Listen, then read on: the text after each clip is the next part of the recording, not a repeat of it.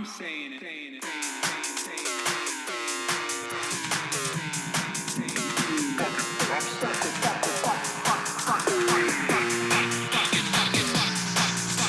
America deserved 9/11.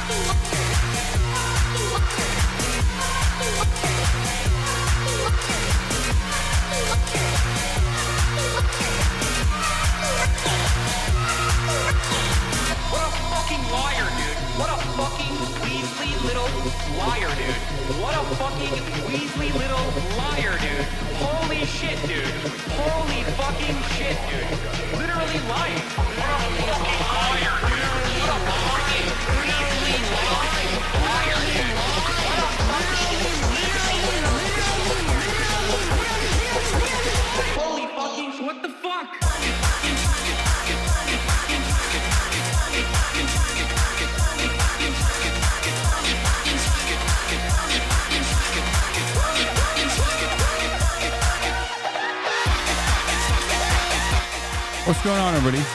I hope everyone's having a fantastic evening, afternoon, pre-noon, no matter where you are in the world. I'm Hasan, Piker, and this is Hasan. I'm broadcasting with you live from sunny California, Los Angeles. Folks, we're live and alive, and I hope all the boys, girls, and MBs are having a fantastic one because today's a beautiful day. Today's a wonderful day.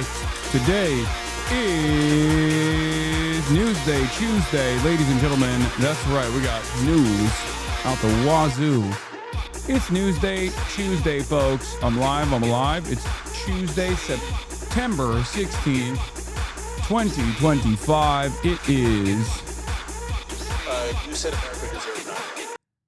78 degrees and hazy here in Los Angeles, California. I'm Hasan Piker, and this is the part of the broadcast where I tell you about my personal news. Obviously, we have the press conference that just took place where they announced they told the preliminary investigations, they showed their work, they announced what the actual charges were for Tyler approximately 15 minutes Robinson, into and the that's event, still going on. Mr. Kirk You know was what? answering a question about mass shootings by transgender We'll get to that in a individuals second. when a gunshot rang Actually, you know out. what? Fuck it. Let's just The dive right bullet into struck it. Mr. Kirk in the No neck. personal news, He chat. slumped to the ground almost immediately. The bullet's trajectory passed closely to several other individuals dude. beside I'm Mr. saying Kirk, including This the chat questioner deserved the who live was stream standing broadcast of the directly in front special of report. Mr. Kirk. Children were visible near Mr. Kirk's stage when he was shot. Mr. Kirk was rushed we got to a genocide nearby coverage hospital today as well, where don't he was worry. declared deceased. The medical examiner's report is still pending. Some of the news perverts are going to freak UVU out. surveillance. So at the moment of the shot, a UVU police officer was watching the crowd from an elevated vantage point. As soon as he heard the shot, he began to scan the area for threats. Believing the shot came from a rifle because of its sound, he looked for potential sniper positions. He noted a roof area approximately 160 I'm blasting yards off. Hold away on. from Mr. Kirk as a potential shooting position and rushed there to look for evidence. The suspected shooting position is adjacent to an open, publicly accessible walkway. To access the suspected location, a person must climb over a railing and then drop to the roof only slightly below. The UV officer climbed over the railing and down onto the roof. He then walked to the suspected shooting position and confirmed a clear shooting corridor between the position and Mr. Kirk's seat. He also noticed markings in the gravel rooftop, consistent with a sniper having lain on the roof, impressions in the gravel potentially left by the elbows, knees and feet of a person in a prone shooting position. Police reviewed surveillance from the camera covering the roof and discovered that it recorded an individual dressed in dark clothing cross the railing from the public walkway and drop onto the roof at approximately 12:15 p.m. All right. Although the individual Blast moved it out off, of the camera's view for a short time, the camera again captured the individual running across the roof and then low crawling to the area the UVU officer recognized as where the suspected sniper had dropped into a prone Where's the shooting gun, position. bro? Where's the gun? After a short time, which matches the known time Where's of the the gun? shot, the individual arose and ran across the roof to the northeast. This discovery led to an intensive review of UVU surveillance recordings to attempt to track and identify the Why suspect. the early tweet? What the hell? No, I'm just going right into it. Revealed the following. At approximately 11:51 a.m., the suspect How would entered they not campus found from the any north. other He is seen pieces wearing of a black footage? shirt with an American flag They are in the not. center. Do they have more A dark camera footage that they're just baseball not cap revealing? and large I don't understand this sunglasses. part. Throughout the surveillance, the suspect keeps his head Why are you live down so early and today? This is rarely when I'm live. raises his head enough to get a clear image of his face. As he proceeds across the campus, he is seen walking with an unusual gait. The suspect walks with very little bending in his right leg, consistent with a rifle being hidden in his pants. What? This unusual gait How is he continues bending until then? the suspect is How is he seen bending crossing here the then? railway off the open walkway and onto the roof. How is where he leaves bending his the leg camera's then? view. That makes no sense. A camera later captures the suspect as he runs across the roof to the suspected shooting position. Immediately after the shot was fired, a camera captures the suspect running across the roof carrying an item whose shape is consistent with a rifle. The suspect is then seen climbing down from the roof.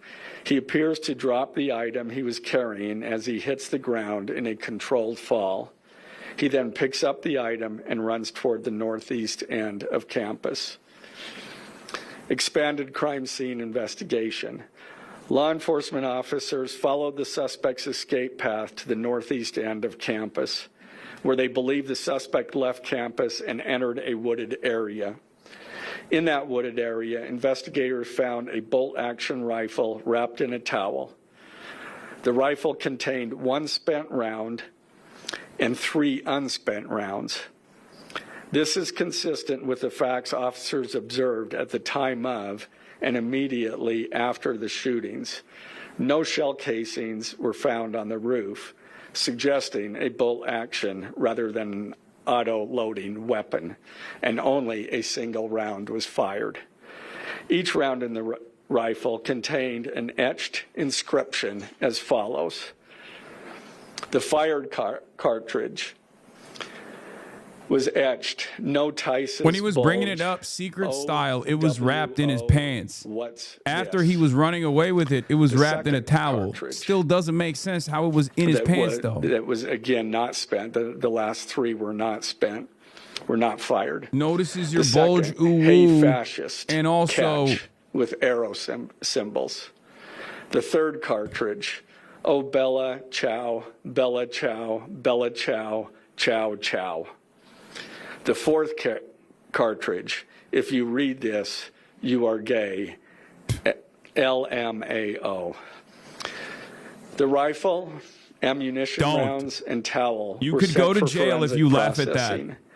DNA consistent with defendant was found on the trigger, other parts of the rifle. I guess we're all gay now. The fired cartridge Maybe he was casing, woke. 2 of the 3 He made unfired everybody gay. cartridges It's like when and I the trick you towel. into reading the Shahada. Law enforcement was unable to immediately locate the shooter, so they published photos of the shooter from the UVU surveillance cameras and asked for the public's help to identify him.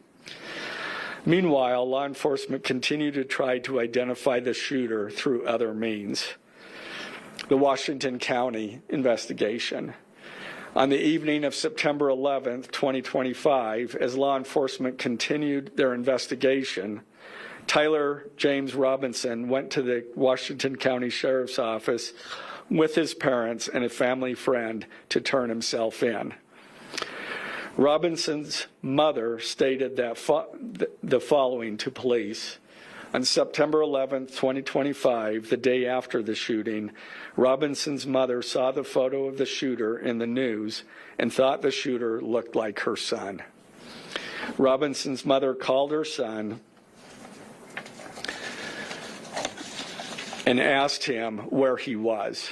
He said he was at home sick and that he had also been at home homesick on September 10th. Robinson's mother expressed concern to her husband that the suspect shooter looked like Robinson. Robinson's father agreed.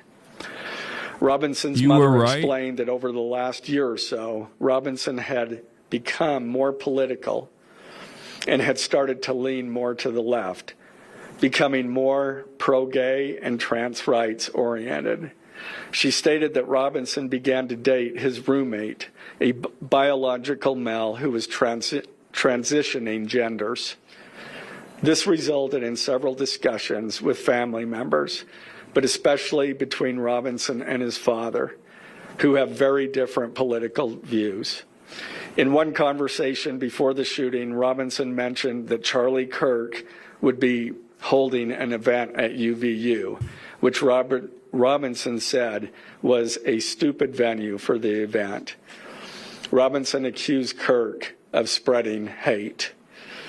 Robinson's father reported that when his wife showed him the surveillance image of the suspected shooter in the news, he agreed. Is it really illegal to laugh? I don't know anymore. No, man, I'm joking. He joking. also believed that the rifle that police suspected the shooter used matched a rifle that was given to his son as a gift.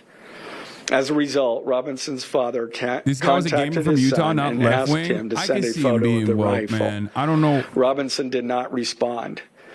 Guys, you have to remember something. Like, yeah, this guy killed somebody, but like for the way that like American politics works nowadays, when you're just like, I don't think we should actually assassinate gay people broadly, or like, I don't think we should kill trans people, that's considered woke.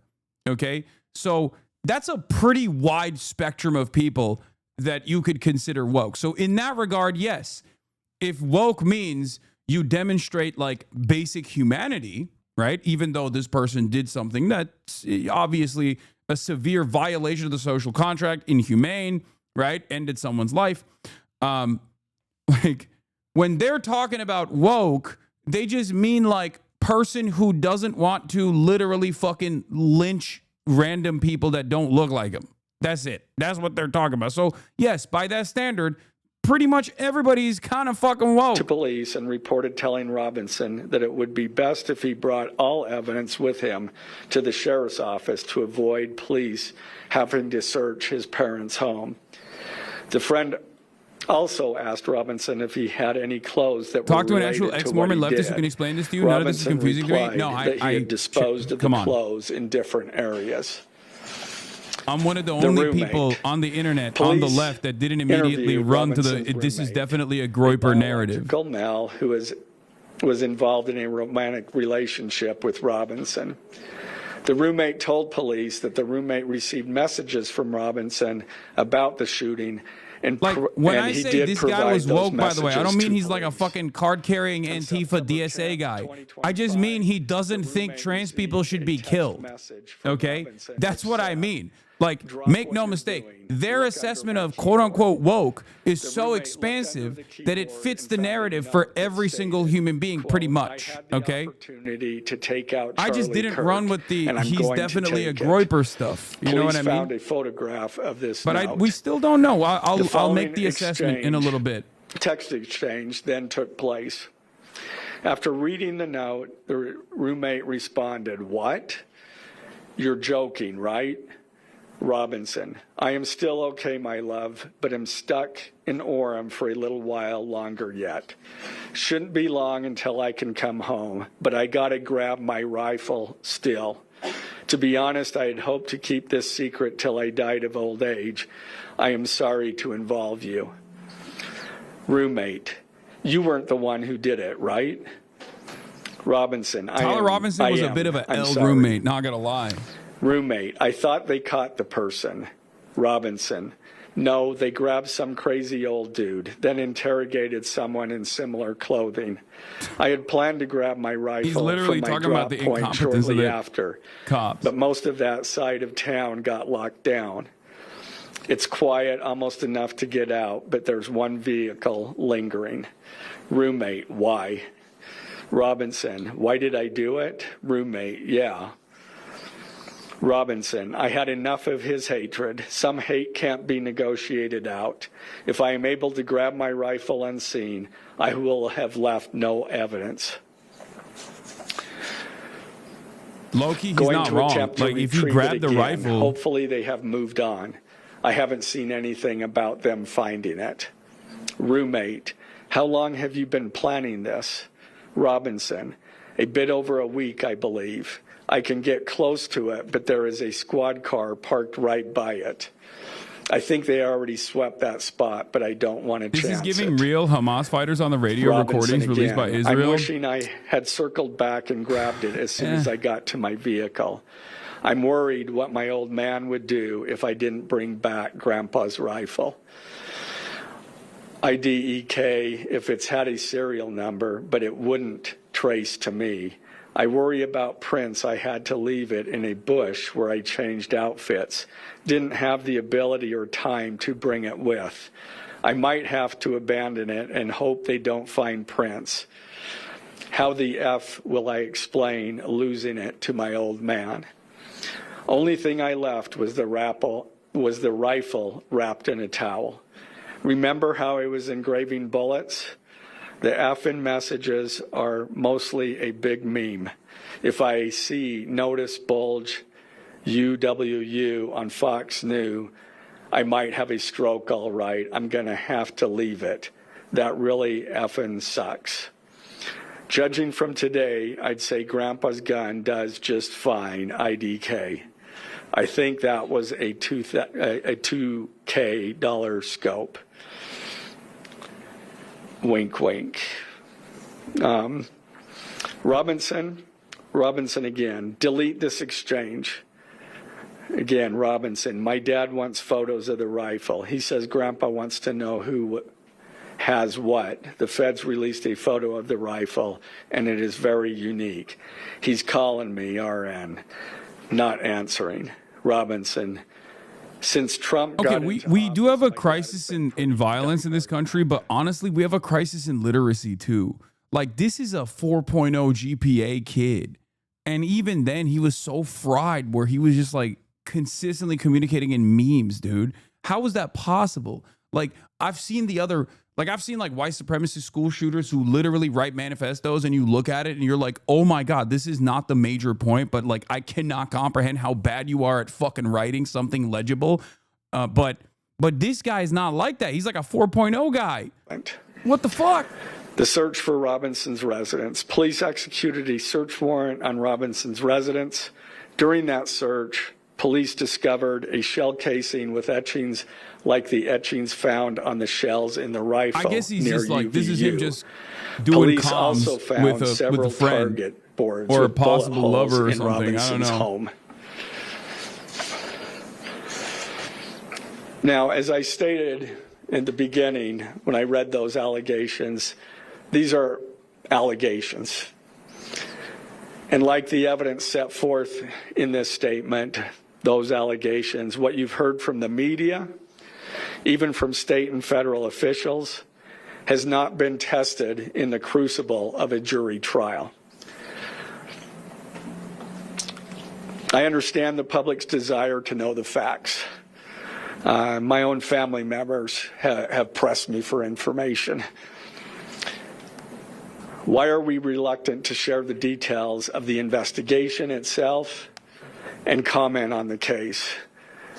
Because I want to ensure a fair and impartial trial. I became a prosecutor because of my love for the ideals of this great country and the principles embedded in our Constitution.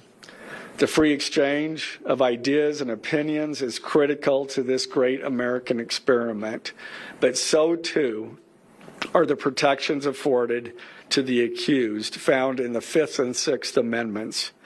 the right against self-incrimination, the right to a speedy and public trial, the right to the effective assistance of counsel, the right to confront one's accusers, and the right to compel the attendance of witnesses. And perhaps most importantly, under our Constitution, the accused is presumed innocent until we, the state, prove to an impartial jury of defendant's peers his guilt beyond a reasonable doubt. That jury cannot rely on our allegations, on what they hear in the news, or on what they hear from a public official. The jury is the sole trier of fact, and they will ultimately determine those facts based on evidence a trial judge has determined is admissible. Again, as prosecutors, we bear the burden to prove guilt beyond a reasonable doubt. But make no mistake, we welcome this burden. I'd like to now introduce my trial team. Bro, they flubbed this investigation big time with Kash Patel too. This is a veteran and expert team. Of I do feel like a competent defense attorney will make mincemeat out of a lot of the process discovery. One of my two chief deputies, Ryan McBride. If the jury is Boomer, he may walk. Well, I think they're fearful of having like a. This is one of the few instances where you got like a bunch of Mormons in this jury. They're not. I don't know how they're gonna feel about like a young Mormon with an incredible future ahead of him, like cut short by an act of vengeance or something. Like I don't know. We'll see. Prosecutors. Because, like, yeah, there's a lot of people on TikTok that are, he's going to jail regardless, yes. But there's a lot of people on TikTok that are just, like, talking about, like, you've done it. You really pissed us off now or some shit like that. But I'm not so certain that, like, everyone is as hopped up on the Charlie Kirk was our MLK shit that you see online. The criminal information are merely the first steps in the criminal justice process. Today at 3 p.m., the defendant will appear. Dude, it's the same tribalism that you saw from the right when they recognized that this wasn't like the normal profile of like a septum ring wearing, transgender Antifa guy. When they were like, "What the fuck? He's from a good family." Oh no! And then they significantly de-escalated their rhetoric. Like, that's the same mentality you will hear from a local Boomer jury in Utah. In custody are held virtually. Like, if he was brown, it's the death penalty for sure, right? Do you understand what I mean? X account. If he's brown, it's the death penalty for sure. If he's trans, it's the death penalty for sure. It's the death penalty for all trans after that. He will be entitled to a preliminary hearing. At that hearing, the state will be required to show probable You're cause. sleeping on the anti-gay hate in Mormon world? No, for sure. They look at him as like. The purpose of the preliminary hearing. I don't know like the mindset of like Boomer Mormons enough, but I can totally see them looking at the situation and being like, he was led astray by evil, you know. If a judge but finds probable cause, but you know he can still be he can still find salvation. I don't know. Do Mormons do that stuff? At that hearing, a judge will again inform defendant of the charges against him and require him to enter a plea to each charge. The next step following the arraignment I feel like is an everybody does that stuff. You know what I mean? Like, that's just like a very American analysis of Christianity. No matter what like sect you find yourself in, I feel like a lot of Americans have that narrative. Amount of interest across our nation. The messages just revealed that the roommate/girlfriend had no idea what was going on. Information is understandable. But it bears reiterating that this and also cooperated with the authorities instantly, consistent with our Constitution, not the court of public opinion. Thus, we will only discuss the case with the press occasionally. It will not be a day-to-day or even week-to-week occurrence. But we will only do so in a manner as not to jeopardize the fair trial process. Before I conclude, I want to express my appreciation for the tireless work of our local, state, and federal law enforcement officers. They have an extremely difficult, dangerous, and often thankless job. I'm proud to acknowledge the exceptional work they do every day, and particularly their work on this case. It was truly a marvel to witness. Their skilled work and dedication have brought us to this point. Enough. The dude's dad fucking gave him up. You didn't do anything. Bro, these guys literally make it seem like they did Minority Report every time, bro. Dude, so much of like the FBI's terror apprehension unironically is just like getting some autistic 17-year-old Muslim kid online to be like, hey, want to find some Tenorite at this drop site, and then catching them and being like, we thwarted yet another insane Islamic terrorism incident, right? Like it's just like, and it's the same here. They literally didn't do shit, bro. They didn't do dick. They barely found like 3 photos of the dude, of the potential suspect, walking up the goddamn stairs to be like, we did it. We did it, boys. I don't understand. Just really fast, if you could identify yourself and what organization. From CDF. Thank you. Okay. Free Israel, though, for real? Yeah, free Israel from Zionism. In advance. They are still looking into it. It's an undergoing investigation. So is that a possibility? They haven't ruled that out.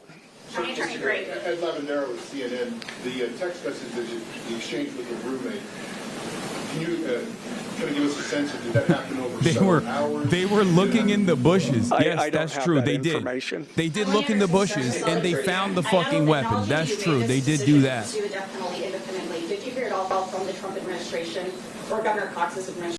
Just realize how fucking scary the repercussions would be if, for example, he was in your Discord server or was a fan of yours. Like, people would just use that to be like, oh, Hassan's radicalizing young men into killing people. Yes, 100% they would do that. They're already doing that. They've been saying that regardless of the shooter's profile.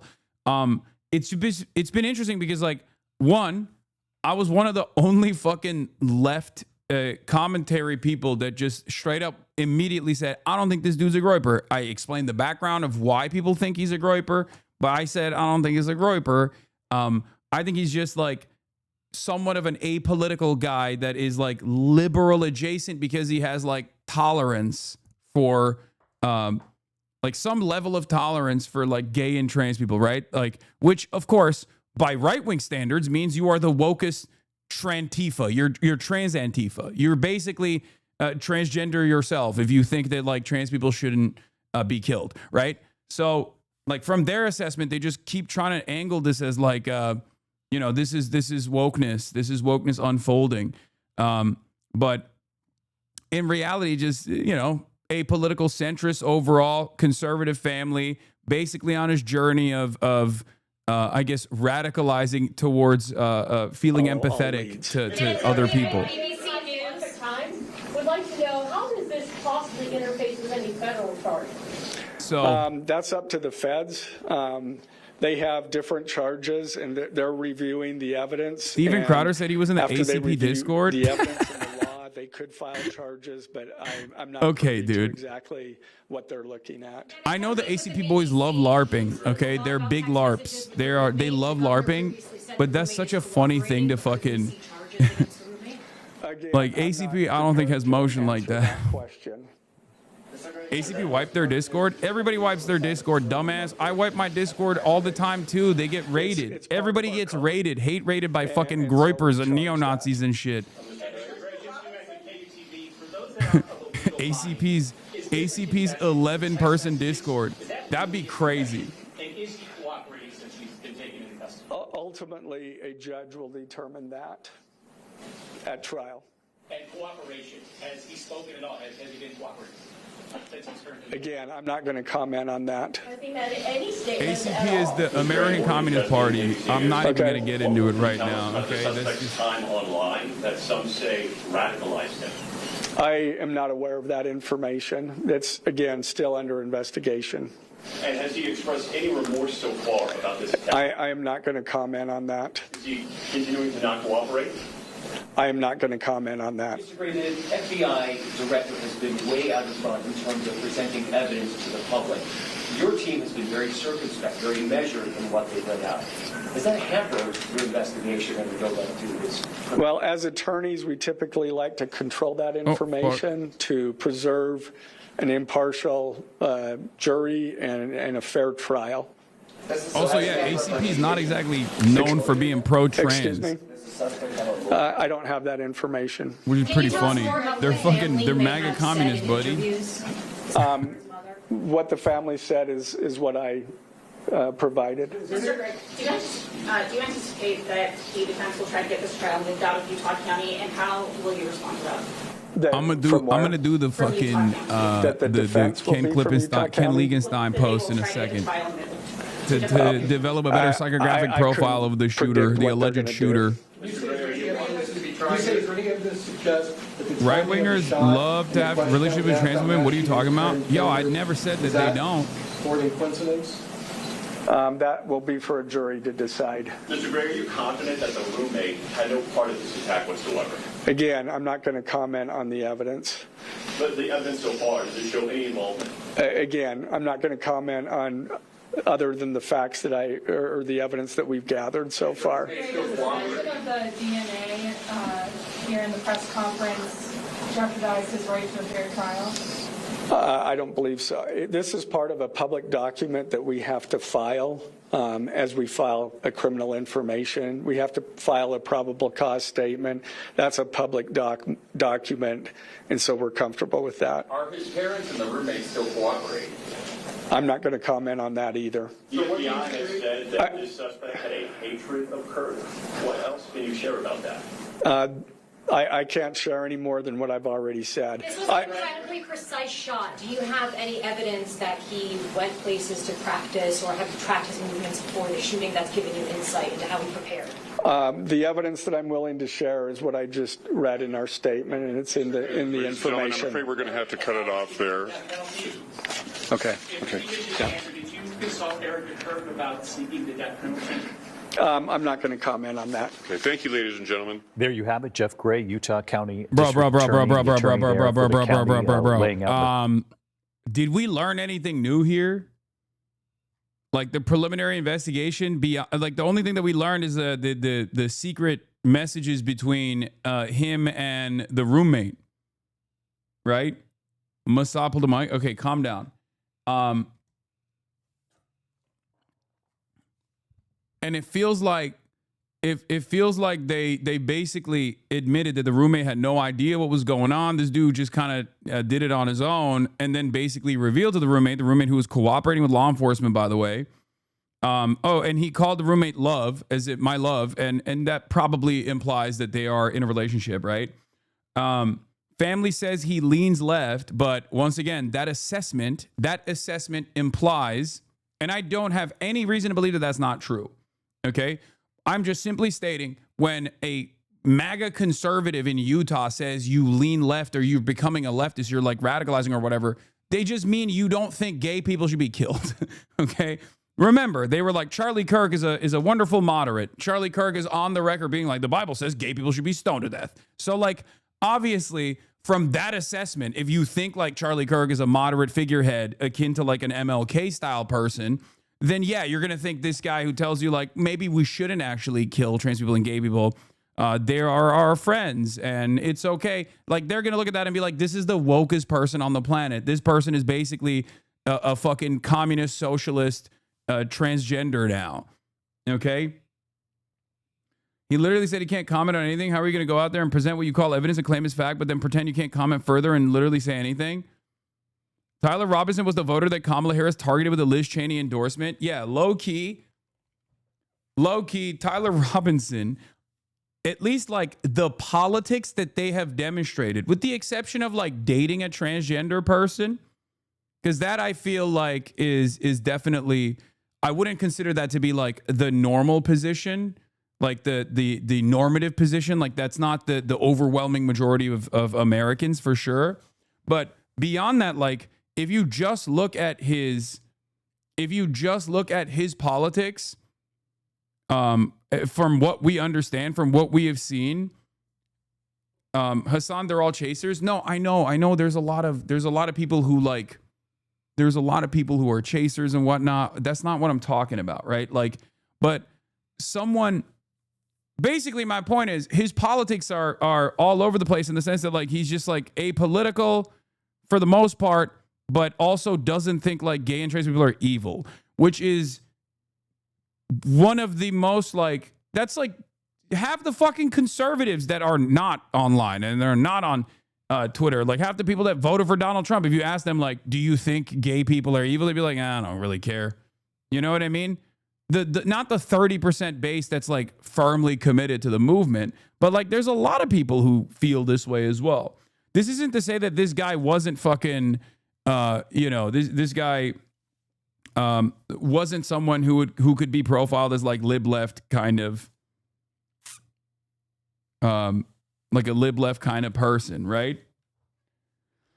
But yeah, Ken Leakenstein, exclusive. Leak message from Charlie Kirk assassin. Accused shooters politics is not what the government and media say.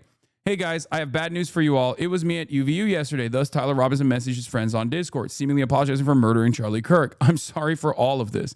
I obtained this and other Discord chats. I've decided to publish. The legacy news media, as usual, refuses, along with new information I've learned about Robinson from the people who knew him best. I just saw the video. Holy shit. RIP, I guess. Bro didn't deserve to go out like that. Sad. Hey guys, I have bad news for you all. It was me at UVU yesterday. I'm sorry for all this. I'm surrendering through a sheriff friend in a... Wait, what the fuck? Oh, usernames are redacted because I know what his username is. This is not what his username is. I have his Discord username. This is not it. Anyway, it's not Zealous Monkey 55095. He changed it. Okay. Ken changed it for this article. Wait, what? He's saying this is the username? Wait, what the fuck? He has multiple. I have 2 Discord usernames. This is not the one I had. Wait, I'm going to text him. Hold on.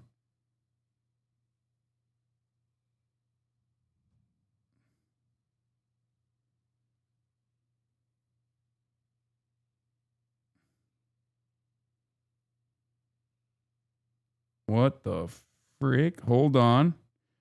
That's strange. Server based. I know he had multiple usernames.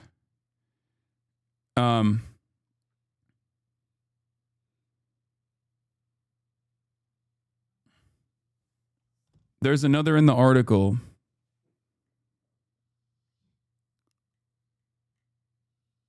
You had his username for Hoscord? I don't have. He wasn't in Hoscord, you fucking idiot.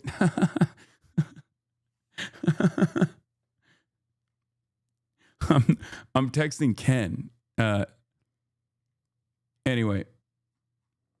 So Ken has one of the usernames, he says, and it's possible the New York Times is a different one, or all these other outlets have different usernames. Anyway, hey guys, I have bad news for y'all. It was me at UVU yesterday. I'm sorry for all this. I'm surrendering through a sheriff friend in a few moments. Thanks for all the good times and laughs. You've all been so amazing. Thank you all for everything. Trump and company portray the alleged Utah shooter as left-wing and liberals portray him as right-wing. The federal conclusion will inevitably be that he was a so-called nihilist violent extremist, NVE. Meanwhile, the crackdown has already begun. As I reported yesterday, the country's practically ready to go to war. It's been so terrible, and seeing it from an inside perspective is so frustrating. A friend of Robinson since middle school told me, the childhood friend who asked not to be named for fear of threats, provided me with the above non-public photo of Robinson on a camping trip, a favorite activity of his, to corroborate their relationship. I think the main thing that's caused so much confusion is that he was always generally apolitical for the most part, the friend told me. That's the big thing. He just never really talked politics, which is why it's so frustrating. The picture that emerges bears little resemblance to the media version. Robinson, I am told, though quiet, was a well-liked person with a supportive family. The friend group who he interacted with on Discord, far from some kind of militia camp or Antifa bunker it's been portrayed as, represented a range of different political views, but mostly talked video games. Yesterday, FBI Director Kash Patel said in an interview that Robinson subscribed to left-wing ideology, citing his family's remarks to the investigators. But those close to Robinson say there was a lot his family didn't know about him. Their ideas are based on someone they didn't fully understand, the childhood friend told me. Though the family was generally supportive of Robinson, a claim corroborated by his mother's Facebook account, brimming with praise for Tyler, they didn't seem to know about his relationship with a transgender person named Lance, the friend said. When I asked if his family would have been accepting, the friend replied, I don't think even Tyler knew the answer to that question, which is why he kept it so low-key between themselves. Tyler's bisexuality, the friend said, was coupled with an openness on LGBT issues. But his wasn't some cookie-cutter lefty position on every other or even most issues, his friends say. Obviously, he's okay with gay and trans people having a right to exist, but also believes in the Second Amendment, the friend said, referring to the right to bear arms. The friend described, which again, that doesn't mean that this person is not like a leftist either, for the record. These kinds of things don't immediately reveal your position, okay? Just so you understand.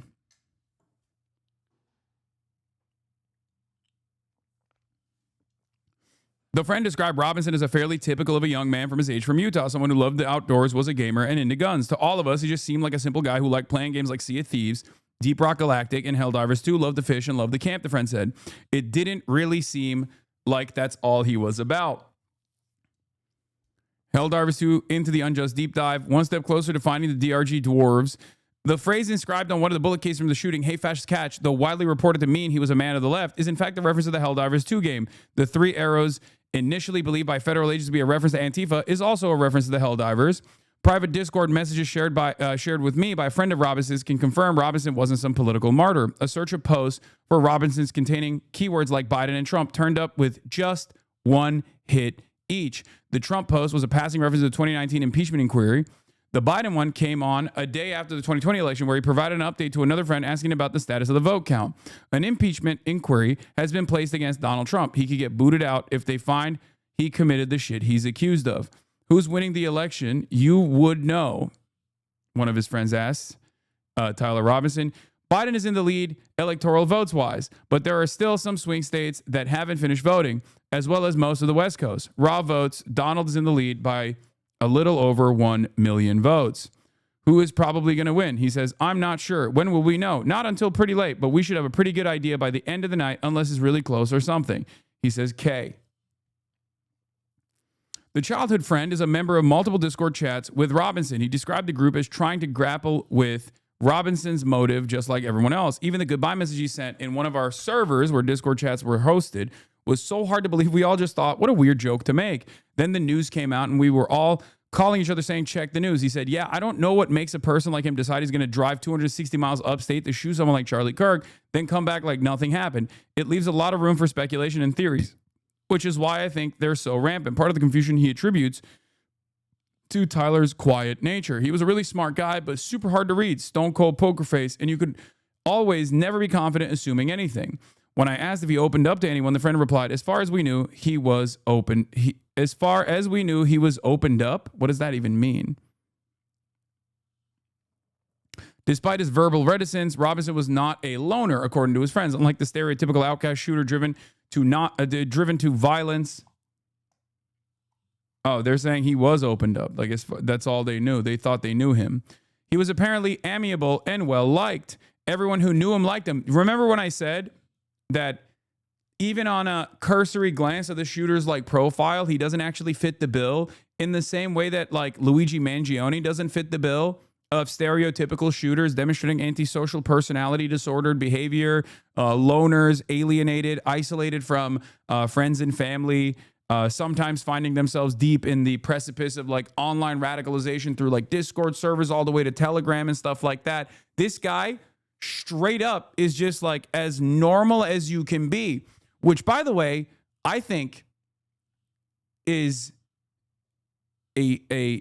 this right here, the fact that this shooter is as normal as you can get and someone who, as a matter of fact, had a bright future, as someone would say, right? That is unique when you look at the rest of the school shooters, mass shooters, people engaging in like any sort of violence like this. And I think that's reflective of the times changing. Like it's more so, yes, as the chatter says, an indictment on the state of affairs, right? Because you got weirdos doing violence. Obviously, there are things that we can legislate to try and limit the amount of ultra violence that we experience on a daily basis. But when you got like a radical, centrist, apolitical guy with a bright future ahead, all of a sudden when they're doing stuff like this, and if it's like even with Luigi as well, like people who are well liked, people who have a social life, all of a sudden when that happens, like that is interesting. Anyway, regardless of the horrible actions that took place, we must take this moment to remember that God is a living and loving God who loves all his children. A Discord post from another friend posted the day after the shooting reads, while Charlie Kirk's politics were not acceptable to some, I ask that we all say a prayer for him and his family during these confusing times. Yeah, like if this was like an Antifa Discord server and the way that these guys were presenting it, they'd be like, fuck you. God isn't real. There'd be like 8 people in there yelling about how even you invoking the name of God triggers me because I'm an atheist. And then they would like all yell at the person and probably find a new, they'd be like, we need a new splinter Discord group away from these freaks. You know?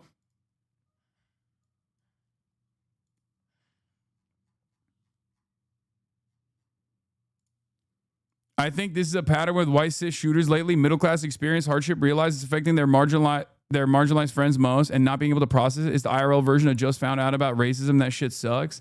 I mean, there's not really any other evidence of this. This is the first of its kind. I wouldn't even say that that's the same with like Luigi Mangione, because Luigi Mangione obviously was like impacted, harmed by healthcare, like the privatization of healthcare. He was impacted personally. And then that is the reason why he allegedly planned the shooting of UHC CEO Brian Thompson. Okay. Hey, everyone. If you have not seen the news yet, Tyler's post above, it true. He was taken into custody earlier today for the shooting of Charlie Kirk. Regardless of the horrible actions that took place, we must take this moment to remember that God is a living and loving God who loves all his children. While Charlie Kirk's politics were not acceptable to some, I ask that we all say a prayer for him and his family during these confusing times. Love you all. God bless. The last message is religious in nature, which just goes to show the apolitical nature of the server. We all have pretty differing views on politics, the friend said of the Discord post. We all just exist as friends and just play stuff. Cat memes, weather updates, home improvement, and the odd Garfield reference populate Robinson's post. I'm going to eep pretty soon. Very eepy, he said in one post. An intentionally silly misspelling of the word sleep, a common Gen Z convention. He was bedbug inspector. Another John Arbuckle appears. It says gullible on the ceiling. Cat memes. Screenshot of another Discord chat where Robinson went by the username bedbudge inspector. Spring in New Hampshire. Spring in southern Utah. Had to replace a monitor that was on a wall mount. The top 2 mounting points needed to have a standoff, but the person who did the initial install didn't have them, so they just stacked like 8 washers to make a connection. Lol. I know the feeling. The federal government, the Washington crowd, and corporate media based in Washington and New York see the country in wholly partisan terms. Republican versus Democrat, red versus blue, old media versus social media, liberal versus conservative, right versus left, straight versus gay, and on and on. Charlie Kirk's assassination in Utah should remind us of the actual diversity of the nation and of the cost of polarization that demonizes the other side. No one in Robinson's group is cheering or justifying the murder in any of the messages I reviewed. They're just struggling to understand what their friend did. But Washington has become obsessed with the Discord chat, convinced it's some kind of headquarters for the murder and cauldron of radicalization and conspiracy. Today, FBI Director Patel vowed to investigate anyone and everyone in that Discord chat. Yeah, this is also another unfortunate byproduct of having like extremely offline boomers or online boomers that are online in the worst ways possible because they like their only understanding is like Facebook posts or whatever. Trying to investigate this and trying to find like why this took place, right? And they obviously are completely unequipped to do so. And therefore, like, it's crazy how mild this dude's Discord profile is. Okay? It is insane. I cannot comprehend it. Like, unless he was living a double life as like a some kind of political radical. Like the act that he took, the act that he engaged in is so radical that when you look at his fucking Discord profile, it gives me whiplash. Like this is the most like normal fucking guy that did such an abnormal thing. What I see is a bunch of young people shocked, horrified, and searching for answers like the rest of the country. Yeah, remember what I talked about with like spontaneous murder, the stabbing that took place on the subway against the Ukrainian refugee. Like that's a really terrifying thing for a lot of people because like it's truly, utterly senseless. It doesn't have any sort of like logical reasoning behind it. Like there's no logical through line, right? This is not a justification of that, obviously, but there's no logical through line to the actions of the killer in that situation. So like it terrifies people because it's truly and utterly unpredictable, and therefore there's not even any sort of like there's no security standard that you can apply in that circumstance. And this kind of feels like that in the way that like if there was at least some sort of like logical through line here with respect to this person's actions, like, or his radicalization, there's at least something you can point to about where, like how he arrived at this position, right? How he arrived at this position. But there is nothing, it seems, at least from what we have seen from his profile, that indicates that, right?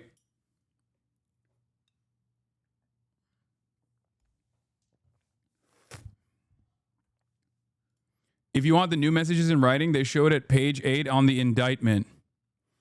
Yeah, we'll take a look at the indictment. Obviously, this is what we wanted to see. Notices bulge ovo. That's the letters on the casings. The roommate. Police interviewed Robinson's roommate, a biological male who was involved in a romantic relationship with Robinson. The roommate told police that the roommate received messages from Robinson about the shooting and provided those messages to police. I suspect that, I mean, this is the girlfriend who is trans. That's the reason why they're saying a biological male.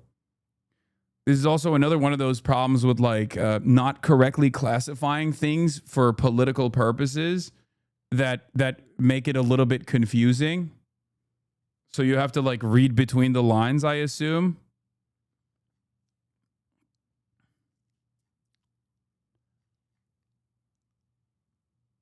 Was the evidence this person is trans? Other people have stated this. Like they looked through the person's Reddit profile. Like they were in a lot of DIY HRT subreddits, things of that nature. Like things that you wouldn't. I don't think things you would do unless you were not. Some people are saying, okay, it's before the roommate segment. They talked about how his family confronted him. Yeah. Look here. Robinson's mother stated the following to the police. On September 11th, the day after the shooting, Robinson's mother saw the photo of the shooter in the news and thought the shooter looked like her son. Robinson's mother called her son and asked him where he was. He said he was home. He was at home sick, and that he had also been at home sick on September 10th. Robinson's mother expressed concern to her father. The suspected shooter looked like Robinson. Robinson's father agreed.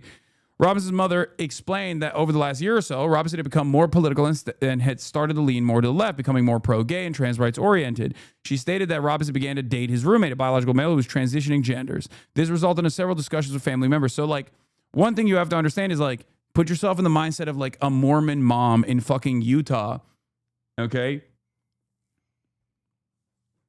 When you, from their perspective, like, Tyler Robinson became woke. Okay, all of a sudden they think like he got radicalized into being woke, which is again like a fairly normal position to be like, yeah, I don't, you know, I think it's fine. I'm pro gay and pro trans rights. Like it doesn't matter to me. It's not that big of a fucking deal. So that is like the reason why that's being presented as woke is because the right want to make the most normal position that one can have, which is to not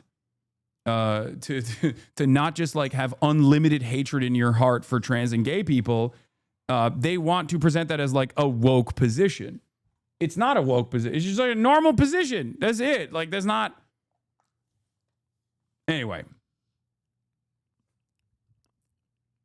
Of course, for a Mormon MAGA family, probably not, right?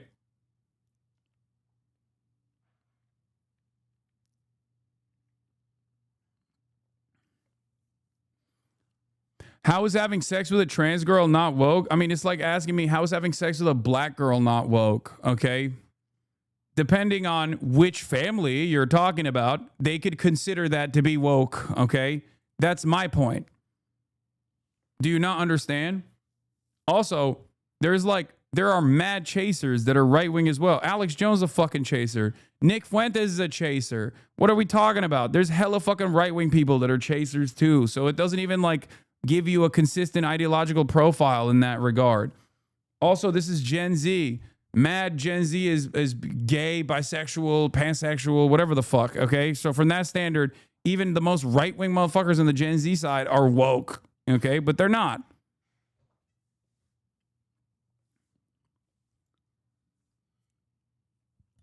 Anyway.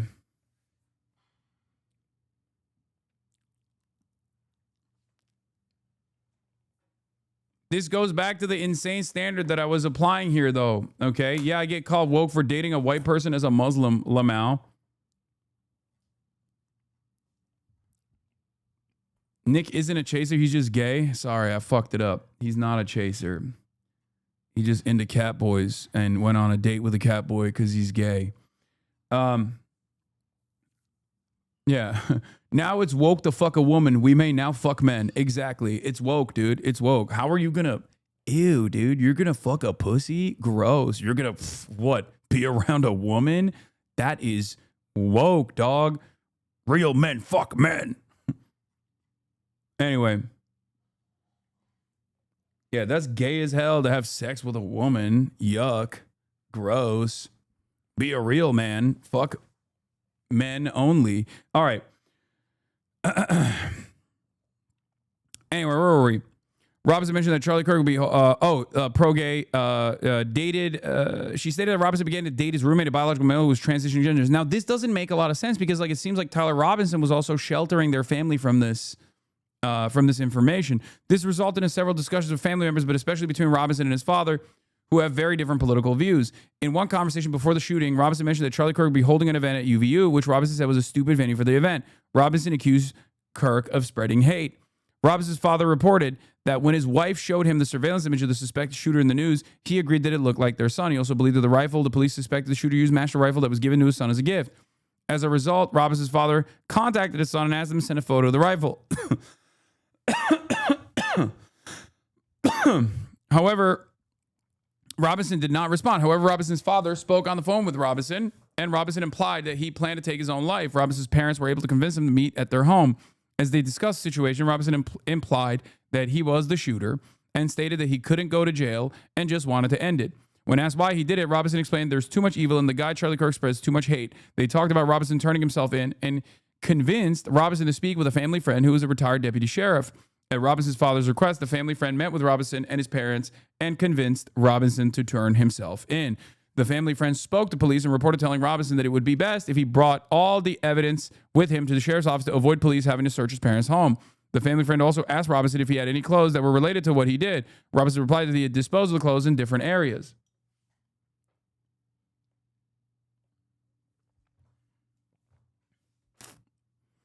So then we get into the roommate.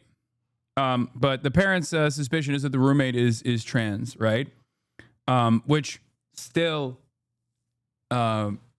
which of course corresponds to like all of the assessments made by other people about the roommate's Reddit profile, which was, definitely the profile of someone who was in the process of engaging in gender confirmation, transitioning, right? DIY HRT subreddits, things of that nature, from what I understand, according to Liv Agar's assessment. So then we get to the roommate. Police interviewed Robinson's roommate, a biological male, a trans woman, who was involved in a romantic relationship with Robinson. The roommate told police that the roommate received messages from Robinson about the shooting and provided those messages to the police. On September 10th, 2025, the roommate received a text message from Robinson which said, "Drop what you are doing, look under my keyboard." The roommate looked under the keyboard and found a note that stated, "I had the opportunity to take out Charlie Kirk and I'm going to take it." Police found a photograph of this note. Oh, that's how they found the note. So that's not even a fucking manifesto. After reading the note, the roommate responded, "What? You're joking, right? I'm still okay, my love, but I'm stuck in Orem for a little longer yet. Shouldn't be long until I can come home, but I gotta grab my rifle still. To be honest, I had hoped to keep this secret till I died of old age. I'm sorry to involve you. You weren't the one who did it, right? I'm sorry. I'm sorry. I thought they caught the person. No, they grabbed some crazy old dude, then interrogated someone in similar clothing. I had planned to grab my rifle from the drop point shortly after, but most of that side of town got locked down. It's quiet, almost enough to get out, but there's one vehicle lingering. Why? Why did I do it? Yeah, I had enough of his hatred. Some hate can't be negotiated out. If I'm able to grab my rifle unseen, I will have left no evidence. Going to attempt to retrieve it again. Hopefully they've moved on. I haven't seen anything about them finding it. How long have you been planning this? A bit over a week, I believe. I can get close to it, but there's a squad car parked right by it. I think they already swept that spot, but I don't want to chance it. I'm wishing I had circled back and grabbed it as soon as I got my vehicle. I'm worried what my old man would do if I didn't bring back Grandpa's rifle. I don't even know if it had a serial number, but it wouldn't trace to me. I worry about prints. I had to leave it in a bush where I changed outfits. Didn't have the ability or time to bring it with. I might have to abandon it and hope they don't find prints. How the fuck will I explain it, losing it to my old man? Only thing I left was the rifle wrapped in a towel. Remember how I was engraving bullets? The fucking messages are mostly a big meme. If I see notices bulge uvu on Fox News, I might have a stroke. All right, I'm going to have to leave it. That really fucking sucks. Judging from today, I'd say Grandpa's gun does just fine. I don't know. I think that was a $2,000 scope. Robinson, delete this exchange. My dad wants photos of the rifle. He says Grandpa wants to know who has what. The feds released a photo of the rifle, and it is very unique. He's calling me right now, not answering. Since Trump got into office, my dad has been pretty diehard MAGA. I'm going to turn myself in willingly. One of my neighbors here is a deputy for the sheriff. You are all I worry about, love. I'm much more worried about you, says the roommate. Don't talk to the media, please. Don't take any interviews or make any comments. If any police ask you questions, ask for a lawyer and stay silent.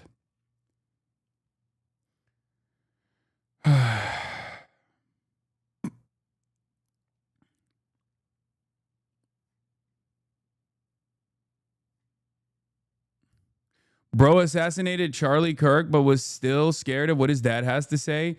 Yeah, I mean, exactly. That gives you a little bit of the mindset of this person who like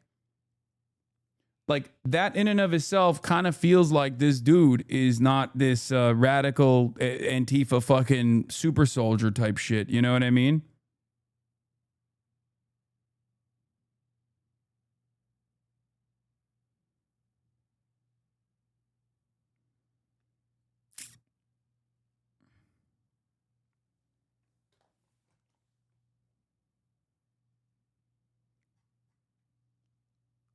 He didn't think it all the way through in a way. Bro, he literally fucking clear. Dude, he has no OPSEC whatsoever. All of this obviously is like zero OPSEC. Not only that, but he planned it in a week, which sounds insane. Like in 1 week, he was like, oh shit, Charlie Kirk's coming to my neighborhood. That's terrifying. Low key. Not even low key. That is high key terrifying that like someone could just like find out that a public speaker who is a political commentator is coming to your neighborhood, and it takes 1 week for them to basically decide, I'm going to do this and I'm going to plan it out and basically almost get away with it too. Like, it's crazy.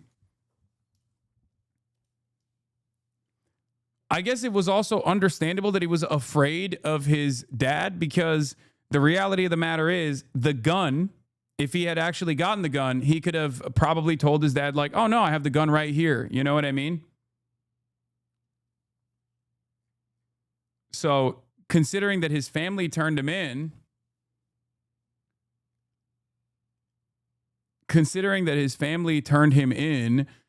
he wasn't wrong to be worried about that part. It wasn't even his neighborhood. It was like 200 plus miles away. I know. But like their state. From my perspective, I will say this much. I do a lot of events. I'm outside all the time. I'm around other people all the time. I'm in public all the time. I go to fucking chaotic situations. I go to fucking rallies and shit.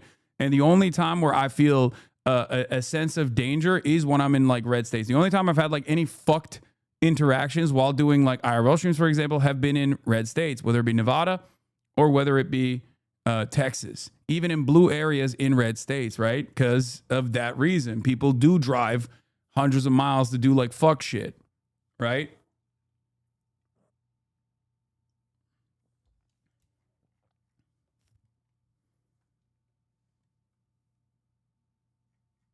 So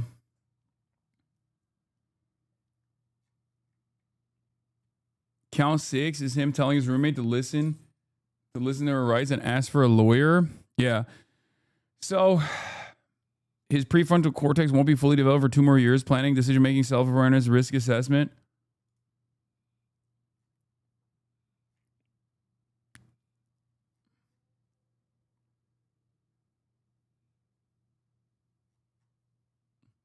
The people in blue states are too high to be driving that far for anything. I mean, it can happen anywhere. It can happen anywhere. I'm just like, I'm looking at a game of chance here, okay? Witness tampering pertains to Robinson's statement to his roommate, telling the roommate, if any police ask you questions, ask for a lawyer and stay silent. I don't know if that's technically witness tampering. Deleting the text message exchange is witness tampering, but saying stay silent and you know, call a lawyer, that's not witness. Is that witness tampering?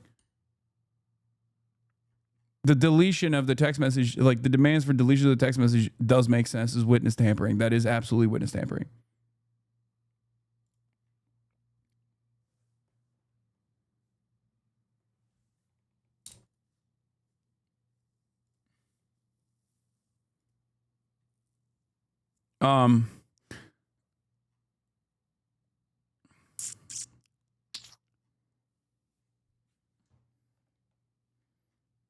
But yeah, it's interesting because when you look at the charges and you look at all the evidence that has been presented thus far, I don't know how the fucking right-wingers are going to operate here, but like the trans person is like low-key a hero in this story, like one of the good people in this story, even from the right-wing assessment, right? So that hasn't stopped people from obviously saying like this is Trantifa. But so he wasn't a groiper. I told you I don't think that it was too early to make an assessment. I mean, you could still be like a lover with a trans person and be groiper, but like there isn't enough here to suggest that he's a groiper. Okay? That's why I told you, like, it's important to make honest assessments no matter what, even if it's like, even if there's a prevailing narrative. And I think for a lot of people, it won't even matter.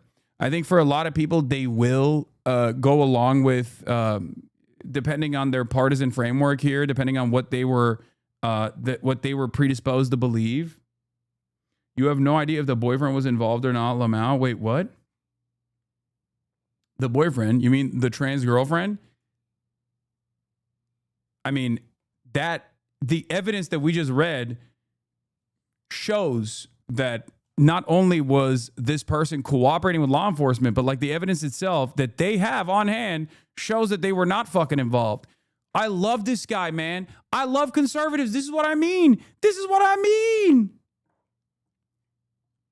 This is what I fucking mean. Dudes would just be like, nah. It can't be the white boy that did it. Must have been the trans person. Must have been the trans person somehow. You know? Yeah, but the left does the same thing. What do you mean? Guys, stop doing vague posting. Just say what you fucking mean, please, okay? It's okay. You can say what you mean, even if it's like the dumbest thing I've ever heard. Trust me, there are plenty of stupid things that people say in this chat, okay? Sorry, but I don't believe their evidence. Okay, fine, fair.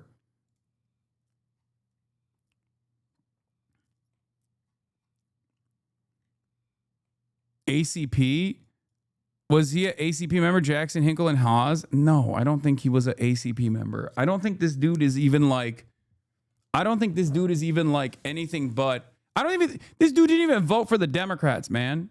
The fuck are we talking about? He's not like, it shouldn't be that hard for men.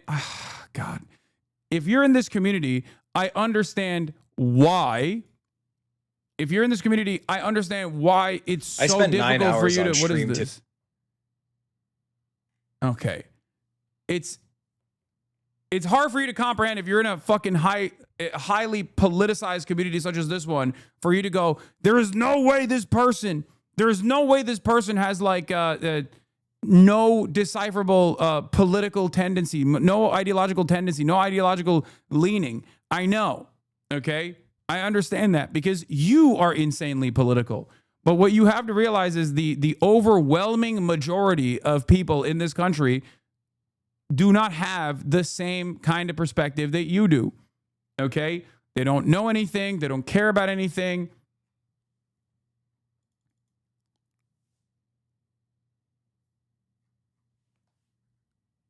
There is nothing that's like decipherable from the perspective of like political radicalization, even though what he did is unique in the sense that you would expect the profile, the ideological profile, to be very clear. Okay? It genuinely seems like this dude was just a bisexual, chronically online politics normie who decided to do the unthinkable after figuring out that the figurehead for anti-LGBT was coming to his state. Yes. But even from that perspective,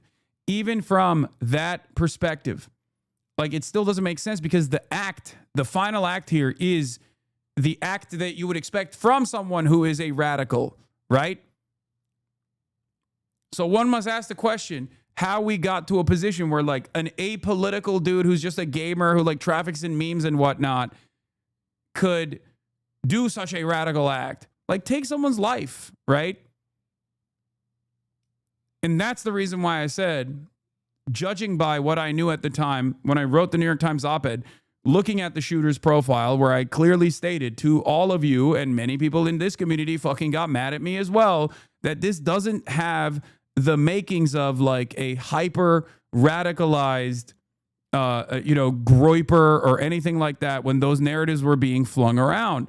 The reason why I said that is because I know the shooter profiles of people that get radicalized in different parts of the internet. I know the profile of someone who could potentially be a left-wing shooter and what they would do and what they would say in this process. Okay? This is why my initial assessment was one that stated, look, as I said, Tyler Robinson Kirk's alleged shooter came from a Mormon family, both law enforcement and military, but I'm not so certain if he himself was right-wing. A lot of memes posted on casings are ironic or of the left variety, different than previous far-right shooters. It's too soon to tell, but this is very important to understand as well. We're talking about like the Groiper angle. Feel like you don't do this unless you're in some right-wing, nihilistic, brain-rotted spaces. Yeah, I saw that as well. He was talking about like the Gopnik posting. I don't know how to weigh that over the Chow Bella, though. Like, that could be Gopnik posting, which is across the political spectrum. Need more info. Groypers usually hail previous shooters and have way more aggressive slogans they use to signal.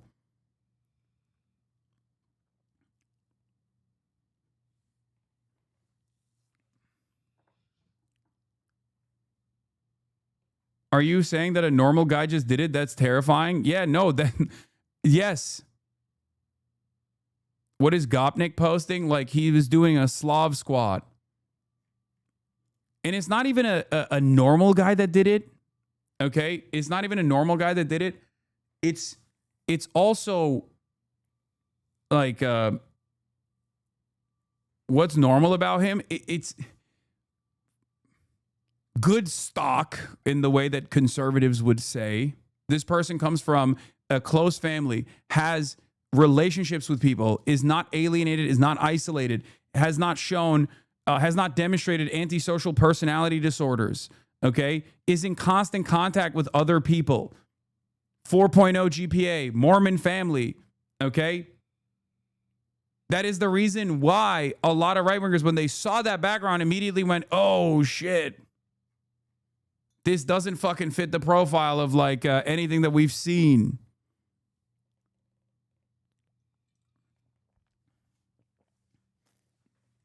Oppressive conservative family plus gun culture plus nihilistic on the value of life. Yeah, it's like it feels like it's like a situation where like you shoot a high profile conservative public speaker because you're fucking bored. You know what I mean? Like,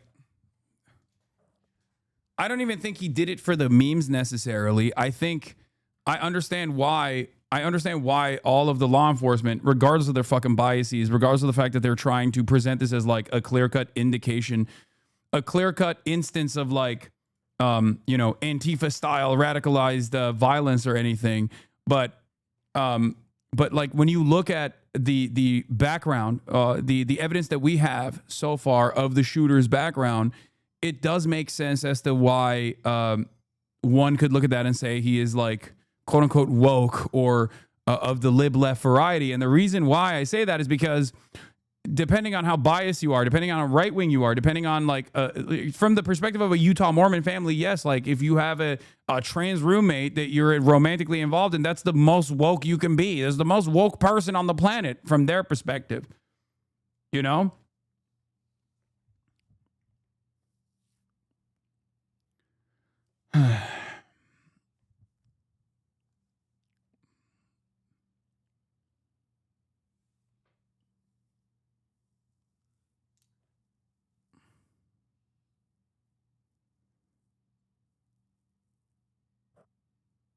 Some hate cannot be negotiated, will absolutely be used to demonize trans ideology. I mean, I think that's a constant no matter what. And yes, I did go through Ken Klippenstein's profile.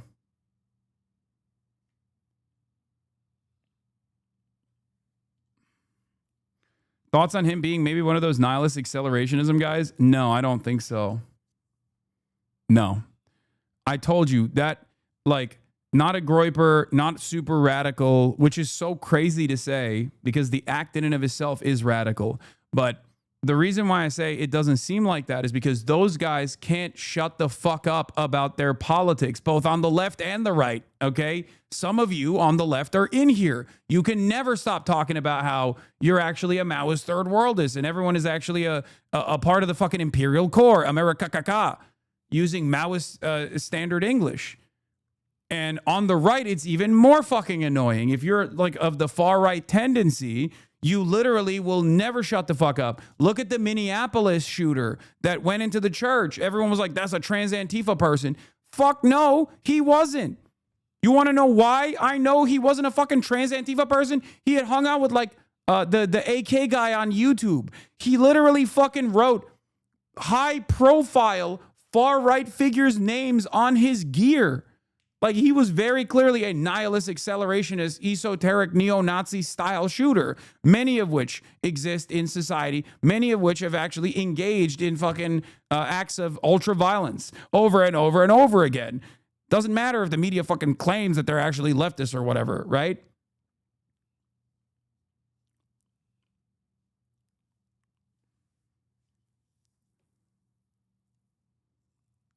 Same with the recent Colorado shooter that actually shot up his school, literally as Charlie Kirk had been shot at Utah.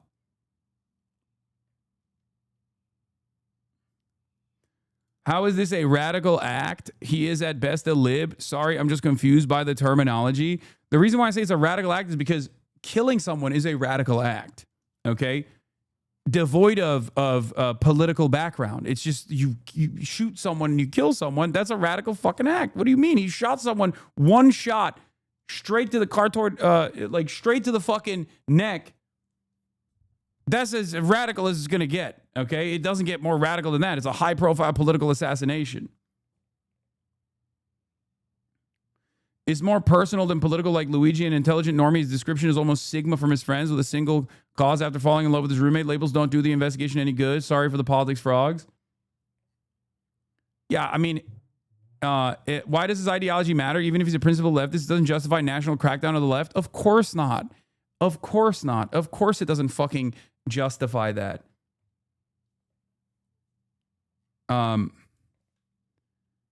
Stop trying to be specific anatomically. Okay, shut up. I always say it wrong. It's carotid, right? Carotid artery. Carotid. Carotid. Carotid artery. English is my second language. Shut the fuck up. Carotid. Anyway, whatever. That doesn't matter. Let's get back to it. Charlie Kirk suspect appeared to confess to murder on Discord, sources say. Here's the of developments additional in the reporting investigation on this. into Charlie Kirk's assassination. CBS News has confirmed a Washington Post report that the suspect, Tyler Robinson, appeared to confess in an online group chat just before his arrest. Meanwhile, Vice President J.D. Vance stepped in to host an episode of Kirk's podcast, urging Trump supporters to report and call out anyone celebrating Kirk's death. Carter Evans is covering all this from the courthouse in Utah. Carter, good morning. Good morning, Tony. The alleged shooter is expected to make a virtual appearance in court from jail when those charges are filed today.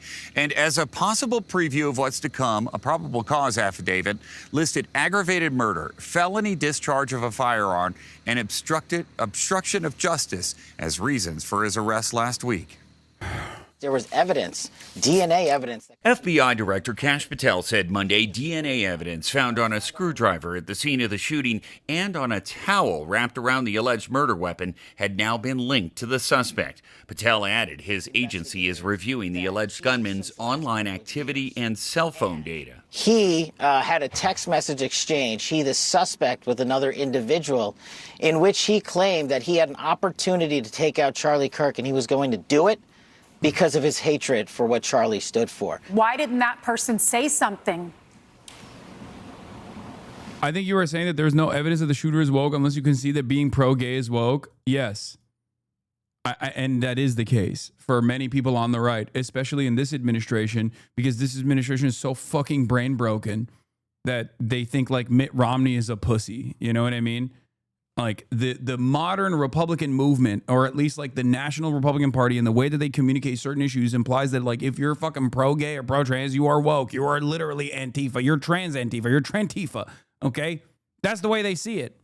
That's precisely the reason why they're designing this as a story about left radicalization. A story about left radicalization and a shooter engaging in this like incredibly leftist act of super violence. You know, that kind of thing.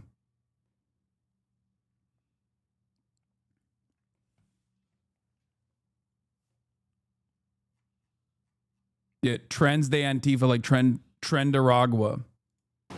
You know, our investigation is ongoing. That's a great question. A Discord spokesman and two law enforcement sources told CBS News an account appearing to belong to the suspect claimed responsibility for the shooting in a group chat around 2 hours before his arrest last Thursday, writing in part, quote, "It was me at UVU yesterday. I'm sorry for all this." The messages were first reported by the Washington Post. Discord has said it hasn't found any evidence that the suspect planned Kirk's assassination on the platform. While no motive has been identified, the FBI director said the suspect's family and friends told investigators he subscribed to a left-wing ideology. We have to talk about this incredibly destructive movement of left-wing extremism that has grown up over the last few years, and I believe is part of the reason why Charlie was killed by an assassin's bullet. Posting is... Yeah, this part was also, again, super nutty. This part is as big as a story as the assassination of Charlie Kirk, and yet liberals seemingly are fucking falling asleep at the wheel once again, whether it be the Ezra Kleins of the world at the New York Times or people who are, authoring articles in liberal institutions and mainstream liberal institutions, or whether it be the Democratic Party broadly. This is an abject lie. The notion that like left radicalization has become increasingly more violent year over year, this is a real problem, is fucking so insane, especially because there is an unprecedented amount of right-wing political violence in this goddamn country. There is so much evidence to this reality. There's evidence from independent studies that have been conducted. There's evidence from the Department of Justice itself that conducted its own investigation that showed once again that white supremacists, white nationalists, white far-right anti-government extremists are responsible for the large share of crimes, political crimes, and domestic violence incidents, like domestic terror incidents in this country, okay? The only thing they can hold on to is this notion that Democrats and liberals broadly have a higher percentage of acceptance for political violence as opposed to the right. And I described to you why that is the case. Because of the way that we perceive violence in this country. We perceive violence as not violence directed by the state towards marginalized groups, but instead someone engaging in the act of resistance against those violent structures. That is the reason why people who are on the liberal side can sometimes say, yeah, like there's a level of political violence that can happen in the process that that I wouldn't worry about. I wouldn't have an issue with. Whereas Republicans don't ever have to dream of a world where they have to engage in anti-state violence because the state itself in a liberal capitalist dystopia is always reflecting on their violent desires anyway. It's already designed around doing harm and doing violence to these out groups, whether they be undocumented, whether they be trans, whether they be fucking black or brown people. That's violence in and of itself, but that's not perceived as violence broadly. Understand? Will you ever have an opinion? Will you ever have another opinion, even if it doesn't fit your agenda? Wait, what? What the fuck what is this demand? What does that even mean? Why won't you change your entire worldview that's built around empathy? Why do you want me to be inconsistent? I demand you become inconsistent and lose sight of your moral compass.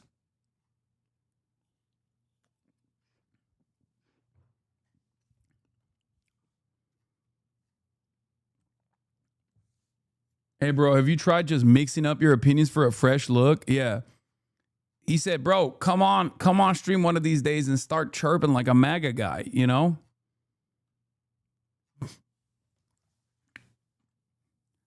Like, if you wanted to present me as a dishonest actor, okay, even though I wasn't live, like my opinions early on were known about the shooter's possible ideological tendencies. And it seems like my speculation reviewing all of the readily available information at the time came true, that he wasn't a groyper. I didn't lean into that narrative, even though that narrative took root and a lot of liberals actually ran with it and a lot of leftists actually ran with it as well. And they ran with it so much that even the Republican side actually agreed on that front to a certain degree. And they actually scaled back their demands for civil war quite a bit. Of course, the administration didn't stop, the administration didn't scale back. They were just like, we don't give a fuck what the shooter's profile is. We're still going to fucking go after the left.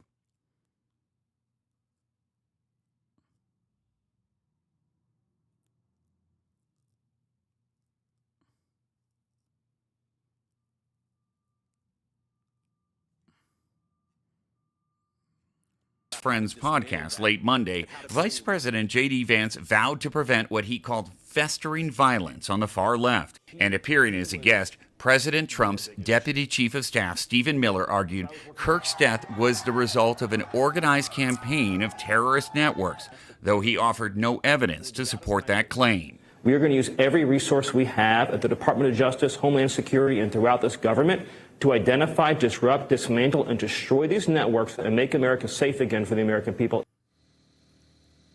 Now, for now, investigators say the suspected shooter is believed to have acted alone, and we're expecting to learn more about that later today in court. Also today, FBI Director Kash Patel is expected to face questions about his agency's handling of the case when he testifies on Capitol Hill. Nate? Carter, thank you. We begin with Garrett Tenney live at the Utah County Jail in Spanish Fork with all the breaking details on this investigation. Hi, Garrett. Carly, good morning to you. We have learned that the suspect told at least several individuals that he was planning to assassinate Charlie Kirk. In one of those instances, it was in a note he left for his romantic partner. In another, it was a text message to a separate individual. Neither person has been charged, but they could be down the road as the investigation continues. Here, like, Another narrative that's like flinging around online that I also did not subscribe to is the notion that this was like an Israel hit, right? The reason why I said that, it was most likely not Israel, even though I fucking hate Israel. I'm the #1 hater of Israel, right?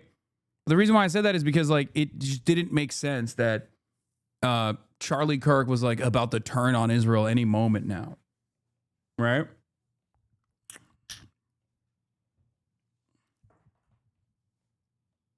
That narrative is huge, just not in your bubble. No, it's in my bubble too. What are you talking about? No, I know. It's a massive narrative. It's one that is like far-reaching. It's one that people believe on, I would say, like the anti-Zionist side that isn't anti-Semitic. Like the critics of Israel side have also grabbed onto this narrative. It's also a narrative that many far-right figures and like right-wing figures also believe as well.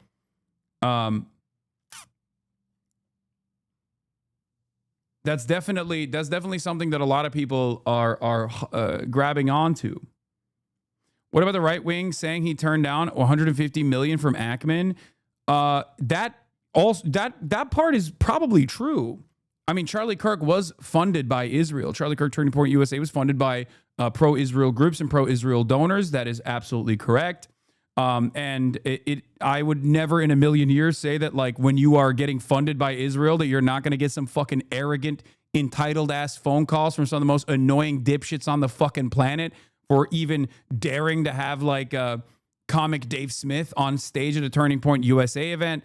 None of that means that Charlie Kirk was going to publicly turn on Israel, though, because Charlie Kirk was always going to stand by Donald Trump. A lot of people just don't understand that. And people on the right don't understand that. People on the right don't actually believe that that I guess Donald Trump is super pro-Israel for some fucking weird reason, because it's like a cult, even if they themselves are anti-Israel.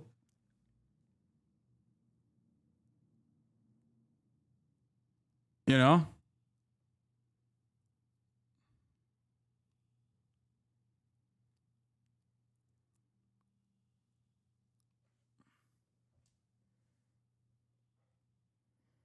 Devil's advocate, because I agree, but couldn't you just argue that Israel might not have wanted to risk the chance that he could turn even if he didn't intend to? No. Like, when Israel, I mean, look, as someone who has been pursued, okay, by the state of Israel, I have a lot of up close and personal relationship with the matter.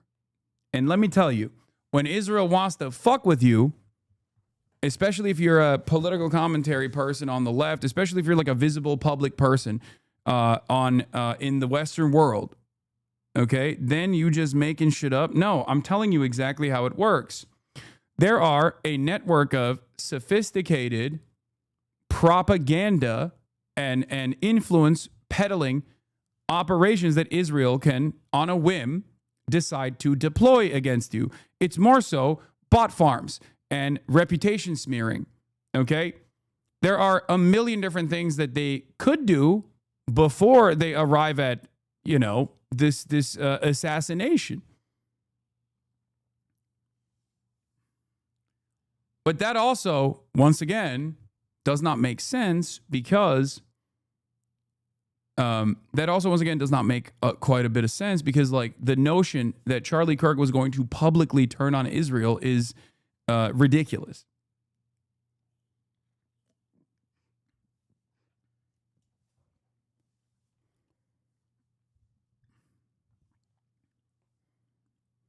Your Uncle Jank on TYT thinks because he was turning against Israel too. Yes, a lot of people think that, and I don't know where they're coming from with this. I mean, I understand. I have no reason to believe that the gray zone reporting is incorrect. it has been confirmed by Candace Owens as well. The notion that like that Charlie Kirk, here's the Israel narrative. We covered it extensively yesterday, but I'll give you a quick summarization. Okay. Gray Zone reported, Blumenthal at Gray Zone reported that Charlie Kirk had a secret Hamptons meeting with Bill Ackman and two of the Babylon Bee guys. Okay. There were some other people that were also there. That meeting took place in the Hamptons, and the meeting was about, and Tucker Carlson too, sorry. I think Tucker Carlson was also there potentially. But that meeting took place,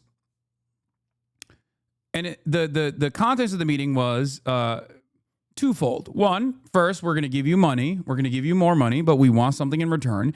And two, when Charlie Kirk refused to take the money and felt like he was pressured, felt like he was being blackmailed, okay, they turned around and stated, they basically like had a mean conversation, right? They had a mean conversation with Charlie Kirk. They were probably very short with him, very arrogant. That's just classic. If you've ever had a conversation with someone who's super pro-Israel, whether they're American or Israeli, you get that vibe. They behave in this incredibly entitled, incredibly arrogant manner that is impossible to contend with if you are just like encountering the issue as an outsider for the first time, where you're like, what the fuck do you mean? What is this expectation, right?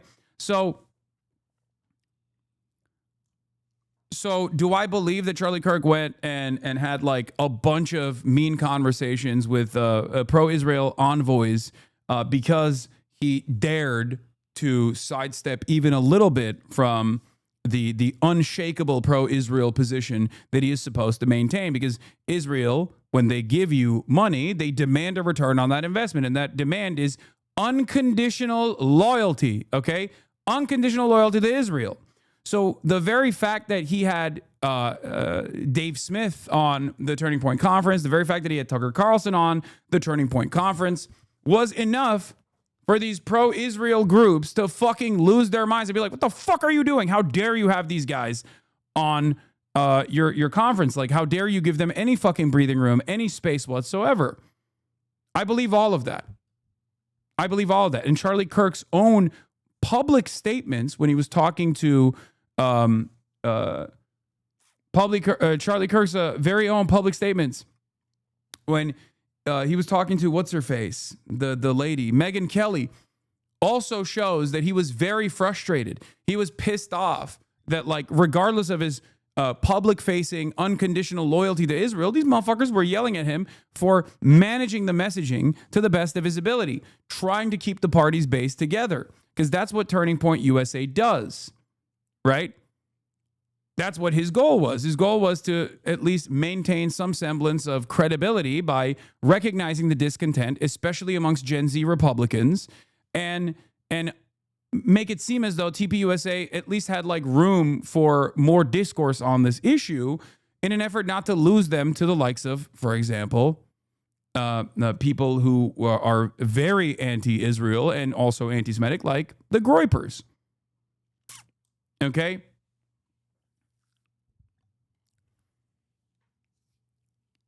All of that stuff can be true while Charlie Kirk would still not turn on Israel publicly. And the reason why I say that is because Charlie Kirk is a regime guy. Okay? Charlie Kirk is Donald Trump's very own propaganda minister. Okay? And therefore, as Donald Trump's propaganda minister, as long as Donald Trump wasn't going to turn on Israel, Charlie was never going to turn on Israel publicly either. Okay? It's that simple. Here's FBI Director Kash Patel describing one of those messages last night on Hannity. We've collected information where, through witness interviews from the FBI and local law enforcement, that he essentially admitted. Why is it so crazy to think his best friend was literally saying he started to have a change of heart? Remember that one interview your uncle did with that Mossad guy? Yes. I do remember that. Guys, I am very tuned in. Okay? I am very tapped into this shit. I am telling you. someone like Charlie Kirk, their own personal convictions or their own personal distaste does not matter with respect to their public output. Okay? Jeffrey Epstein is a great example of this. He leaned into the Jeffrey Epstein stuff with the Bill Clinton connection for a very long time. Okay? And then when he got the boss call, this is how he responded. Talking about Epstein for the time being. I'm going to trust my friends in the administration. I'm going to trust my friends in the government to do what needs to be done, solve it, balls in their hands. I've said plenty this last weekend. So if you guys want to see my commentary on it, that's fine. Honestly, I'm done talking. Charlie Kirk in the past had talked about Jeffrey Epstein potentially being connected to Mossad, for example. A lot of people keep pointing to that. To say, oh, he was starting to go on his journey, a change of heart. An honest change of heart on Israel for a guy like Charlie Kirk doesn't mean that his output was going to change, his public output was going to change. I can totally see him refusing to take $150 million from Bill A. Packman, specifically because he doesn't want that level of control over Turning Point USA. I can totally see him being frustrated by the demands that Zionist groups were making to Charlie Kirk about how he gets to manage his pro-Israel slant, okay? Especially at this point where he has enough evidence of his success in terms of communicating on these sorts of issues. So obviously, from his perspective, he's like, what the fuck do you mean? I know what I'm doing. You guys have a real bad messaging problem. Just don't fucking interfere in my affairs. Like when I saw the Megyn Kelly conversation that he had, it almost felt like he was angry because they were just like fucking attacking him relentlessly because he understood the discontent that a lot of Gen Z Republicans felt towards Israel and how that was actually hemorrhaging support away from Trump even and putting them at the mercy of the likes of Nick Fuentes, who he obviously saw as a major villain, who he obviously saw as a real threat to what he was trying to do, right?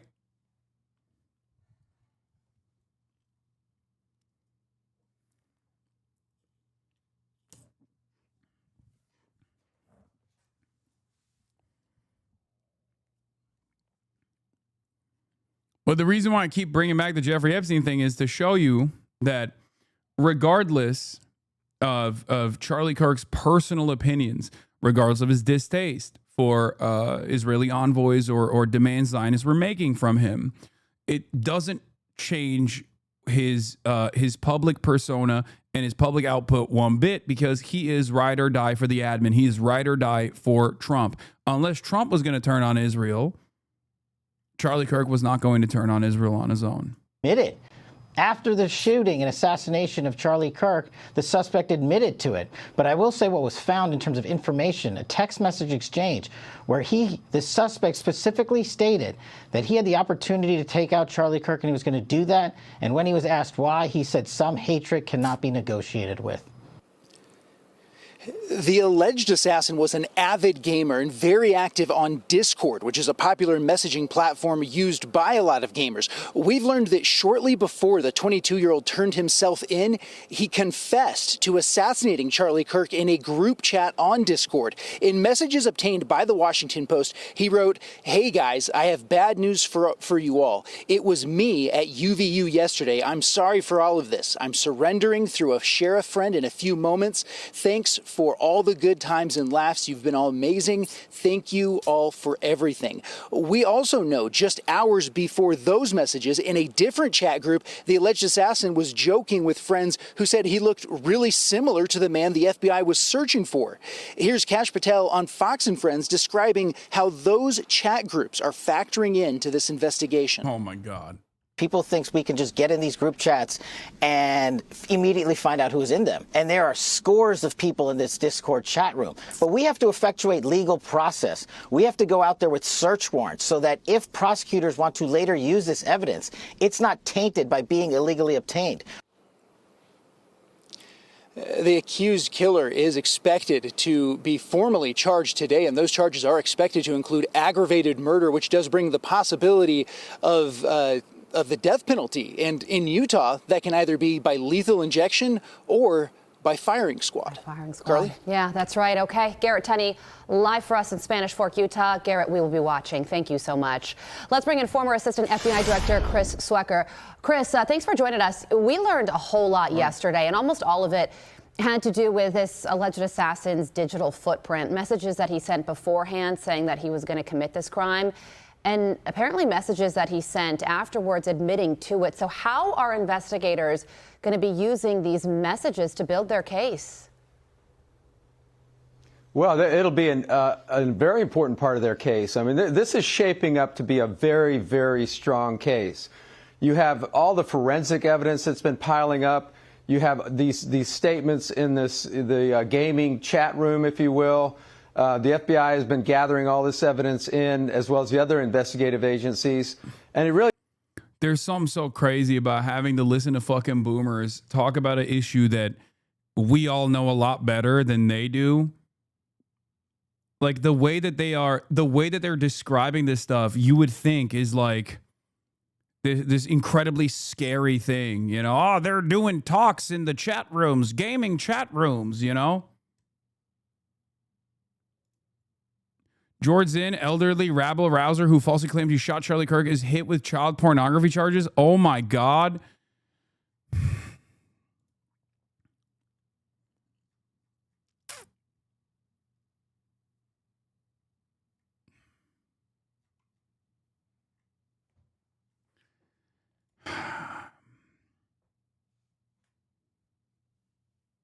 I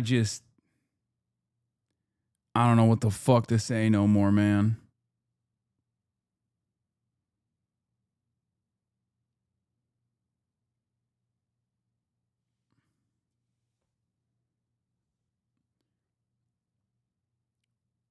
What evidence did he send his plans before the killing? Oh, there is no evidence that he sent his plans before the killing. The only thing that they have is that he wrote a note and hid it under the keyboard of his roommate / partner, and then told them in a private conversation that was revealed in the preliminary investigation to check under the keyboard, which implies that they had no fucking clue what was going on. Are you going to be at ArabCon 2025? No, I will not be. It does paint a picture. So you knit all that together for a prosecution, and there just aren't a whole lot of defenses to this type of evidence. What I think Kesh Patel was correct. What people wonder, why isn't the FBI in these chat rooms monitoring things that are going on? It's just not that easy. They need. Yeah, they are. The problem here isn't whether or not this dude was like a leftist or not. Even if this dude was like, I'm right wing and I'm a neo-Nazi and I shot Charlie Kirk because I'm a neo-Nazi, the administration was still going to go along with this person is a radical far left individual, and that's the reason why we have to dismantle the Democratic Party. Like, that's what they're doing. That's what they're going with. That's what they said before they knew anything about the shooter. So, convincing my left-wing former close friends on Facebook that Charlie Kirk wasn't a Nazi or a fascist is completely futile because I can't even convince them I'm not a Nazi or fascist, and many have known me since early grade school. Yeah, I wonder why.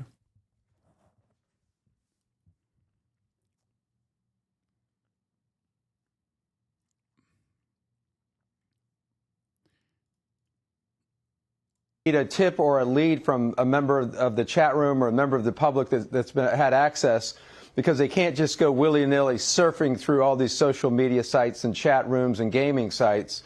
There are DOJ guidelines and FBI guidelines and constitutional guidelines that prohibit that.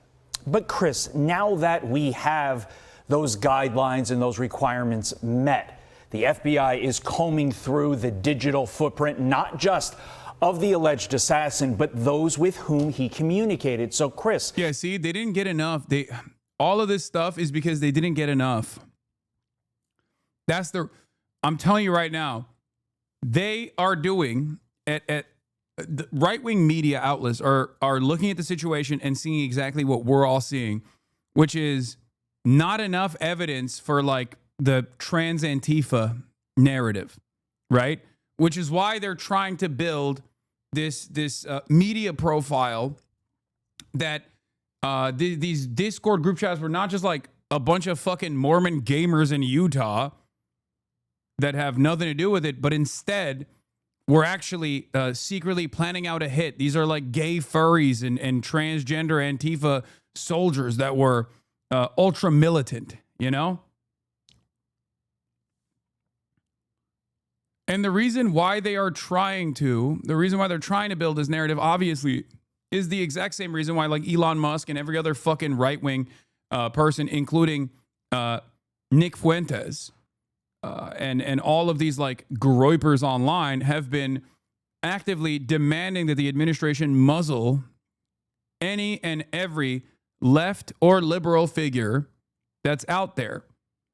It's because they want to use Charlie Kirk's death as an opportunity to dismantle and destroy any sort of political dissidence that could take place in the country. Okay? But because they don't have enough evidence, to present this as like a radical Antifa thing, which, by the way, even if he was a radical Antifa thing, the notion that the administration should be able to tackle all left organizing is still insane, for the record. I need you to understand. Like, that's completely unacceptable. That's completely fucking ridiculous. Like, even if the shooter was just straight up like a Maoist third worldist or like a DSA guy, the fuck do you mean you're going to dismantle every person with an opinion where, you know, you should let trans people live? I think you're being crazy. You're being violent. Like, that's insane, right? That's fascism. But it's clear to me that that is their goal. And it's clear to me that it doesn't matter if there's enough evidence to suggest that. They're just going to present it as such and continue going along with this narrative. And the worst thing that could have possibly happened to the national right-wing movement on this is the initial response from the right that scaled back when they found out he was from good stock as a white kid from Utah from a good right-wing MAGA family, and then the subsequent investigations into what a groyper actually is. Because those narratives took hold. And it actually had lasting impact. A lot of people believe that now.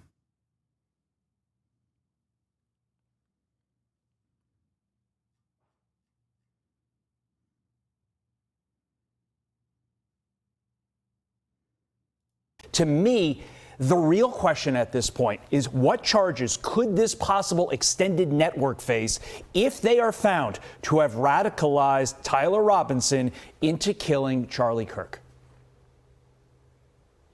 Yeah, it opens up the possibility of a conspiracy type of charge. That's going to be very difficult. This type of charge is very difficult if it's encouragement or passive, just listening to the information and not reporting it to law enforcement. That's a tough one. But that's something that I'm sure they're looking at very hard. If it's after the fact and they didn't say anything, that's one thing. Maybe accessory after the fact. If they were privy to pre-planning and information that would have helped help law enforcement intervene and prevent this, then it starts to get a little bit stronger. So I think it remains to be seen here. It could be a stretch, but let's see what happens. I think they have a better chance of doing that type of case in federal court. So one of the charges he is currently facing, it could change later today, but one of the charges he was arrested on is aggravated murder. And you heard Garrett say that does meet the criteria for the death penalty in Utah. Do you see that as where this case is going? Absolutely. I mean, that's been mentioned in press conferences. It's been, the governor made it a specific point to mention that.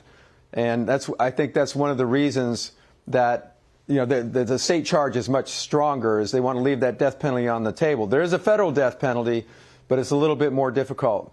So, and Utah has had executions in the not too recent past. So it's up there for and I would not be surprised at all to see the death penalty enhancement in the indictment itself. And some notes on what people can expect later today. FBI Director Kash Patel set to appear before the Senate Judiciary Committee. He's going to obviously face questions on this probe. There's also going to be an appearance by this suspect, 5 p.m. Eastern time. It'll be virtually streamed from the Utah County Jail. There's also going to be a press conference held at 2 p.m. Eastern time to talk about the charges filed in this case. So we will be watching all of it as it unfolds. Or wait, no, not this. There's another court hearing that will be televised as well. Did you see they're going to give TikTok in part to Oracle, so the Ellison family might end up owning TikTok, CNN, and CBS? One Trump-aligned billionaire family could end up controlling CBS News, CNN, and TikTok. 3 categories of social legacy media outlets. Legacy owners becoming friendlier with Trump. Meta, WAPO, Los Angeles Times. Sold to Trump-allied owners, CBS, soon maybe TikTok and CNN, facing massive lawsuits from Trump, New York Times, and Wall Street Journal. It's so ironic that one of the few outlets that is not like directly compromised by Donald Trump is unironically a far-right billionaire who actively has been the strongest advocate for Donald Trump. Rupert Murdoch is not a sufficient Trump loyalist by Trump's own standards, and now he stands alone alongside the New York Times. Both of these outlets are also hyper pro-Israel, for the record. Okay? That's another thing. That's another thing that you have to remember. These initiatives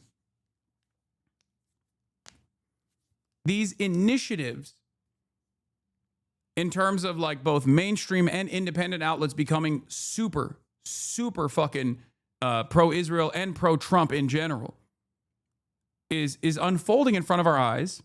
Larry Ellison and Larry Ellison's son are now going to be owning the, like, I would say, 33% of all American media, both independent and also legacy publishers. That's crazy.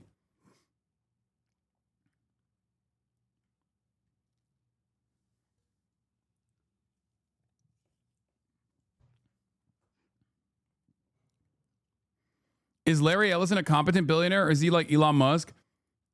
He is a competent billionaire. Yes, he is a CIA billionaire. He is the most competent billionaire. It's more terrifying that he gets to control TikTok. Are you kidding me? None of these guys are good. I would go so far as to say Larry Ellison might even be worse somehow. Well, probably not.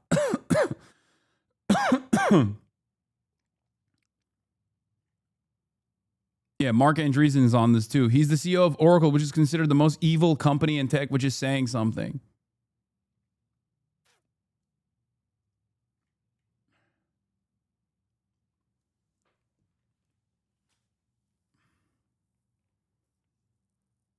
So even those who are seen as critical of Donald Trump, even outlets that are seen as critical of Donald Trump, one is owned by Rupert Murdoch, who owns fucking Fox News, who is perhaps most responsible in terms of mainstream media outlets in the United States of America for Donald Trump's rise to power. And the other is the New York Times. Again, lightly critical of Donald Trump at times, because they do engage, and at least when it comes to domestic affairs, like they engage in decent news coverage from time to time, but also still very much pro-Israel anyway.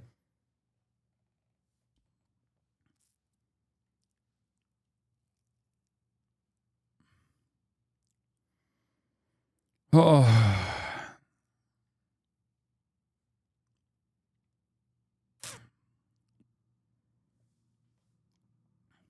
Remember when the Dems helped pass the TikTok ban after it was dead in the water because people were saying mean things about Israel? Yes, I do remember. I do remember that.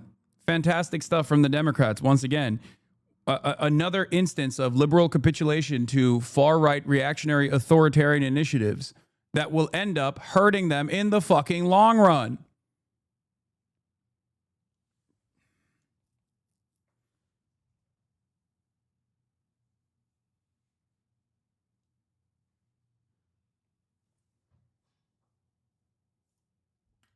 I don't know about the TikTok deal. The TikTok deal is looking like a complete surrender by the admin, and it may even be illegal. If true, the U.S. will let Beijing determine what appears on the news feeds of 180 million U.S. TikTok users. Not quite America first. Even the advisors to the deal are renouncing it. It's the ultimate taco trade, said one U.S. advisor. That's a Financial Times. That's the pink tint of the Financial Times, which means I will take this reporting. I will take this reporting sincerely. This is probably the closest you are going to arrive at the truth. Out of all the major publications, once again, as leftists, as Marxists, as socialists, we say Financial Times is probably one of the best. Okay? It's the ultimate taco trade, said one U.S. advisor close to the deal, referring to the acronym Trump always chickens out. After all this, China keeps the algorithm. Beijing has said the U.S. spinoff of TikTok to be sold to American investors in a deal orchestrated by President Donald Trump will use parent company ByteDance's Chinese algorithm. Wang Jingtao, deputy head of China's powerful cybersecurity regulator, told reporters on Monday night that U.S. and Chinese officials had agreed to a framework that included licensing the algorithm and other intellectual property rights.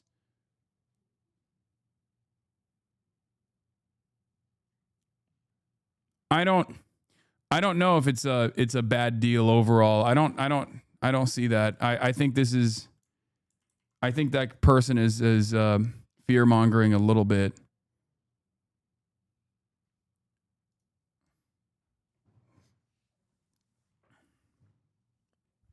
Yes, I'm white Chinese. That's why I pronounced that Chinese person's name very well, because I'm white Chinese.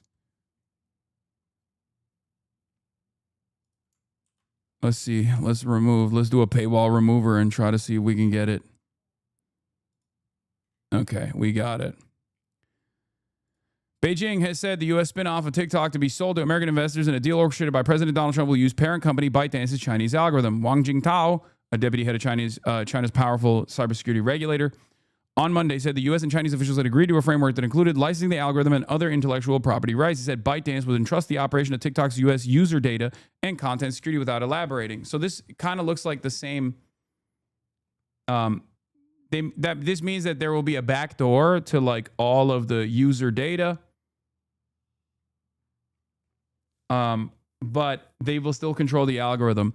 But I will say that the U.S. TikTok regulators have already conceded on a bunch of stuff on the Israel issue. Right?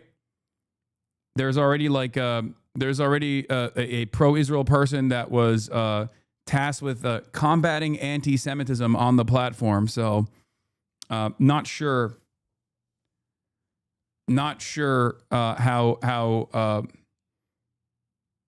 how free the Chinese algorithms are going to look like.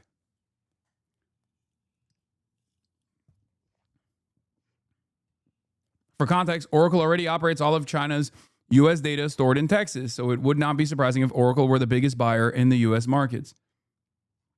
Yeah. Trump, who is expected to finalize the deal when he speaks to China's President Xi Jinping on Friday, has again extended the deadline for the U.S. app to be divested from its Chinese owner. The U.S. president on Tuesday issued an executive order moving the date to mid-December, allowing time to negotiate and implement an agreement for greater U.S. control of the app. TikTok's powerful recommendation algorithm has been at the heart of a geopolitical tug-of-war over the short video app since the first Trump administration, when Beijing unveiled export controls on algorithms to thwart a forced sale of the app. The artificial intelligence algorithm underpins the app's prized ability to serve up addictive videos tailored to individual users, but has also raised fears among national security hawks that it could be manipulated to push Chinese propaganda or polarizing material to users. I wish that was the case. If that was the case, I'd be the biggest fucking political voice in the United States of America. That is the reality. Very clearly, they are either oblivious to what they have here, or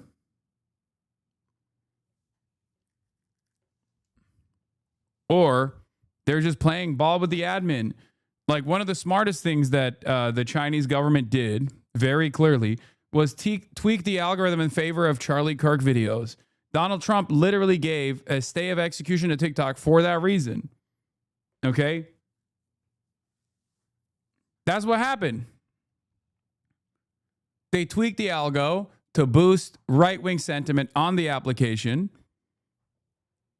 And that's precisely what took place leading up to the election. And that's the reason why at least Trump thought Charlie Kirk was like so impactful in securing a larger percent of the Gen Z vote than ever before for Donald Trump. That is something that they deliberately did. Okay. That means they were willing to play ball in order to continue having TikTok be somewhat controlled, the algorithms on TikTok be somewhat controlled by the Chinese government.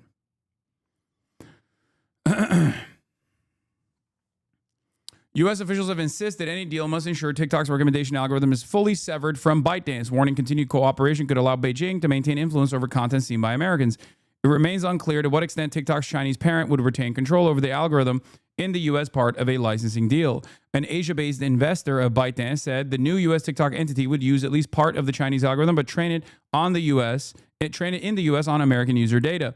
Beijing's bottom line is a licensing deal, said the investor. Beijing wants to be seen as exporting Chinese technology to the U.S. and the world. It's the ultimate taco trade, said one U.S. advisor close to the deal, referring to the acronym Trump always chickens out. After all this, China keeps the algorithm. American and Chinese officials reached a framework agreement on Monday after 2 days of talks in Madrid to hammer out a deal that would keep the Chinese-owned app online in the U.S.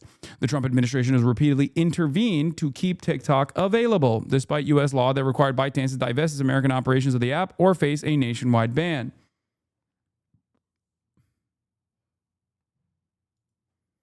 Newsom is meeting the moment. Okay, whatever. China's two top trade negotiators, Vice Premier He Lifeng and Deputy Commerce Minister Li Chenggang, indicated Beijing would approve the export of the TikTok's algorithm. Separately, U.S. Treasury Secretary Scott Bessent said the spun-off app would be controlled by American investors but preserve some Chinese characteristics. Another person familiar with the matter said Chinese characteristics. They're going to preserve socialism with Chinese characteristics. Another person familiar with the matter said TikTok had been developing a standalone U.S. app in anticipation of a deal, but was keen to ensure that content generated by American users will still be available to users in the rest of the world, app and vice versa. Ahead of the previous April deadline, the White House was close to an agreement that would have spun off U.S. TikTok into a company receiving new investment, potentially diluting the stakes of Chinese investors. Under the terms of that deal, investors, including Andreessen Horowitz and Silver Lake, would have owned about half of TikTok's U.S. business, while large existing investors, including General Atlantic, Susquehanna, and KKR, would have held about 30% of the new entity. As a part of that deal, Oracle, which already stores the personal data of American users on its U.S. cloud servers, would have taken a small holding in the new business and also been responsible for securing U.S. apps data. Trump on Tuesday said his government had been talking to a group of very big companies that want to buy TikTok. People briefed on the matter said the broad consortium of about a dozen Wall Street investors from April had narrowed significantly after some such as Blackstone pulled out. Some new large investors are in talks to join the group.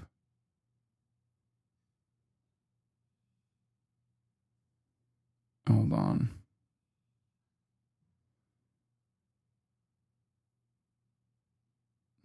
Hold on one second.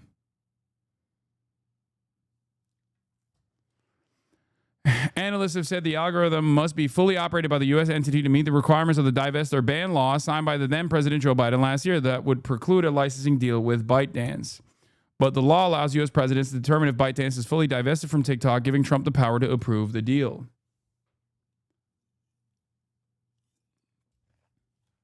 So, not exactly sure what level of control they will have over the American-facing side of the application.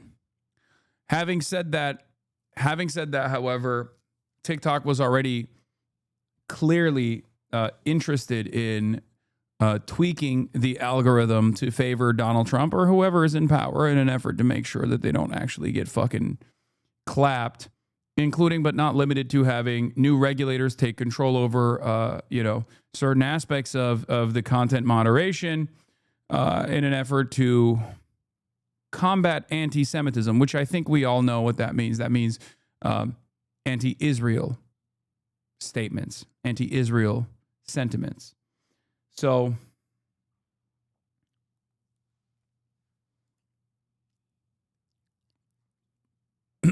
and we already covered this yesterday, but on the same day, Sludge revealed the Democratic PR firm SKDK is under contract with Israel's foreign ministry to run a bot farm on Instagram, TikTok, YouTube, and more to flood the zone with pro-Israel messaging. Netanyahu claimed countries like Qatar and China invest huge sums to influence Western media with anti-Israel agenda using bots, AI, and publications. You open your phone and you're bombarded, especially on TikTok. It's far more powerful than traditional media. Yeah, Hasbarists have decided, and pro-Israel people have decided that, like, they're going to release counter narratives and flood the zone, as they have already, and it still doesn't change the reality on the ground. So obviously, I don't know how impactful this will be, but once again, we talked about this already, but SKDK, a leading Democrat PR firm closely tied to Biden advisors and Senator Chuck Schumer's circle, has signed a $600,000 contract to run a bot-based program for Israel's foreign ministry. Filed under the Foreign Agents Registration Act, the plan aims to flood the zone with pro-Israel content across TikTok, Instagram, YouTube, and more, likely using automation to boost reach. The deal also tasks SKDK with training Israeli spokespeople, testing influencer campaigns, and lobbying outlets like the BBC, CNN, Fox, and AP for favorable coverage. Parent company Stagwell, founded by the longtime Likud ally Mark Penn, is also deploying GOP affiliate Targeted Victory to work on Israel's messaging. Full story below. How is that legal? What do you mean?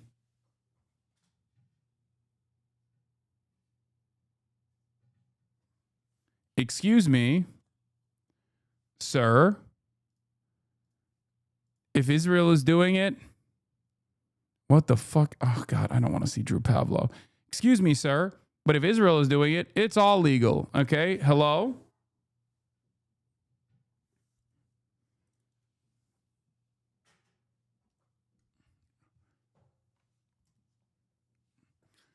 Nice. Not one, but two former Biden spokespeople are now registered under FARA as foreign agents for Israel. It doesn't matter that Democrats lost votes over Gaza. They have a nice cushy job for holding the line. Amazing the kinds of people who get elevated to the top of this party. Vedant Patel and Sabrina Singh. Recent hire at SKDK, Joint Post 2024. Former Chief Deputy Press Secretary at the Pentagon, managing defense communications. Vedant Patel, Vice President at SKDK, former Principal Deputy Spokesperson and Acting Spokesperson for the State Department. You know these names because you saw them lie about Israel all the fucking time under the Biden administration.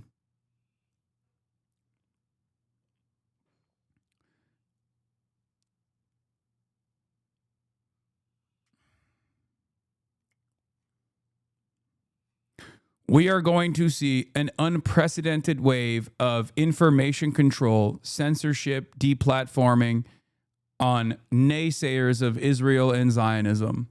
It's coming. It's already kind of been here, but we had the golden era of the wild, wild west of the internet.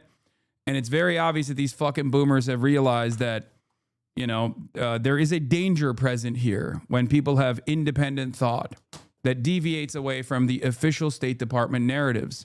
And it is precisely the reason why they want to stamp it out to the best of their ability. That is where we're at.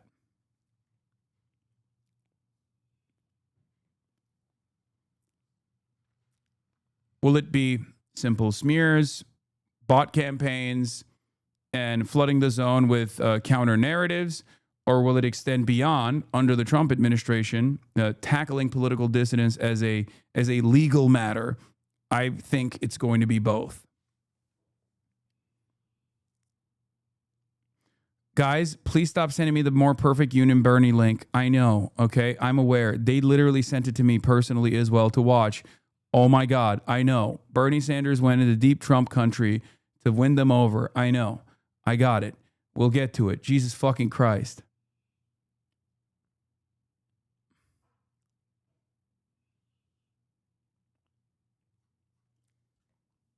This also goes back to what I was talking about. There's a new UN investigation that came out today that was released. And this investigation shows that Israel's committing a genocide. It's official. The United Nations Commission of Inquiry concludes Israel's committing a genocide. The UN body calls on nations to stop sending weapons to Israel, ensure people within their jurisdiction aren't aiding or inciting the genocide, and hold those who are accountable. Okay? Virtually every institution in the world knows what's happening. They know you're mad, and they're worried about what might happen to Western confidence in democracy if these governments continue to suppress the protests rather than stop Israel's genocide. Okay? The limitations to dissent, the aggressive posturing from these governments is only causing people to hate Israel more.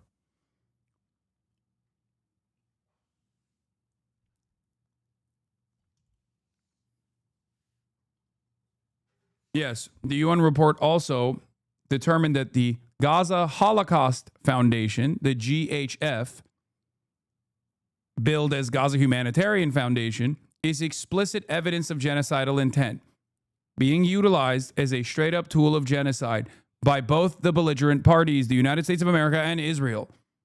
Okay?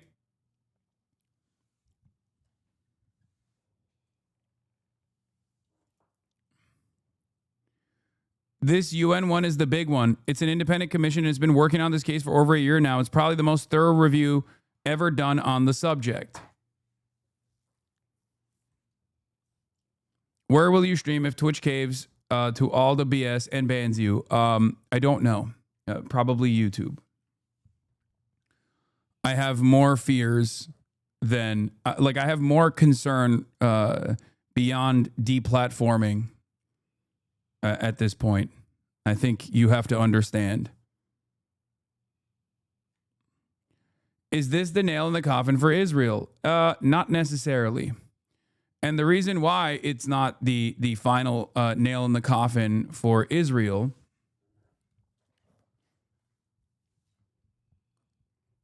is because America, the big dog,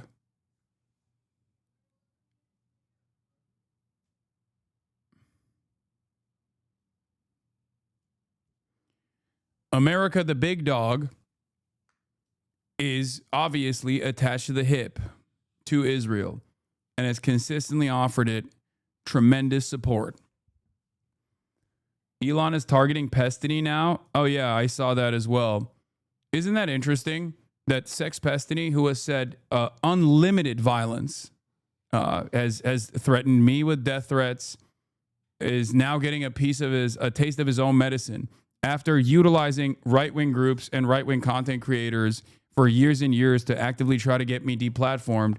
He is now getting shafted by the very same right-wing forces that he has expertly used to his advantage to try and unsuccessfully deplatform me. Yeah. His community worked with fascists all the fucking time. He has called for my death personally, and also he has engaged in incredibly violent language and continues to do so. Okay? And now the chickens are coming home to roost for him.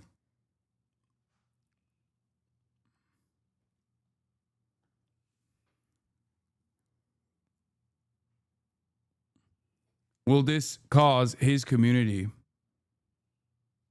to reconsider these allegiances? Probably not.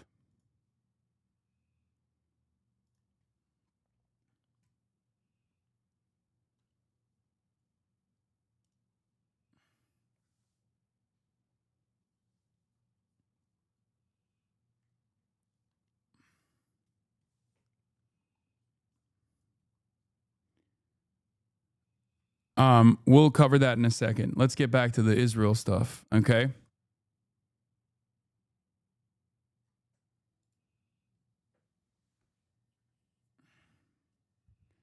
Like the clip compilations that right-wingers were using to call for my death, call for my deportation, call for my deplatforming, including from Elon Musk, was unironically crafted by his community. Like, they are the ones who scour the internet. They are the ones who are in here all the fucking time, looking for any opportunity as an advantage. And now that exact same toxicity is hitting him as well.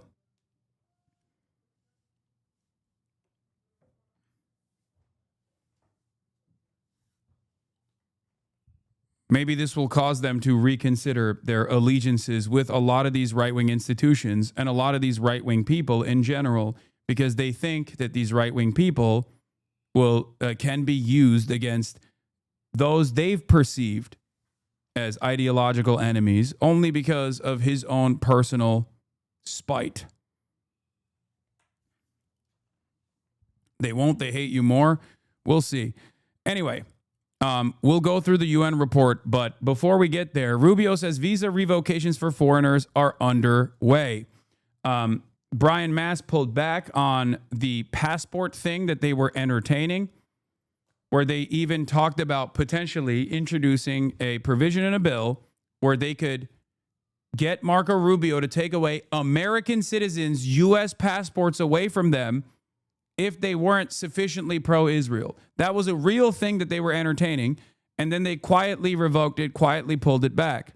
Having said that, however, obviously when it comes to visa revocations, they're still going along with it because the State Department has tremendous power over people coming into the country, like offering them visas, allowing them to get visas, or not allowing them to get visas, or even taking away their visas. Like they are entertaining visa revocations, and this is just an entry point into a broader.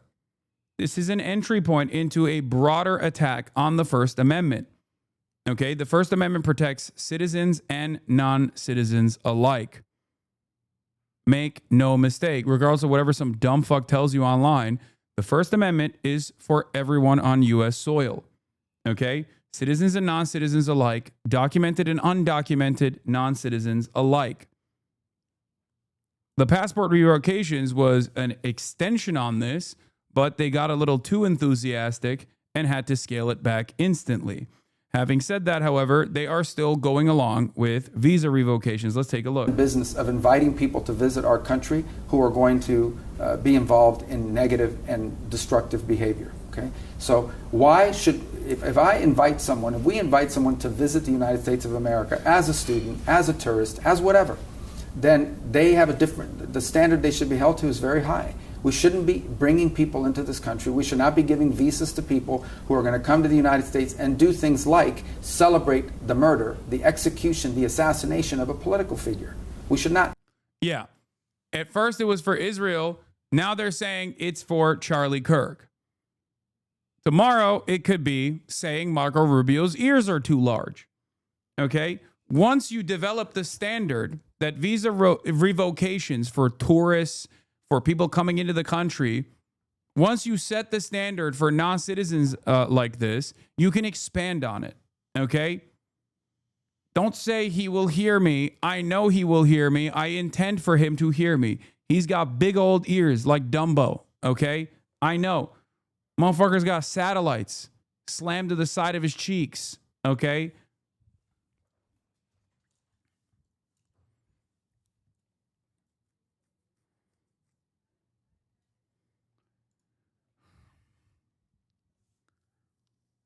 This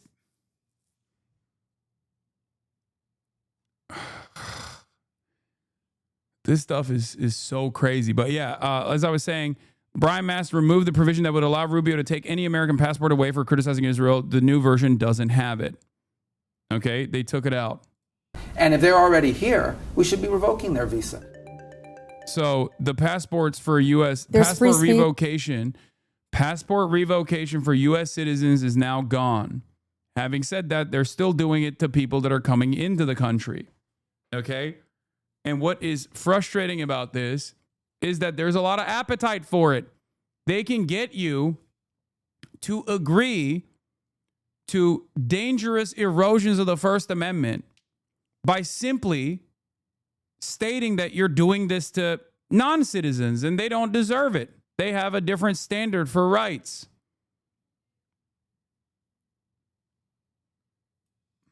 Why do you think Mast did that? Because I think they got a little heavy-handed. It's the same as it is the same as when they tried to do this like new FEMA provision where they were like, you can't get any FEMA help if you've criticized Israel or if you wanted to do BDS or whatever. And then people saw that and were like, what the fuck? What the hell are you saying? And then they had to strike that.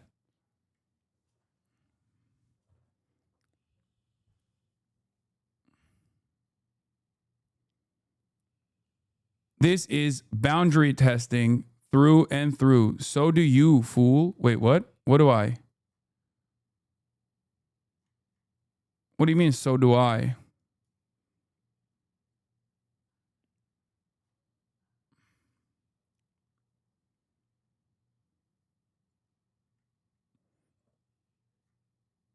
Why do they hate cancel culture? They want to be cancel culture. They do not hate cancel culture. They want to be cancel culture. Of course.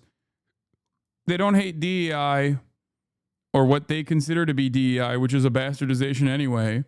They want that fake version, what they've designed as DEI, to be for their people, for Republicans, for white guys.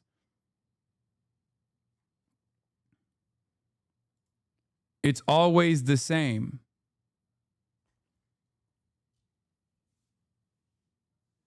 It's always the same. They don't care about cancel culture. They just want to do cancel culture. They claim that cancel culture has been done to them. They don't care about the First Amendment. They never have, and they never will.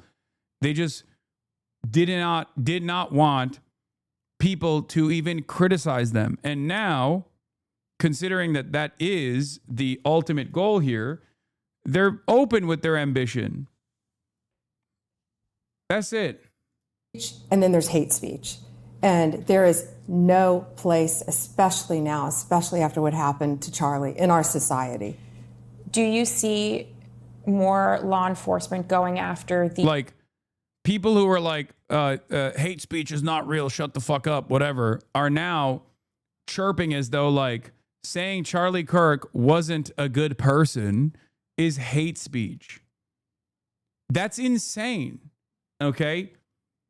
Not only is that not hate speech, but hate speech is still protected regardless by every fucking, every understanding of it, okay? In the United States of America, the government cannot intervene and silence people's opinions and political participation. This is the government doing just that.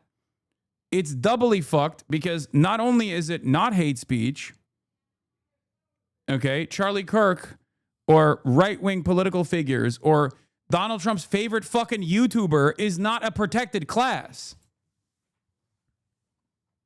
Okay? It's so stupid. What an insane thing to claim. These groups who are using hate speech and putting cuffs on people, so we show them that some action is better than no action. We will absolutely target you, go after you, if you are targeting anyone with hate speech, anything. And that's across the aisle. And what do you make of Pam Bondi's saying she's going to go after hate speech? Is that, I mean, a lot of your allies say hate speech is free speech. We'd probably go after people like you because you treat me so unfairly. It's hate. You have a lot of hate in your heart. Maybe they'll come after ABC. Well, ABC paid me $16 million recently for a form of hate speech, right? Your company paid me $16 million for a form of hate speech. So a form of hate speech. Pretty much only direct threats that could be considered actionable, as well as remarks meant to incite public chaos, are exceptions of the First Amendment. Yes.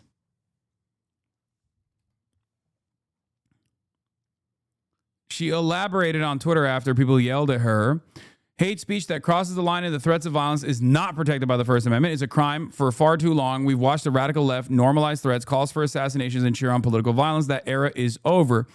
Under 18 U.S.C., it's a federal crime to transmit any communication containing any threat to kidnap any person or any threat to injure the person or another. Likewise, 18 U.S.C., those other provisions, make it a felony to threaten public officials, members of Congress, or their families. You cannot call for someone's murder. You cannot swat a member of Congress. You cannot dox a conservative family and think it will be brushed off as free speech. These acts are punishable crimes, and every single threat will be met with the full force of law. This is true, except they don't even fucking prosecute that. I like that she openly said, though, that like the protections are only limited to people that do this to Republicans and conservatives, which is the case. Okay, if conservatives do it to liberals leftists, people they consider to be political dissidents, then that's fine. That's clearly fine. It is clear this violent rhetoric is designed to silence others from voicing conservative ideals. We would never be silenced, not our families, not our freedoms, and never for Charlie. His legacy will not be erased by fear or intimidation. Mashia says, freelance reporter for BBC, Mashia says, hi, Attorney General Pambody. Can you please clarify, based on the statement, which of the following statements are crimes? We have to beat the hell out of the radical left lunatics. Donald Trump. Just kill them. When referencing homeless people. Brian Kilmeade. We should be posting protesters' exact names and addresses online. Dox the people. Greg Gutfeld over at Fox News. They are at war with us. We are going to avenge Charlie Kirk's death. Jesse Waters at Fox News.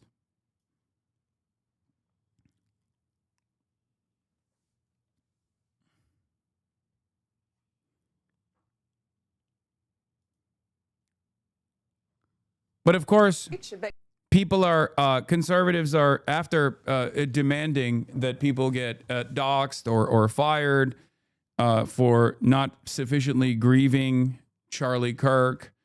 They are now turning around and yelling at Pam Bondi now. But yeah, Attorney General Pam Bondi's clip went viral. Mehdi Hasan and many others said hate speech does not exist legally in America. There's ugly speech, there's gross speech, there's evil speech, and all of it is protected by the First Amendment. Keep America free.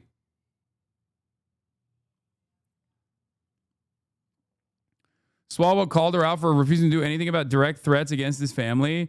Yeah, I know. This is like, guys, if you are even remotely on the left flank, you have already experienced all of this, and you know the government doesn't do anything about it. And it's not like the government under the liberal leadership was doing anything about it either. Okay?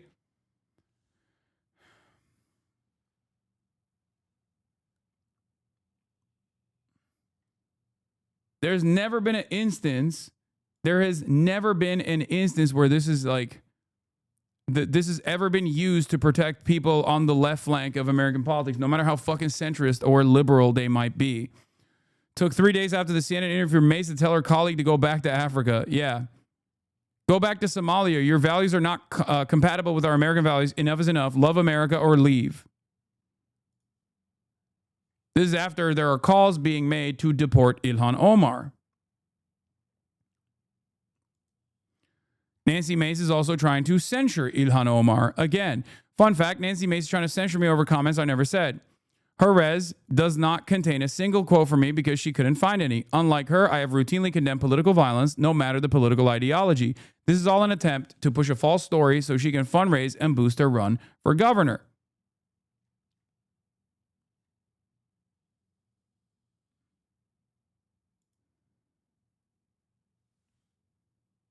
DOJ employee here. They are coming for you, Hasan. Thanks, Sigma Grindsets. My brave whistleblower in the Department of Justice. Can't believe you banned this brave whistleblower of the Department of Justice. No shot? No, that's not. This person is not. I know it's not the Department of Justice, or maybe they are, but I know that there are attempts behind the scenes where people carefully comb through every single thing that I have said over the course of the past 10 years to try and find anything that they could weaponize against me. As far as like calling for the assassination of Charlie Kirk, they couldn't find it. They could not find anything, which is why they went with like dumbass shit like me talking in metaphors about members, or not even members of Congress, me utilizing metaphors when talking about like what Democrats should be doing on the debate stage in terms of like being more vicious, being more aggressive in their posture. Okay?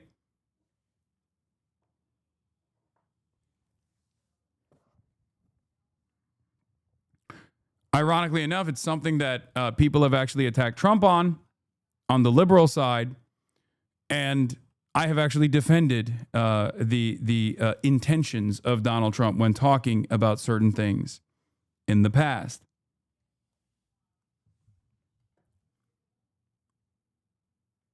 Yes, saying Democrats need to be more cutthroat in debates was seen as me saying Democrats need to literally, not figuratively, literally go out and use a knife to to slice people's throats, things of that nature. Okay? I've seen it a lot online, just rewriting your roads to the point where it's its own new thing that you never said to make you sound evil. So,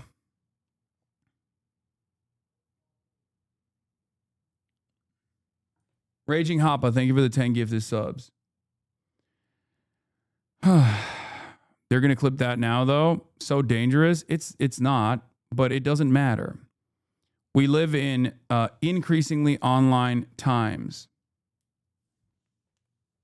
Okay?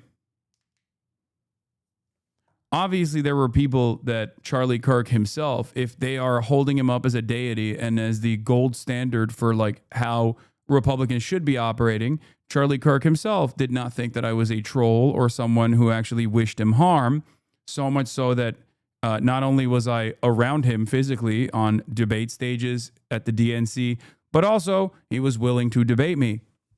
So clearly, he didn't see it that way either.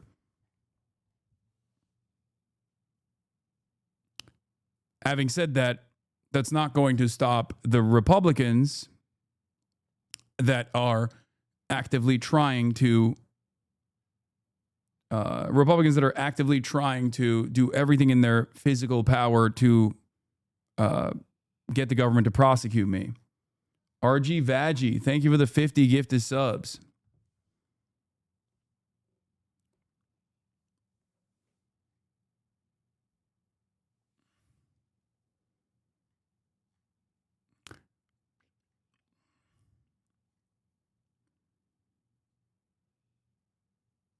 So, I know for a fact that there are initiatives by right-wing groups right now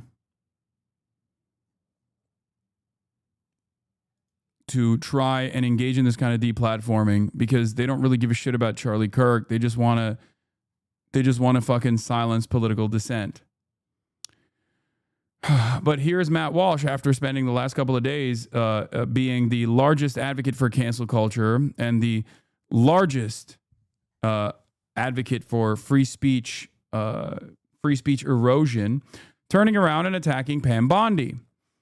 Bondi says, if you want to go and print posters with Charlie's picture for a vigil, you have to let them do that. We can prosecute you for that. We have right now our civil rights unit looking at that. Matt Walsh says, get rid of her today. This is insane. Conservatives have fought for decades for the right to refuse service to anyone. We won that fight. Now Pam Bondi wants to roll it back for no reason. The employee who didn't print the flyer was already fired by his employer. This stuff is being handled successfully through free speech and free markets. This is totally gratuitous and pointless. We need the Attorney General focused on bringing down the left-wing terror cells, not prosecuting Office Depot for God's sake.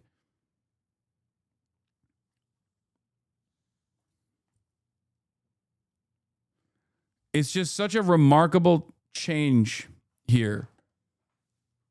He is literally saying this is a silly fucking fight. You should be using your prosecutorial tools to literally stamp out any sort of left-wing opposition to the administration instead. He's not mad because she's doing too much. He's mad because she's not doing enough. Okay?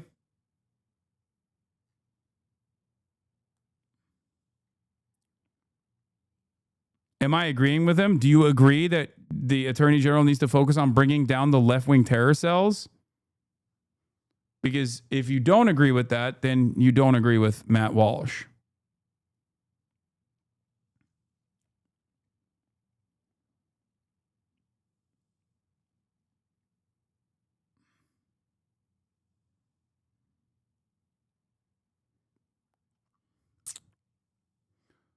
Walmart employee here. A customer said they don't like you. Okay, thanks. Thanks for the update.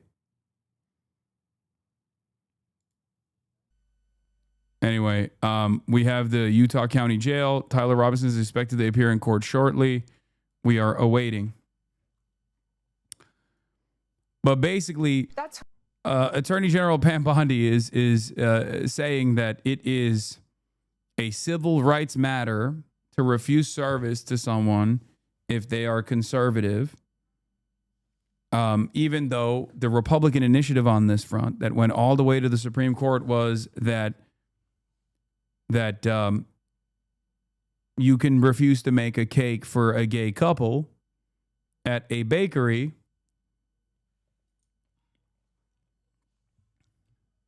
if you feel like you're homophobic. That's your right. That's your constitutionally protected right as a Christian.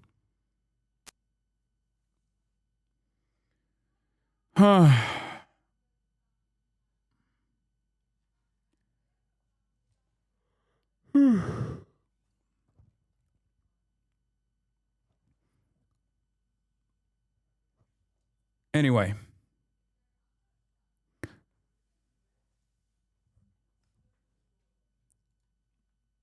Donald Trump also has said numerous things that proclaim that he doesn't necessarily care about free speech at all. And he is totally willing to prosecute people on being annoying to him directly. And a woman, in many cases, women, you can see they're professional agitators. I had one the other night. I had 4 the other night, all in one group, total phonies. I started to scream when I got into a restaurant, something with Palestine. And I said, well, I'm doing a great job for peace in the Middle East. I should get lots of awards for that, right? With the Abraham Accords and everything else. But a woman just stood up and started screaming. And she got booed out of the place, too. There were a lot of people in the restaurant. I went there to show how safe, and it was safe. I mean, the woman is just a mouthpiece. All she was a paid agitator. And you have a lot of them. And I've asked Pam to look into that in terms of RICO, bringing RICO cases against it, criminal RICO, because they should be put in jail. What they're doing to this country is really subversive. Yeah. And they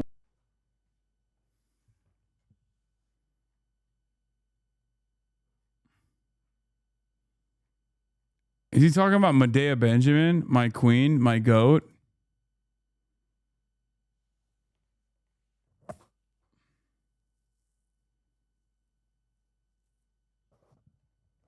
Yeah.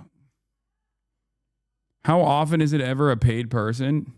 I don't know. Do you feel like you need to be paid to protest this administration and its numerous violations of your civil liberties?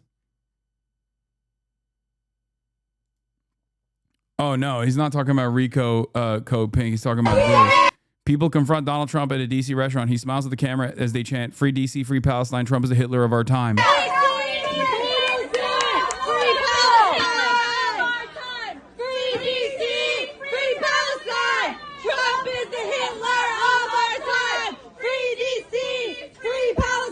Oh, these are Code Pink gals. Okay, of course.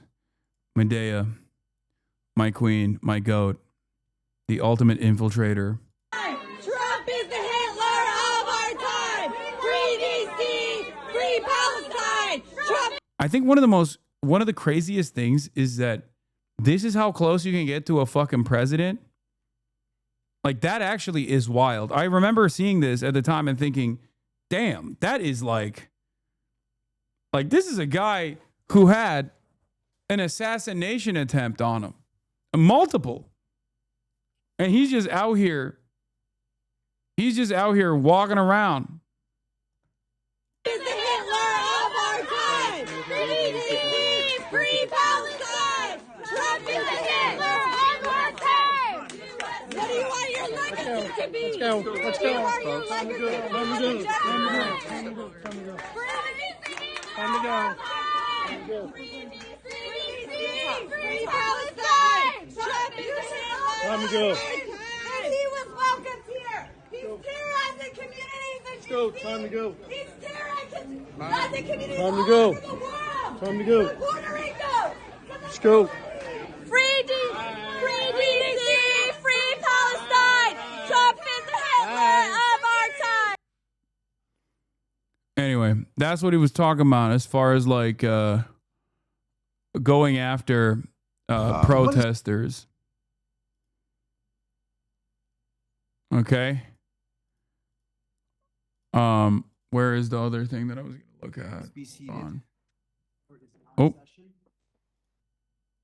Utah County Jail is about to be live. It is live. Good afternoon. My name is Judge Graff. I will be handling the first appearance calendar today. At the conclusion of the hearing, for the first case, the court will take a recess and remind all those who are scheduled for the first appearance calendar to log back in 15 minutes after the court has taken a recess. As a general note, no electronic usage is allowed unless pre-approved. Any disruptions will be removed. To the jail, are we ready to proceed? Yes, Your Honor. Calling case 251-403-576, State of Utah versus Tyler James Robinson. Could you state your name? Tyler James Robinson. Thank you for being here, Mr. Robinson. I'm Judge Graff. Mr. Skortis.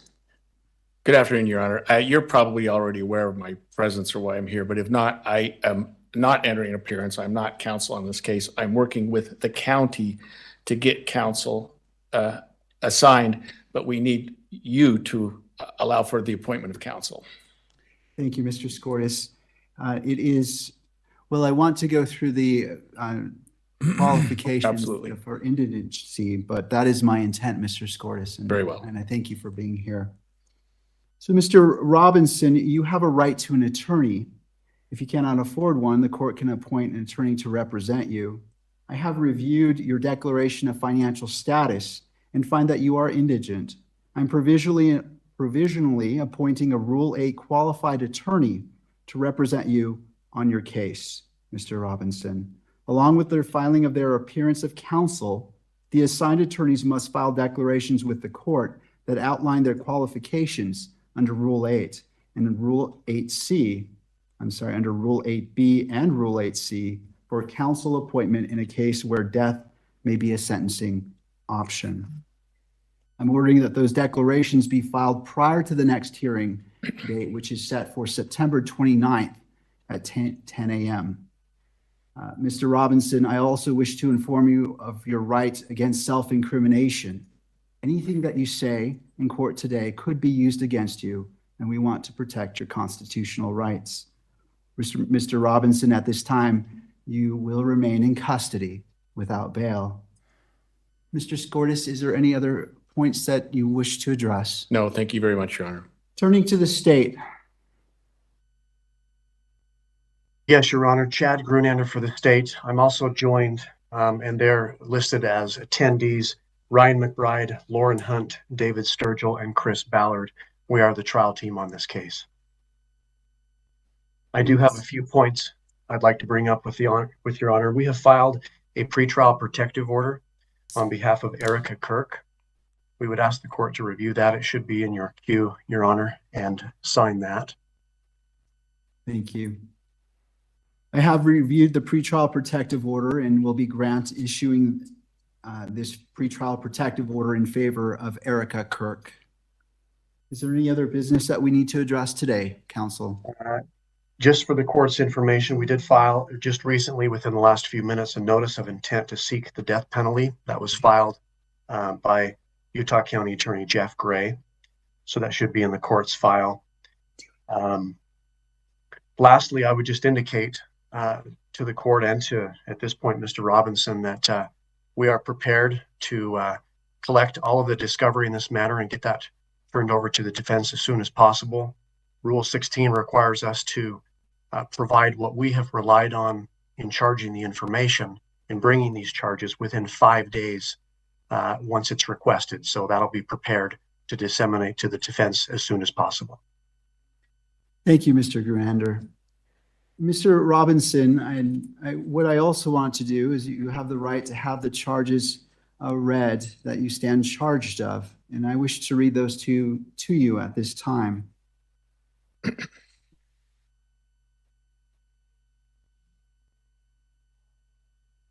Thank you. Mr. Robinson, for count 1, aggravated murder, a capital felony in violation of Utah Code annotated 76-5-202, in that on September 10th, 2025 in Utah County, the defendant, Tyler James Robinson, intentionally or knowingly caused the death of Charlie Kirk under the following circumstances. The defendant knowingly created a great risk of death to another individual other than Charlie Kirk and the defendant. Notice conviction of this offense may carry the death penalty or pursuant to Utah Code 76-3-207.7, a mandatory term of imprisonment for life without parole or an indeterminate term of not less than 25 years, that may be for life. Victim targeting enhancement in violation of Utah Code annotated 76-3-203.14 sub 2. Tyler James Robinson intentionally selected Charlie Kirk because of Tyler James Robinson's belief or perception regarding Charlie Kirk's political expression. Notice if the trier of fact finds beyond a reasonable doubt that the victim targeting enhancement applies, the sentencing judge or the Board of Pardons and Parole shall consider the defendant's selection of the victim as an aggravating factor.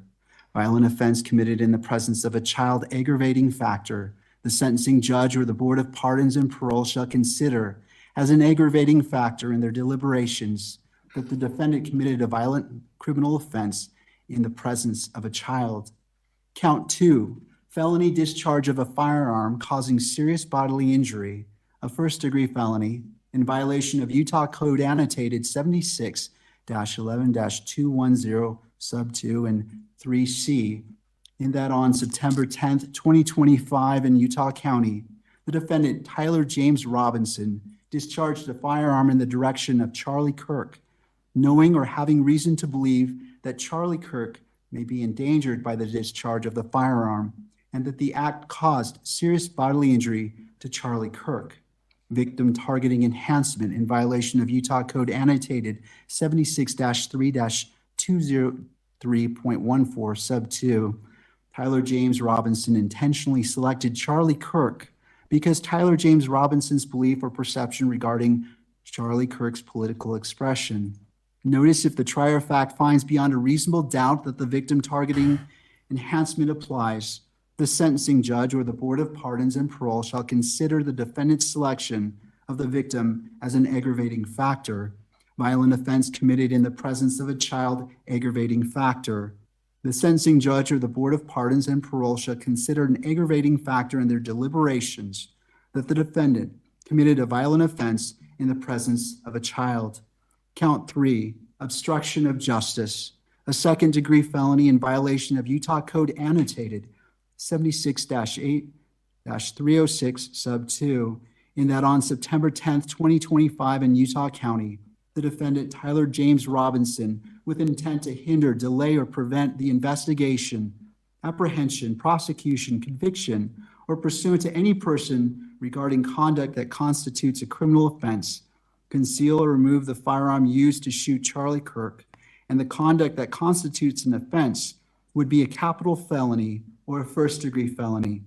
Count 4, obstruction of justice, a second-degree felony in violation of Utah Code 76-8-306 sub 2, in that on or about September 11th, 2025 in Utah County, the defendant, Tyler James Robinson, with an intent to hinder, delay, or prevent the investigation, apprehension, prosecution, conviction, or punishment of any person regarding conduct that constitutes a criminal offense, destroyed, concealed, or removed the clothing he wore during the shooting, and the conduct that constitutes an offense would be a capital felony or first-degree felony. Count 5, tampering with a witness, a third-degree felony in violation of Utah Code annotated 76-8-508, in that on or about September 10th, 2025 in Utah County, the defendant. Please read this for Chad, who has no idea what's going on. He is a lawyer that is about to be appointed. They're currently reading the charges. They will appoint him a lawyer after reading the charges. Someone also explain what he's wearing. I don't know. Is that like a fucking stabbing vest or something? Use or otherwise cause his roommate to withhold testimony information, a document, or an item to wit, directing his roommate to delete Like a suicide incriminating text prevention vest? messages. Count 6, tampering with a witness, a third-degree felony in violation of Utah Code Annotated 76-8-508 in that on or about September 11th, 2025 in Utah County, the defendant, Tyler James Robinson, believed that an official proceeding or investigation was pending or about to be instituted, or intended to prevent an official proceeding or investigation, and attempted to induce or otherwise cause his roommate to withhold testimony or information, to wit, directing his roommate to stay silent if the police questioned the roommate. Count 7, violent offense committed in the presence of a child, a Class A misdemeanor in violation of Utah Code Annotated 76-3-203.10 sub 2 and 76-3-203.14 sub 3a little double I in that on or about September 10th, 2025 in Utah County, the defendant, Tyler James Robinson, committed criminal homicide in the physical presence of a child younger than 14 years of age, with knowledge that a child was present and that may have been seen or heard the commission of the criminal homicide.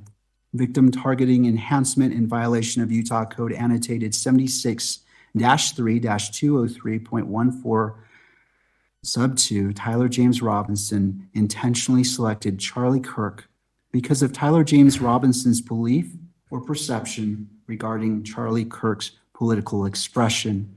That concludes reading the information. Mr. Robinson, this case is set for September 29th at 10 a.m.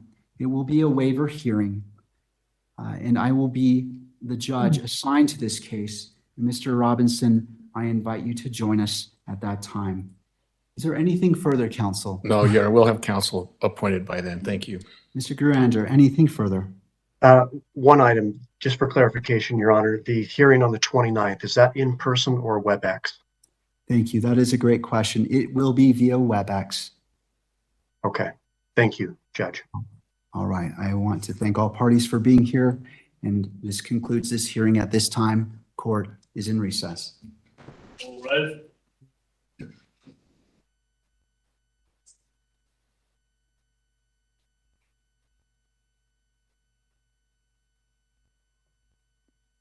Standing by. James, that will not be in person, if I heard correctly, though. Yeah, by WebEx, as that was, Gillian. That will be a virtual hearing.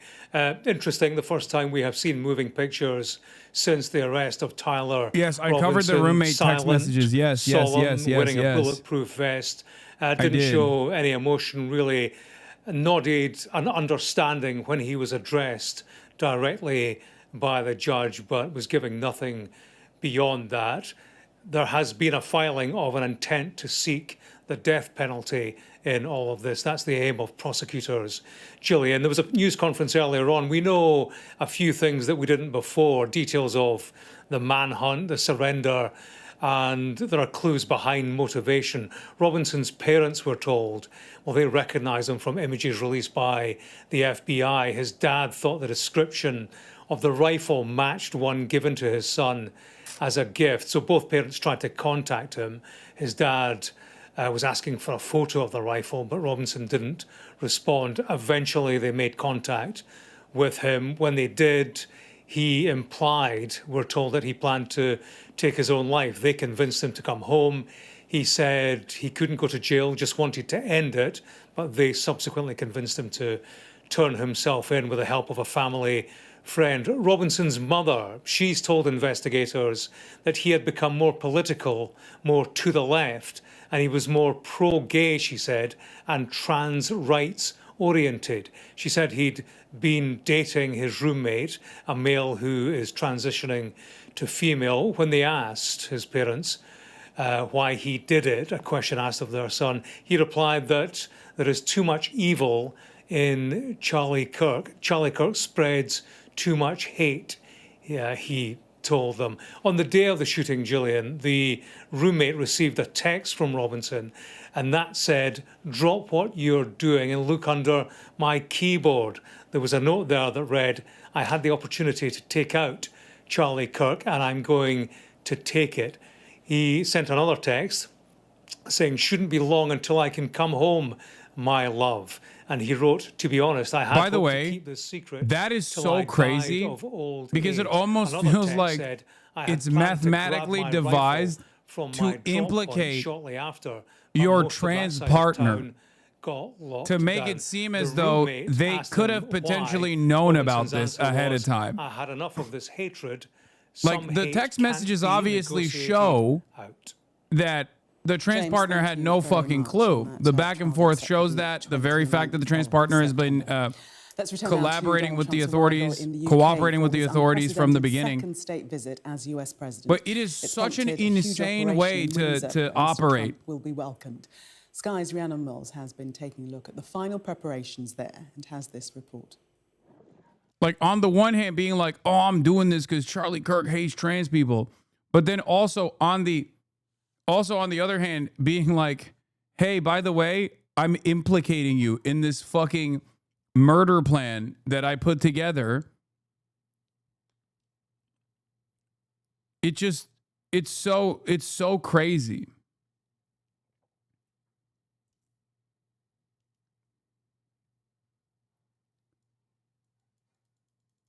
Like you're just post hoc creating a situation where you're like post hoc making an accessory to crime, and it's the worst possible way to do it because like if he had actually potentially told this person about his interest in assassinating Charlie Kirk ahead of time, then maybe they could have went to law enforcement and stopped it from happening. Do you understand? So like there's obviously in the back of his mind, there was obviously this like potential discontent from the trans partner in general. And that's the reason why he hid the fucking note. Which is crazy.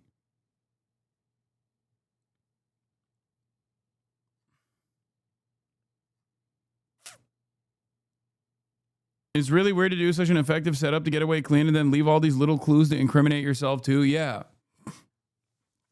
Is it over? Was he really left wing and we're taking this massive L right now? Crazy how it takes is one person on like the 1,000 right wingers who've done similar atrocities. First of all, nothing is over.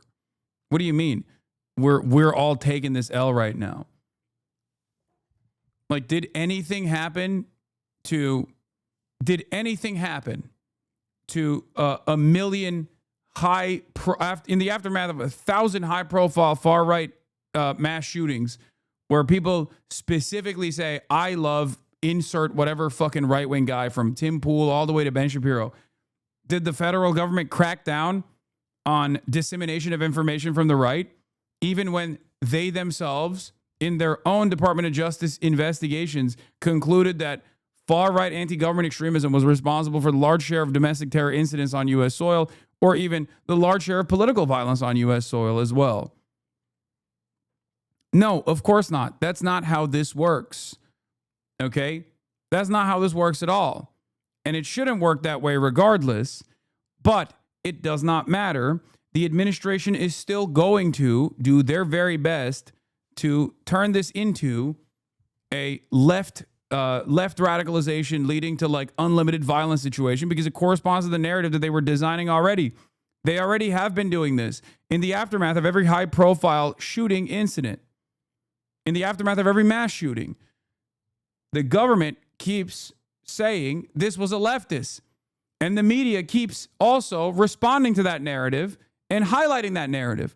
Minneapolis is one of the best examples of this. Either they just don't even cover it at all, like with the case with the Colorado shooter, okay, where the Colorado shooter that shot up his school and critically injured two schoolmates. An hour after Charlie Kirk was shot at UVU, it got very little coverage in the media, very little coverage in mainstream news. He was a far-right figure. That's precisely the reason why it got very little coverage in the media. And another high-profile incident at the Catholic school in Minneapolis was also blamed on transgender Antifa leftists. The shooter was not transgender. It was possibly a detransitioner. Okay? But regardless, the shooter was far right. A far right white supremacist. And yet, they still fucking claim that that shooter was a leftist. That dude literally posted names of prominent white nationalists, white supremacist terrorists all over his gear. All over his gear. A telltale sign that this person was a fucking psycho Nazi, neo-Nazi. But it didn't stop people from lying about the shooter's profile and their background. This, to me, means that the truth doesn't matter at all to this administration. It just never mattered. And it does not matter. Candace Owens is also live with 200,000 live concurrent viewers. What the fuck? I'm going to take it. The structure of that is weird. I had the opportunity to take out Charlie Kirk, and I'm going to take it. Okay. That's just structurally, that's not proper English, okay? It's either I have, okay, or I had, past tense. Again, not clear. Police found a photograph of this note and the following text exchange. 250K now? Still After says reading 208,000 that for note, me. the roommate texts Tyler And in 20 he says, minutes. "What? You're joking, right?" Robinson writes, "I'm still okay, my love, but I am stuck in Orem for a little while longer yet. Shouldn't be long until I can come home, but I gotta grab my rifle still." Oh, you mean with us? To be honest, I had hoped to keep this secret till I died of old age.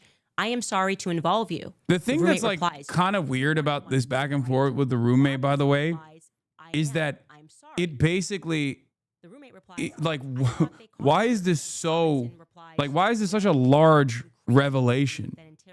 Like, he basically cops to it and admits it and says everything that an investigator would want to get out of this back and forth correspondence, like detailing how he like hid the gun. He wanted to circle back and get the gun. Robinson says, "Why did I do it?" Roommate says, "Yeah." Robinson says, Like, it's the most insane text message chain I've ever seen. I'm not going to say it's like fake, it's made up or anything like that.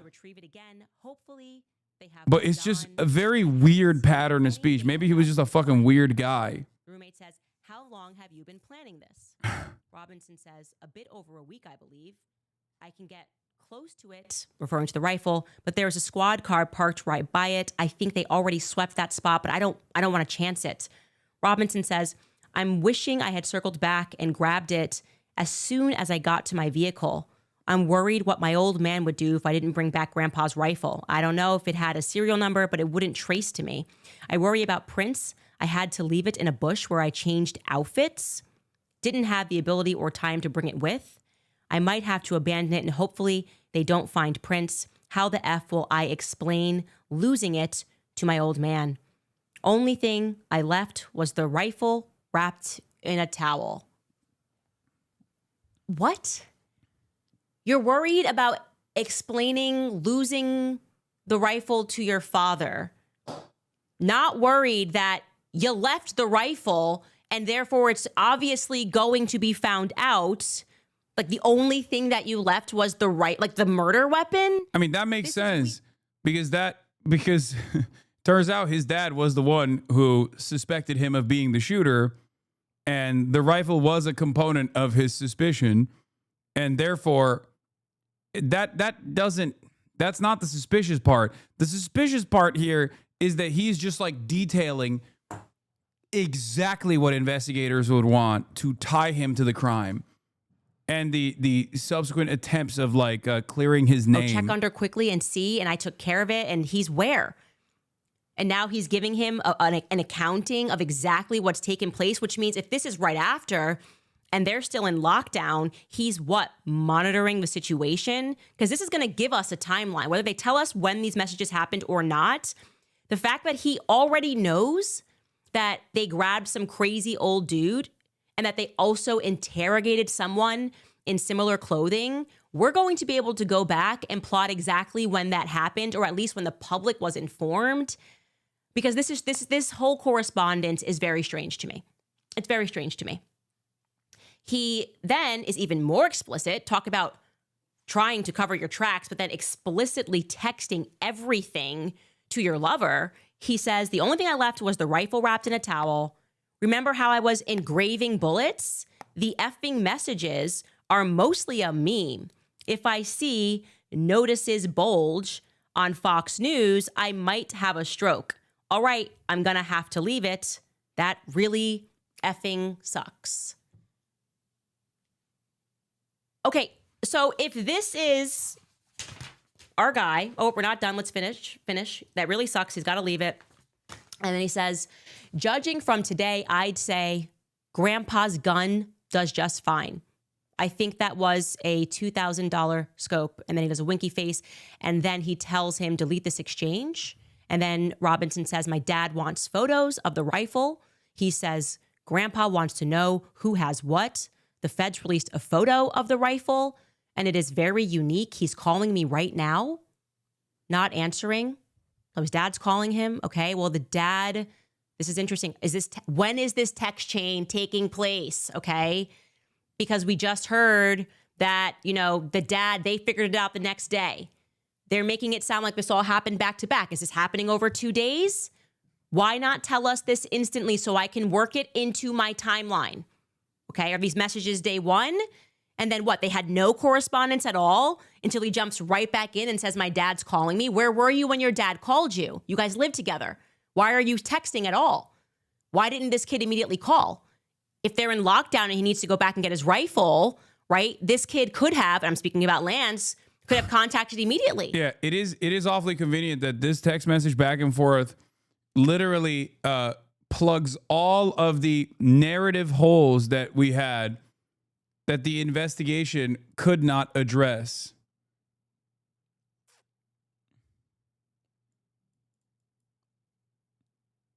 That, and also the fact that the George Zing guy has CP. And says, well, since Trump got into office, my dad has been pretty diehard MAGA. Robinson says, I'm going to turn myself in. Why can't you have this level One of my live production neighbors is value? here. You've been doing this for nearly a decade and it's still ass? The fuck are you talking about? What's wrong with you? First of all, this is a pre-produced show that she puts together for like an hour. I'm live for 8 hours, sometimes 9 hours. And a big part of what I do is also back and forth correspondence with loudmouths such as yourself. Okay? She does not do chat interactions. She has a producer that changes camera angles. A bit, what'd you say? Around some of these exchanges, there's ellipses above, if you look really closely.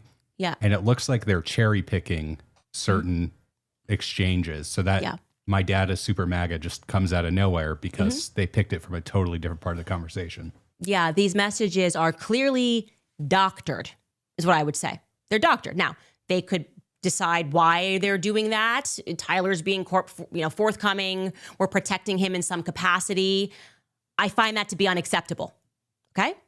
Unacceptable. I want every single text message. I want timestamps. It is conspicuous that you are not telling us when this was sent, because it sounds like it's when the campus is on lockdown and he's got to go back and he's got to clean up. And then all of a sudden we're in the next day when his dad is getting clued in after the picture's been released. They're not telling us that. Okay? And you have a right to be a little bit uncomfortable about that, because I'm a lot of bit uncomfortable about that. We need full answers. Further to that point, I have found this strange from the beginning that for whatever reason, we're not hearing too much about this Lance guy other than like he's been extremely cooperative. He's handed over his messages. I'm not implying that Lance was involved. I am implying that it's weird that we're not hearing more about him, right? You're telling me he lived with the guy. You're telling me us now that he's been texting with the guy about his plans. They're in love. Is nobody interested in learning more about this character? Okay, so Tyler's people are saying Tyler's a good kid. People around Tyler, classmates are telling me he's a good kid. So I go into our tips box, and it turns out that actually Lance Twiggs' family has tried to reach out to me over the weekend. Obviously, I was in a very aggrieved state, and I was not prepared to even accept 240,000 viewers. that Charlie live Kirk was viewers. not on this earth, okay? And I realize that they're saying to me, like, you know, we want to speak with you. And there's more than one family member that has reached out because we trust you and we don't trust the media. Good. Good by me. They are, it sounds to me, a very good family. They're absolutely horrified by what has happened.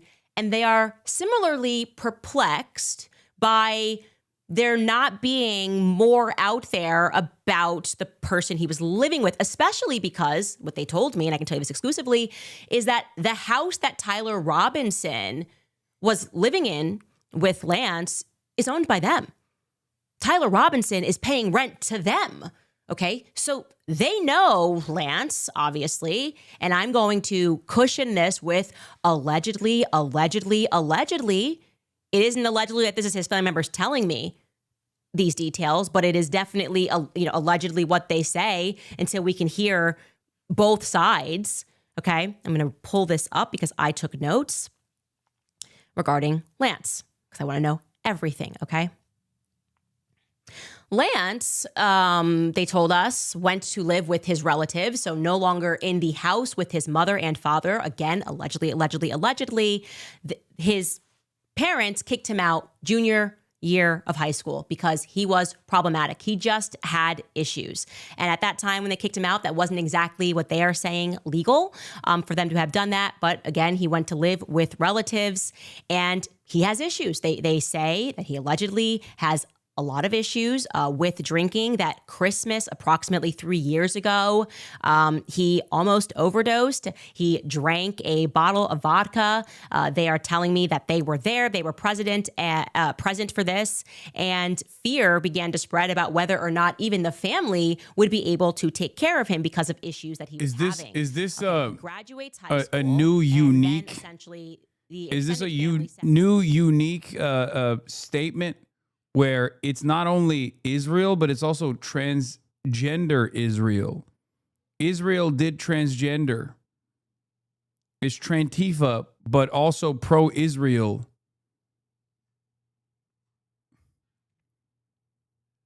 Like, why the fuck? If your argument is Israel assassinated your best friend, then what difference does it make if the person who is, I guess, the fall guy, the patsy or whatever, is dating a trans person? That was just transitioning. There's like nothing problematic. There's no prodding. They don't buy the story. Okay. Lance's family is telling me that they are not buying the current story and that they feel that more people are involved. First and foremost, they say that a lot of information should be able to be discerned by his devices because he was, according to them, deep web. Okay. This is the person that is deep on the internet. They said that he was quite reclusive, that he was always on his devices, that he's always on the web, and that there should be more information that comes from there. Okay.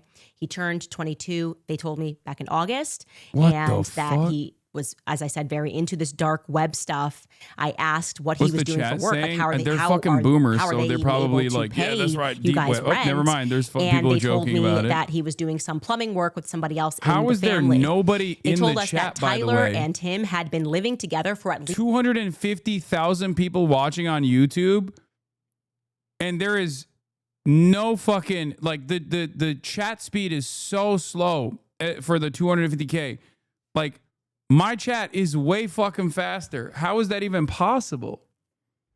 I guess boomers don't really, they just have it on the TV. They don't really comment as much. But even then, it would like, even when you look at like the consistent, even if you looked at like the like different patterns, right? Like subscriptions and stuff like that, you would see that there would be a lot more people subscribing. There would be a lot more people donating, right? Like, look, I'll give you an example. There's only 53,000 people in here as opposed to her chat, right? Use your Twitch Prime to subscribe right now. Or you can gift a sub as well to others. 53,358 people. Okay? The Piker Broadcasting Service is sponsored by you, the viewers, for you, the viewers.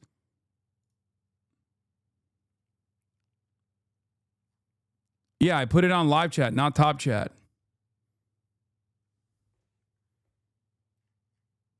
Like, look at that. That's 53,000.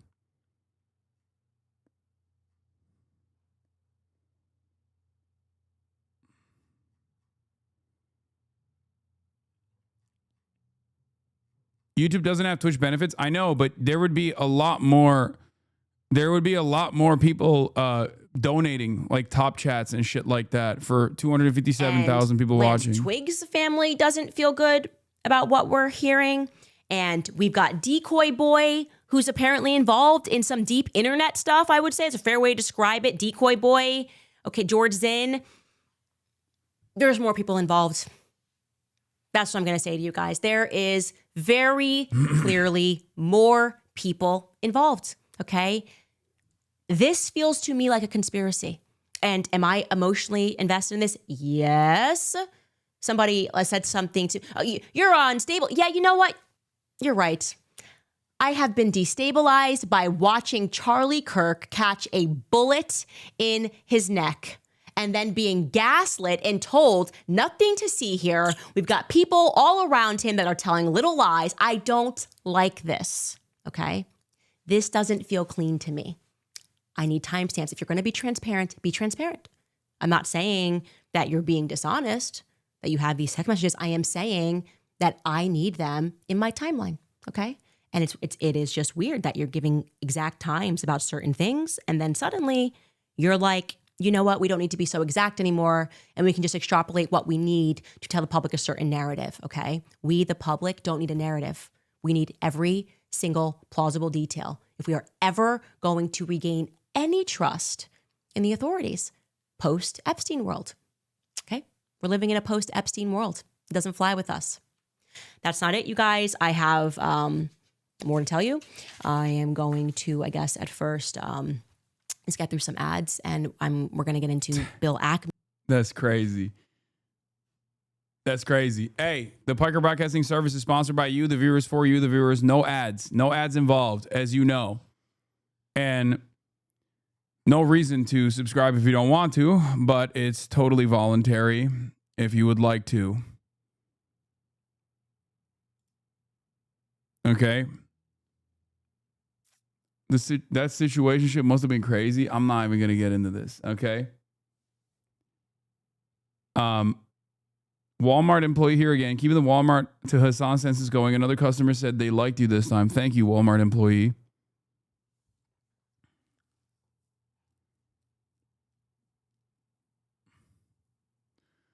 During the interview, by the way, updates on the George Zinn situation. I have to look this up. I have to look this quote up. If it's actually from a fucking article, that is the most insane thing. Oh my God. Remember that one guy who was like, I did it and I'll do it again. Kill me. His name is George Zinn. He's like a known kook on campus. Okay. He's like a known crazy person. The first person that they apprehended, the first person that they focused on while the shooter was fleeing. Okay. Well, it turns out the insanity doesn't end there. The man who was arrested at the scene shortly following the assassination of conservative activist Charlie Kirk tried to help the suspected shooter escape by faking a confession, authorities announced Tuesday. Shortly after Kirk was shot and killed at Utah Valley University, George Zinn, 71, yelled that he shot the conservative activist, according to Utah County Sheriff's Office. Zinn was then taken into custody by Utah Valley University police, but was not cooperative with the authorities and did not want to talk to investigators. He was eventually released. Zinn began to have a medical issue and was transported to a local hospital, Utah County Sheriff's Office said in a news release Tuesday. While at the hospital, Zinn did freely state that he was not the shooter, but yelled he was to hinder law enforcement response. During the interview, the agents asked to look at Zinn's phone, and Zinn agreed to let them. Listen to this part. Zinn told the agents that he uses his phone to view and abuse child sexual abuse material, and there may be some images on his phone, law enforcement said. Those agents did see several images on the phone of prepubescent girls scantily dressed. What the fuck? Zinn was one of the 2 people law enforcement detained Wednesday after the killing of Kirk. Neither were involved in a deadly shooting. I don't know what to fucking say. What the fuck is going on? I've never heard someone behave like this. It was already strange that this motherfucker was like, I did it. Arrest me. Kill me. Okay. And then when arrested, he was like, I did that so that you would let the shooter get away. And then after that, he was like, you know, talking about how he has CSAM on his phone, bro. What kind of timing are motherfuckers at Utah on?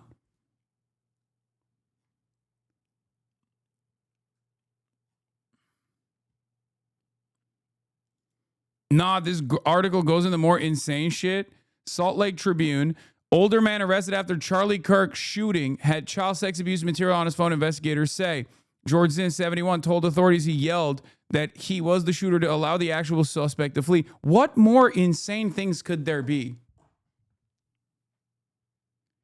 I actually don't know what is more insane than telling law enforcement that, like, you have CSAM on your phone.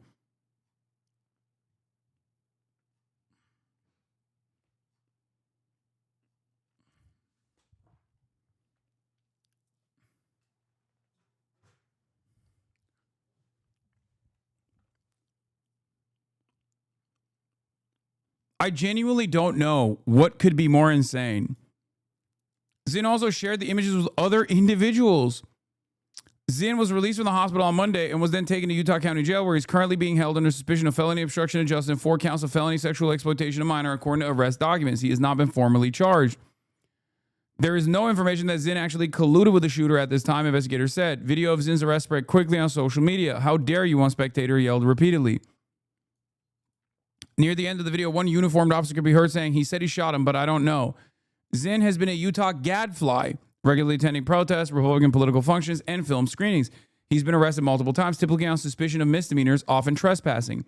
In 2013, he was charged in connection with threatening to place bombs at Salt Lake City Marathon finish line. Zinn took a plea deal and received a sentence on probation, but was ultimately ordered to jail for 1 year with credit for time served after not meeting the conditions of his probation. I don't know if I would call that a gadfly, bro. I don't know what I would call that, but gadfly I feel like is like quite the interesting. I mean, it's just like not indicative of the menace, maybe psycho, pedophile, clearly.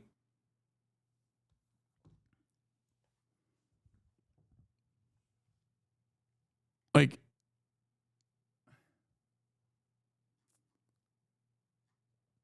I just don't understand it.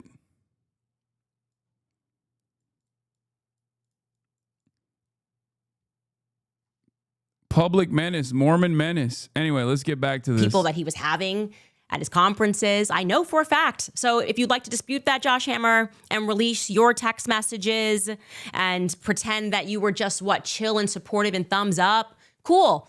I welcome you on this platform, okay? You are allowed to literally sit next to me and say, that isn't reality, and here's how it all went down. When I was the greatest supporter and I never cared about who he had, even though I got destroyed in debate by Dave Smith on his stage, I was cool with that. I love free speech. It's amazing. Okay? I'm offering you my platform to do that. I'm not here. I'm not in the business of smearing, okay? I need answers, and I don't like the fact that people are telling small lies and they're misrepresenting things, okay? Now, as I have said multiple times, what I am uncovering here is a response to what I feel was a severe misrepresentation by BB and his echo here in America, of which I would say Josh Hammer and Seth Dillon are part of that echo, okay? I am in no way attacking that narrative and associating it with the events that took place on Utah's campus, but I don't like little lies. So let's attack this lead up. Okay, let's attack this lead up because there's no reason for Bibi to have lied, as I've said many times. We talked about Bill Ackman a lot yesterday. I talked about Bibi Netanyahu, the phone call, the do you want to come to Israel kind of trip kind of thing that to... I Shower said, debate me, bro. Clearly not an anarchist, okay? He said he showers is in his username. Perfectly sensible questions. I kind of got these invites from people like, once you speak to this person, you'll see things. Anyways, Bill Ackman responds to yesterday's episode, okay? And I have it. Hold on. I printed this out. Let me find it. Okay. Here it is. It's actually right here in front of me. There are two ways to describe his response. I would describe it either as a CVS receipt. You buy one item. Next thing you know, you're holding 27 pages. You don't know why. I don't understand. I bought one chapstick, and here we are. You can also describe it as like an online recipe, you know? Something looks good. You see an online recipe. Oh, I want to make that. You want to know how to make latkes. But first, homemade chef Ackman has to tell you about how this recipe reminds him of his bubby's house and that Hanukkah they spent in Israel, and all the kids love it. And you're like, bro, just how many cups of shredded potato? Please, please, just give us the ingredients. This is his tweet. I printed his tweet out on 2 pages, okay? I don't know. You got to bring back the word count. The Twitter was not meant for this, okay? And because I will not be teaching a seminar on, or this semester on Ackman's 955 word response, I'll just provide you here with the highlights, okay? So he sets it up that he's a victim of something that never happened. Everybody watched my episode yesterday, okay? I never said the sentence, Bill Ackman blackmailed Charlie Kirk. That never happened. But of course, he's doing the typical, like, you know, the Israeli brand thing is I'm a victim, and let me tell you why I'm a victim. So he just sets it up. And I don't know why he's putting these things in parentheses of Charlie's supposed evolving stance. Okay, we can watch clips of that in a little bit. It's not supposed. And saying it's supposed doesn't make it so. It kind of blows my mind that people tune into this. I'm not going to lie. It's like obviously having 250,000 people watching this live stream makes it somewhat newsworthy because it's obviously a part of like the current culture. Like this is something that people are tuning into a lot more than they're tuning into like Ben Shapiro, a lot more than they're tuning into Steven Crowder. Like this is the new wave of right-wing content creators out there. It's Candace Owens. It's Tucker Carlson. It's, whether we like to admit it or not, Nick Fuentes. Obviously, I mean, many of those, especially if you're on like Rumble or whatever on those websites, like it's heavily botted, but still, right? There is a lot of genuine interest in this kind of commentary, and those guys have actually actively moved away from people who are pro-Israel. He gets so detailed. Okay. He even has this sentence here where he wants us to know that it was. But Brett Cooper is another one. Nick owns you. I think Nick should maybe own his own property for once instead of living in his fucking parents' basement. Nick doesn't own anything. I don't care, Bill. I literally don't. Once again, there is of course an audience for fucking losers, sexless losers, perverts, neo-Nazis, pedophiles. There's an audience for it because there's a lot of people like that on the internet. That's why there are a lot of people who we're talking about, and I wanted to cover this as well. There were a lot of people that I saw on my TikTok timeline being like, they made Sam Hyde cry, or so many fucking faillennials being like, oh shit, Milo Yiannopoulos is coming back. It's like, yeah, you liberals, y'all libtards don't know what you unleashed. It's like, you brought Milo Yiannopoulos back. And it's like, dude, both of those guys are fucking pedophile Nazis. What are you talking about? Okay?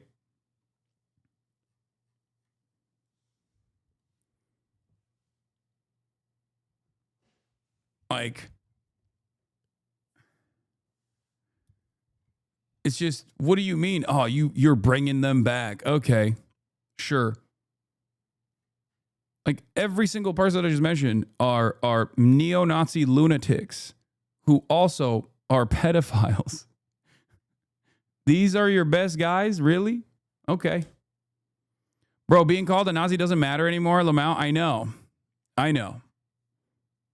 Questions, that would be great. Like I said, it's interesting. I didn't even mention Bibi Netanyahu at all. You can stand up to him. And does anybody want to jump in and say, no, yeah, the letter Charlie wrote him in May was just like a glowing, he just was overcome with passion and said, I love Israel. You guys are amazing. You're beautiful. We're going to win this thing and you're perfect and doing nothing wrong. Love you, Bibi. I just find that weird that no one wants to address the substance of the claims here, whether or not maybe Bill himself has an opinion.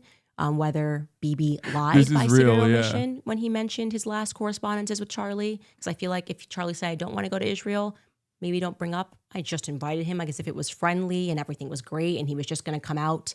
And sadly, he won't be able to make it out here.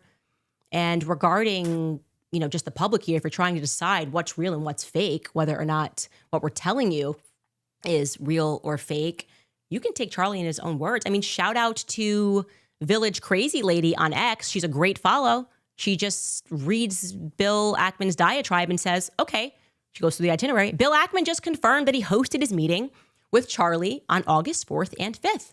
Here's Charlie talking to Megyn Kelly the very next day on August 6th. Now, how do you think that meeting went down? Oh yeah, forgot to tell you that. That's the next day, okay? That is the next day that Charlie sits down and vents his frustration about how he is being treated. Take Charlie in his own words. And by the way, yesterday, we only showed one portion of what Charlie said to Megyn on that show. Go watch the full thing. Remember, he's with Bill. He's with Seth. He's in the Hamptons. Bill just confirmed that gratefully. And then suddenly he's overcome with a need to vent about the pressure that both he and Megyn are facing as people that have traditionally always supported Israel. Let's take Charlie in his own words. Take a listen. My contention here is that some in the pro-Israel camp are so knee-jerk about calling you anti-Semitic or getting deeply offended. Is it a conspiracy thing? Yes. There is a massive movement of people who think Israel killed Charlie Kirk because he was any moment now going to publicly turn on Israel. And they always point to like a total of like, I would say 2 minutes of content from a guy who did hour-long broadcast defending Israel for years, which is so strange and ironic because these are some of his closest allies doing my this. My contention is they've begun to lose it. And I realize it's propaganda coming at us from Hamas, but their numbers have turned here in America. Yeah, they were annoyed. Yes, of course they're fucking annoyed with people who defend Israel. Independents. People who defend Israel are fucking annoying. At least double digits highs to what do you mean? This doesn't change anything when it comes to approval. And also with respect to, you and I speculated about this at the Turning Point event, whether the possibility of Jeffrey Epstein possibly being a Mossad agent or asset or affiliated with, that's been turned around on me too, to you must be anti-Semitic. What the hell? That's such bullshit. The same people who say you can criticize Israel, that's fine. This we is won't just call a you piece anti-Semitic of if you criticize their own Israel. medicine. Like this is now, literally turn around immediately and say you're anti-Semitic for even raising that. I completely reject that, and I raise this as a pushback against my friends. Stop plugging your ears and closing your eyes. That evidence right in particular front, strain of the front aisle of you. To watch it, because you don't want to alienate people who are openly your friends by going nuts in your crackdowns on mild No, there's like leftist people who believe this too. People who just like hate Israel. I'm so glad you brought this up. I and fucking would hate second that. Megyn. Megyn, I think I have. I have no reason. I have no reason to. Okay, Israel, just listen to what he's saying on first. social media, to great, let's just say mockery and scorn at times. Because I believe it, right? I believe in the scriptural land rights given to Israel. I believe in fulfillment of prophecy, and again, I'm not a theologian, but I'm a Christian. My life was changed in Israel. The spiritual energy is so amazing there. I want them to win. I've said that repeatedly.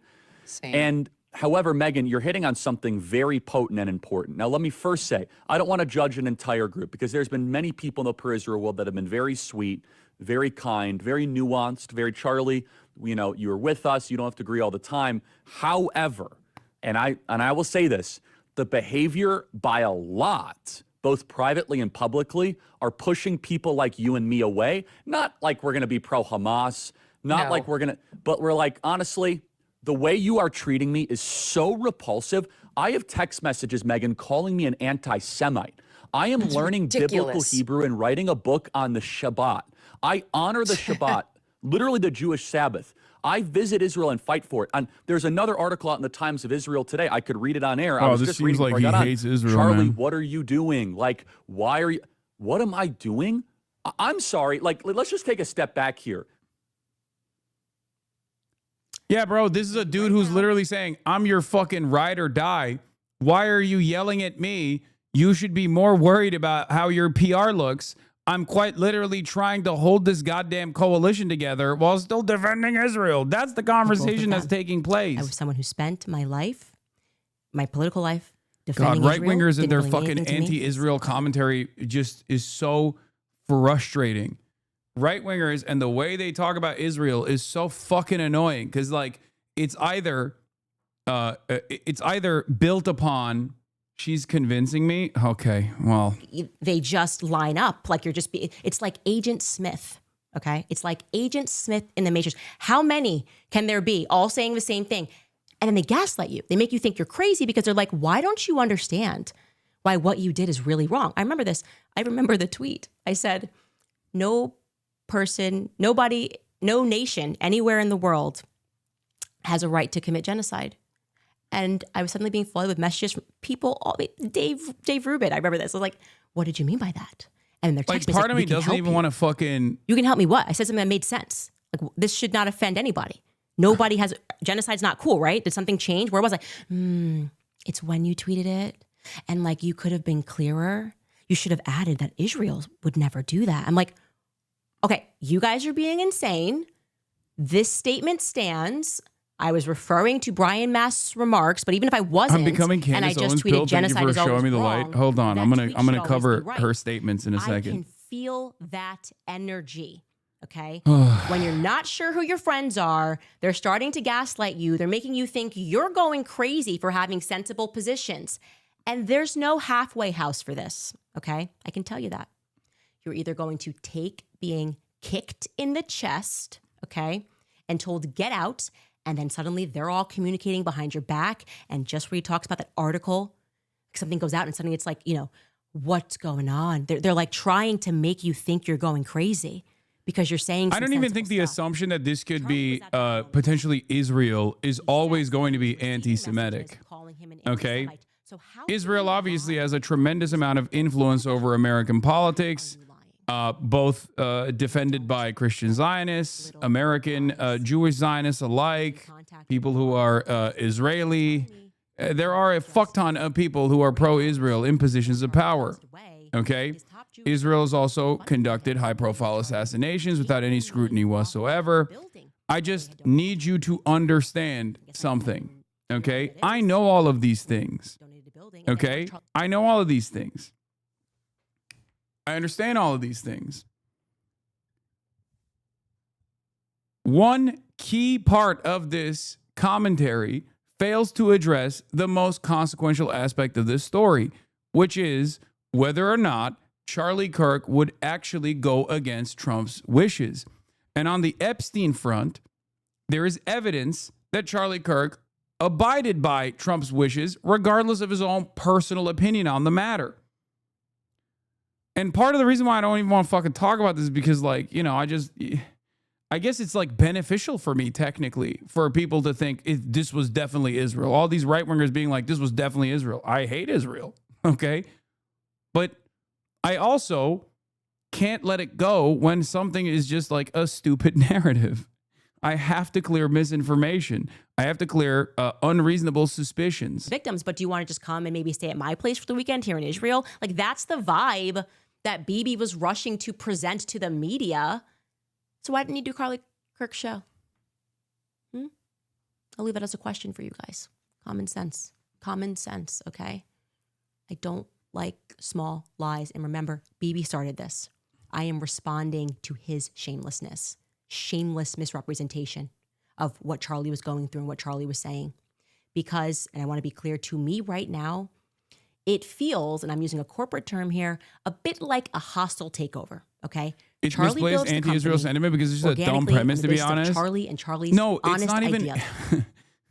It's both a dumb premise and also one that still corresponds to like the way Israel operates. So it's so fucking stupid. It makes me so mad that people like arrive. It's like a math problem, okay? They arrive at the right answer, but when you demand they show the work shows something completely insane, okay? And it pisses me off endlessly that right-wingers and just like regular ass Americans, it's not even like a left-right situation. Like everybody's on fuck Israel o'clock, but like if you don't arrive at fuck Israel o'clock through the appropriate like anti-genocide, anti-fascist perspective, then you might be super fucking predisposed to Israel-style shit happening in the United States of America. You know, ethno-supremacist arguments being made by a fascist administration, and you might be perfectly open to that. Do you not understand what my frustration is? On the one hand, I don't want people to not recognize the genocide and not be anti-Israel. I think that it's good that there are a fuck ton of people, but it's still dangerous in the long term if people are not anti-Israel because Israel is a fascist state. Okay? Don't let perfect be the enemy of the good. No, this is the same as like people.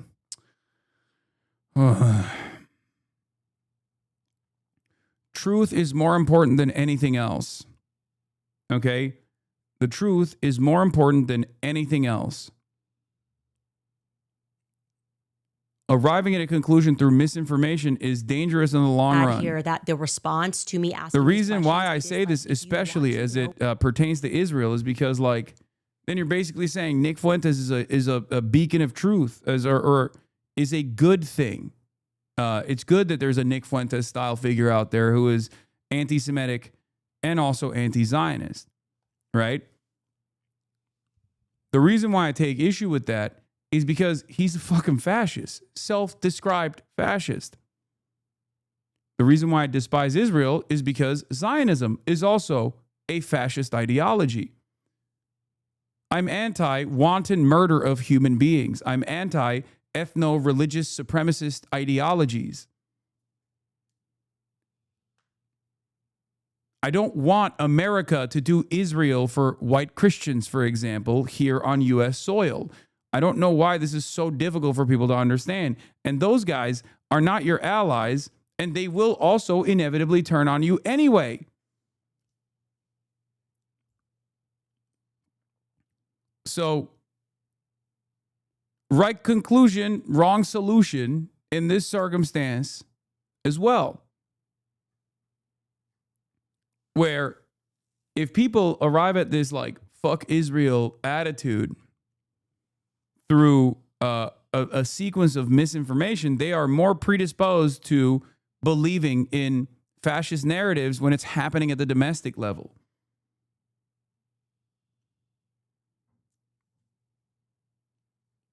Do you understand? We can't ever have any fun. I know.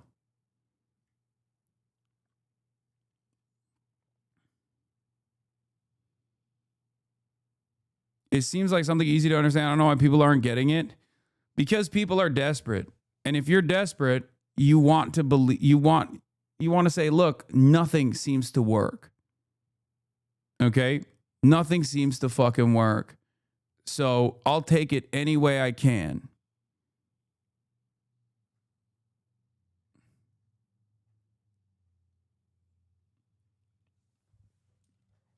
I think that's part of the reason why.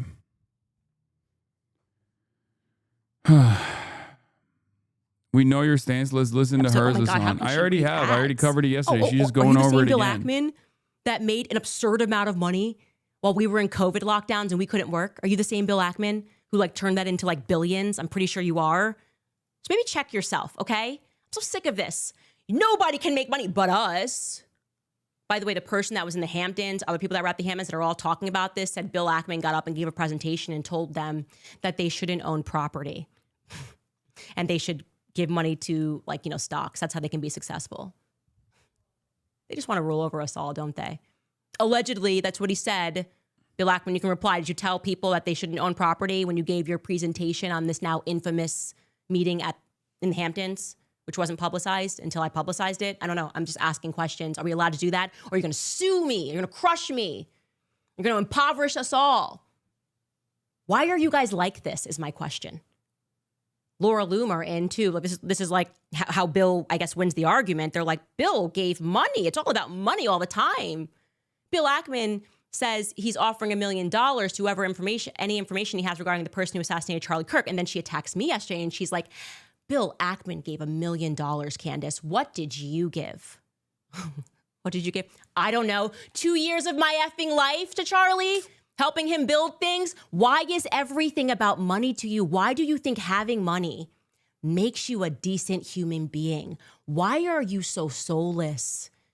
What is wrong with you? Do you understand that spiritually something is wrong with you? If your instinct, just so you guys know, regular people don't behave like that. I want you to know, because you made a mistake. Okay, one other thing that I need to explain to you guys is like this is how people also get looped up in like Alex Jones conspiracies. If I have a disagreement and I okay, what I did, if you say, well, Alex Jones was right about black helicopters, mass surveillance, people getting rounded up in camps, because technically he was right, but too early on that. That's how you also arrive at false conclusions about all this other shit. Answer the questions, and I will publish the truth. The end. Read a couple of ads. I said I wasn't going to freak out today. I did. Freaked out a little bit right there at the end. I'm trying to calm down. First, going to remind you guys about Tax Network USA. I know I shouldn't read these ads. It's Bill Ackman. It's like I put ad. Anyway, Comrade Candace, no, you guys are so fucking dumb. Oh my God.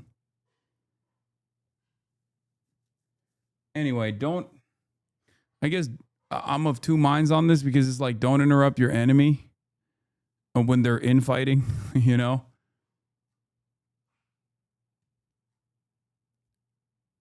Explain it to us, damn. Wait, what? She's eating, not gonna lie. Explain it to us, damn. Oh my God. Oh my God. I have already. And I will continue to do so. Okay?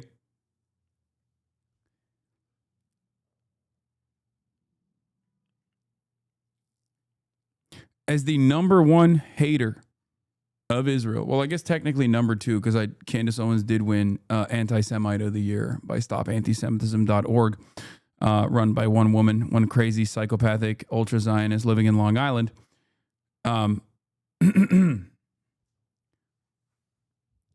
Candace Owens' takes on Israel revolve around this notion that Jews, not Zionism, not Zionists, but like Jews in general, the international Jewry is a monolithic force that is here to destabilize the Western world.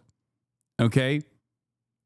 This is not dissimilar to what the Nazis also believed, that international Jewry, by way of promoting moral degeneracy through the arts, through the colleges, and also the international Jewry, these rootless cosmopolitans, by way of an international socialist solidarity network, was trying to disrupt and destroy superior Western civilization.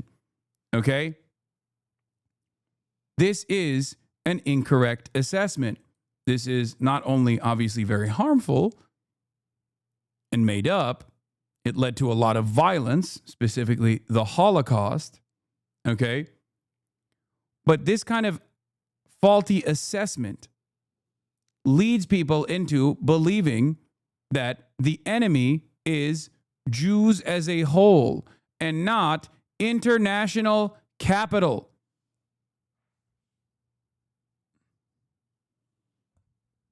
These people do not correspond to any kind of ethnic or religious creed. if there is something as close to a monolithic force, that is the force of international capital. Okay? That's it. Ethnic associations, nationalistic associations do not mean anything. What matters most is profits. What matters most is continuing to churn out super profits. That's it. There are no allegiances, and every single thing that liberal capitalist governments do is done at the behest of ensuring that profit margins continue to expand. But given technological innovation, streamlining the productive process, automation, profit rates have a tendency to decline. Okay? So these guys look for newer and different ways in which they can continue increasing profit margins. One way to do that is by basically enslaving the global South. Your enemy are not your neighbors. Your enemy are not Jews. Your enemy is not random undocumented migrants. Okay? That's it. People who have the same class position as you have the same class interests as you, whether they recognize it or not. And fascists routinely disrupt this way of thinking. This is how they behave at the behest of capital. It is not only an unnecessary distraction, but it is one that has, at least historically, led to unlimited violence. So just as the Trump administration says, it's actually the Guatemalan migrants that are fucking up your life, or it's the transgenders that are ruining your life, and then they hyper-focus on these people, these subgroups, and turn them into enemies because they're much easier to discard. People are much happier with discarding these groups because they are not a part of it and they can be conditioned into hating them. Fascists will turn around and say the ultimate enemy, specifically anti-Semitic fascists, neo-Nazis and the like, will say the ultimate enemy are the Jews. Now, of course, unlike the Guatemalan undocumented migrant or the transgender person, Jews in the United States of America, at least right now, not the same throughout history, but at least in modernity, are not systematically disenfranchised. This is part of the reason why these people can take advantage of the unlimited enmity that Israel has caused, while simultaneously conflating all of its actions as actions being done at the behest of international Jewry and Judaism. Okay? The American fascist of a neo-Nazi variety and the American fascist of the Zionist variety end up handshaking when they say the exact same thing. Israel is doing this for Jews, and you are an anti-Semite if you actually criticize Israel. That is the woke version of dual loyalty. There is very little, with the exception of the hatred that Nick Fuentes has for Israel and Jewish people. There is very little difference in the starting premise between Nick Fuentes and Jake fucking Tapper. They both believe Israel represents and Zionism represents all Jews' interests. There is very little difference between Jake Tapper and someone like Ethan Klein, who is a liberal Zionist. They both, all of these people I'm describing, all say the same thing. One simply says this is a bad thing, and one says it's a good thing. That's it.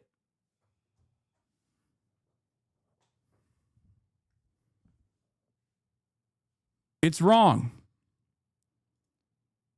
So just to pack this up one more time, I'm just going to refer to my GOAT, a man who also addressed this at the time of growing fascism. Vladimir Ilyich Lenin says anti-Semitism means spreading enmity towards the Jews. When the accursed Tsarist monarchy was living its last days, it tried to incite ignorant workers and peasants against the Jews. The Tsarist police, in alliance with the landowners and the capitalists, organized pogroms against the Jews. The hate of the workers and peasants, the landowners and capitalists tried to divert against the Jews. In other countries, too, we often see the capitalists fomenting hatred against the Jews in order to blind the workers, to divert their attention from the real enemy of the working people, capital. Hatred towards the Jews persists only in those countries where slavery to the landowners and capitalists is established, abysmal ignorance among the workers and the peasants. Only the most ignorant and downtrodden people can believe the lies and slander that are spread about the Jews. This is a survival of ancient feudal times, when the priests burned heretics at the stake, when the peasants lived in slavery, and when the people were crushed and inarticulate. This ancient feudal ignorance is passing away. The eyes of the people are being opened. It is not the Jews who are the enemies. It is not the Jews who are the enemies of the working people. The enemies of the workers are the capitalists of all countries. Among the Jews, there are working people, and they form the majority. They are our brothers who, like us, are oppressed by capital. They are our comrades in the struggle for socialism. Among the Jews, there are kulaks, exploiters and capitalists, just as there are among the Russians and among people of all nations. The capitalists strive to sow and foment hatred between workers of different faiths, different nations, and different races. Those who do not work are kept in power by the power and strength of capital. Rich Jews, like rich Russians, and the rich in all countries, are in alliance to oppress, crush, rob, and disunite the workers. Shame on accursed Tsarism, which tortured and persecuted the Jews. Shame on those who foment hatred towards the Jews, who foment hatred towards other nations. Long live the fraternal trust and fighting alliance of the workers of all nations in the struggle to overthrow capital. Do you now understand why it's fucking idiotic? No group of people are monolithic. If they were, Jews, especially in the United States of America, would be 100% invested in everything that Israel is doing, because Israel has tried. Israel has tried so fucking hard for so fucking long, for the past 80 years, to basically poison every single young American Jew's mind with unlimited support for Israel. That it's a incredibly important aspect of young American Jews' identity. Okay? If that was the case, there would be no discontent towards Israel by American Jews. It's so fucking stupid. Bro said this 100 years ago and we still haven't learned shit. Yeah, of course. Well, partially because he was seen as a threat to the international order and was presented as an enemy.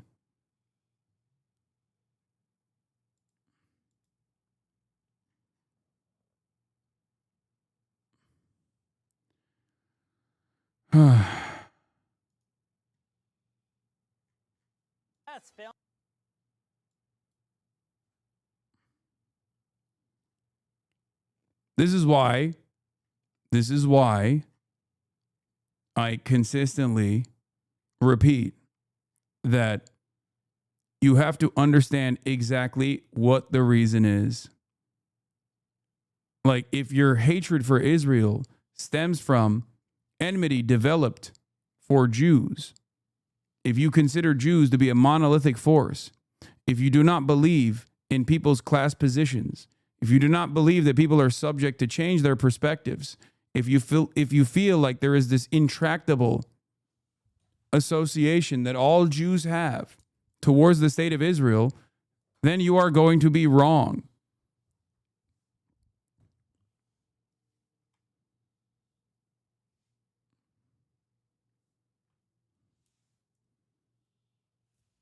And not only are you wrong, but you are wrong in the same direction that Jake Tapper is wrong in.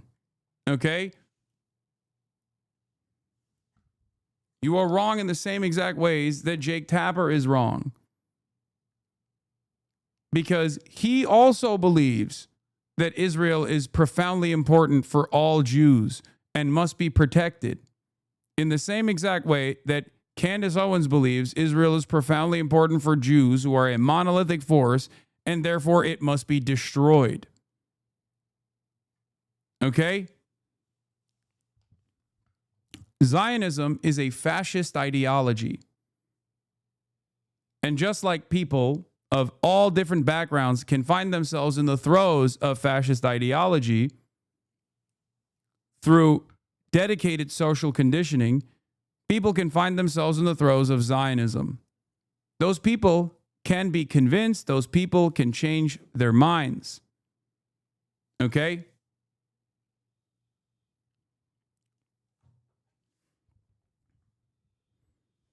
It's that simple.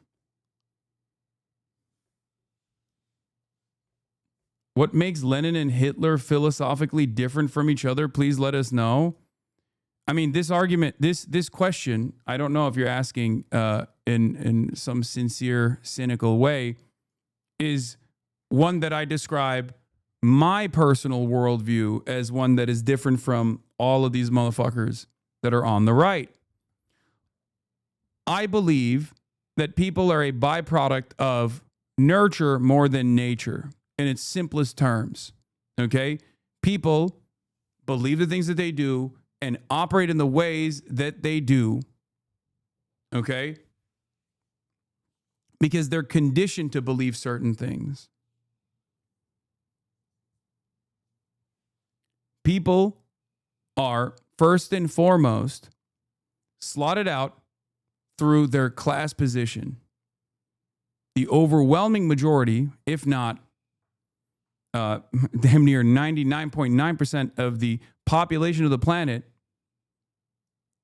albeit in reductive terms, can be slotted into the category of a worker, a wage laborer, someone who works for another. And then the 0.1% can be slotted into the capitalist, the bourgeois, one who actually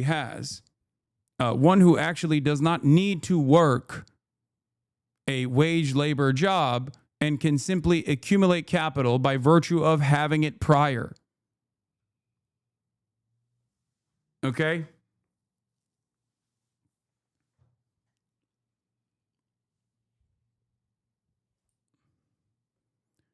This class alignment is defended,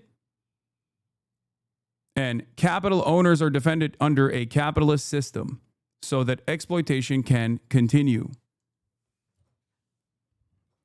And in the process, as conditions worsen, material conditions worsen,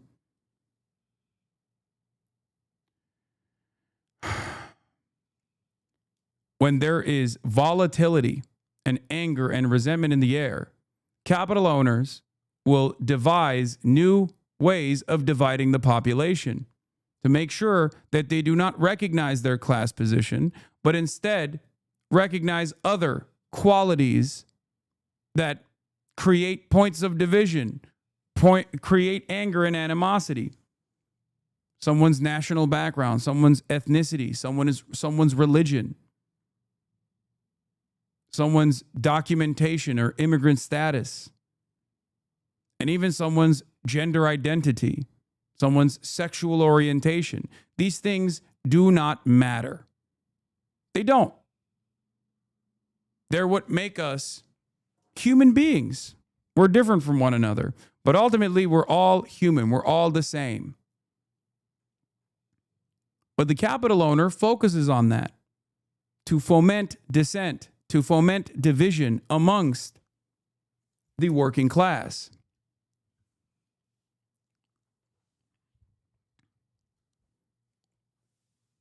Fascism is the most accelerated version of this dissent, this division, not dissent, but this division. And by design, at least historically, and it's certainly happening now, it has been applied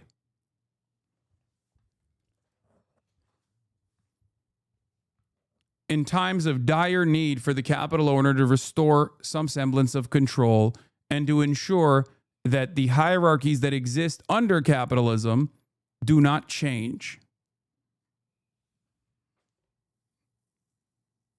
That's it. When capitalism inevitably decays material conditions for the working class, and the working class experience tremendous discontent, fascism kicks in to restore the same hierarchies, to ensure that the capital owners who align themselves with fascists continue getting exactly what they've been getting out of the pre-existing capitalist order. Liberalism is failing. It is in decline. It is in crisis. This is why you are seeing fascism grow.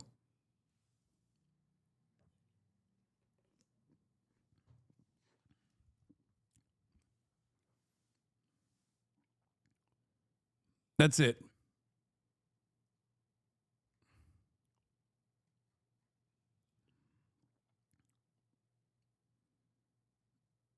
Sounds woke to me, bro. Sorry. Yeah. Yeah, that's what it is. I'm woke.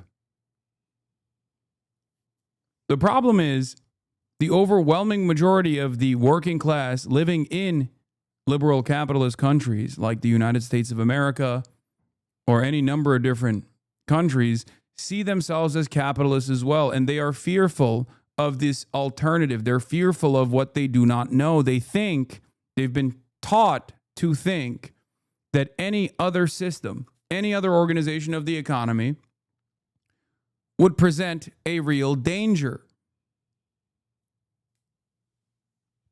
would actually cause irreparable harm. So therefore, they see the comforts of fascism as a way to say, hey, there are some evil people around us, my neighbors, other workers from different backgrounds. They are my enemies. This allows capital owners to continue exploiting all of the workers in the ways that they see fit.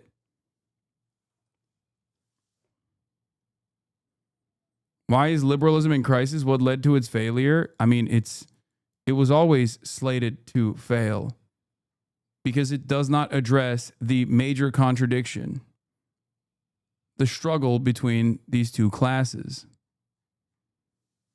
Okay?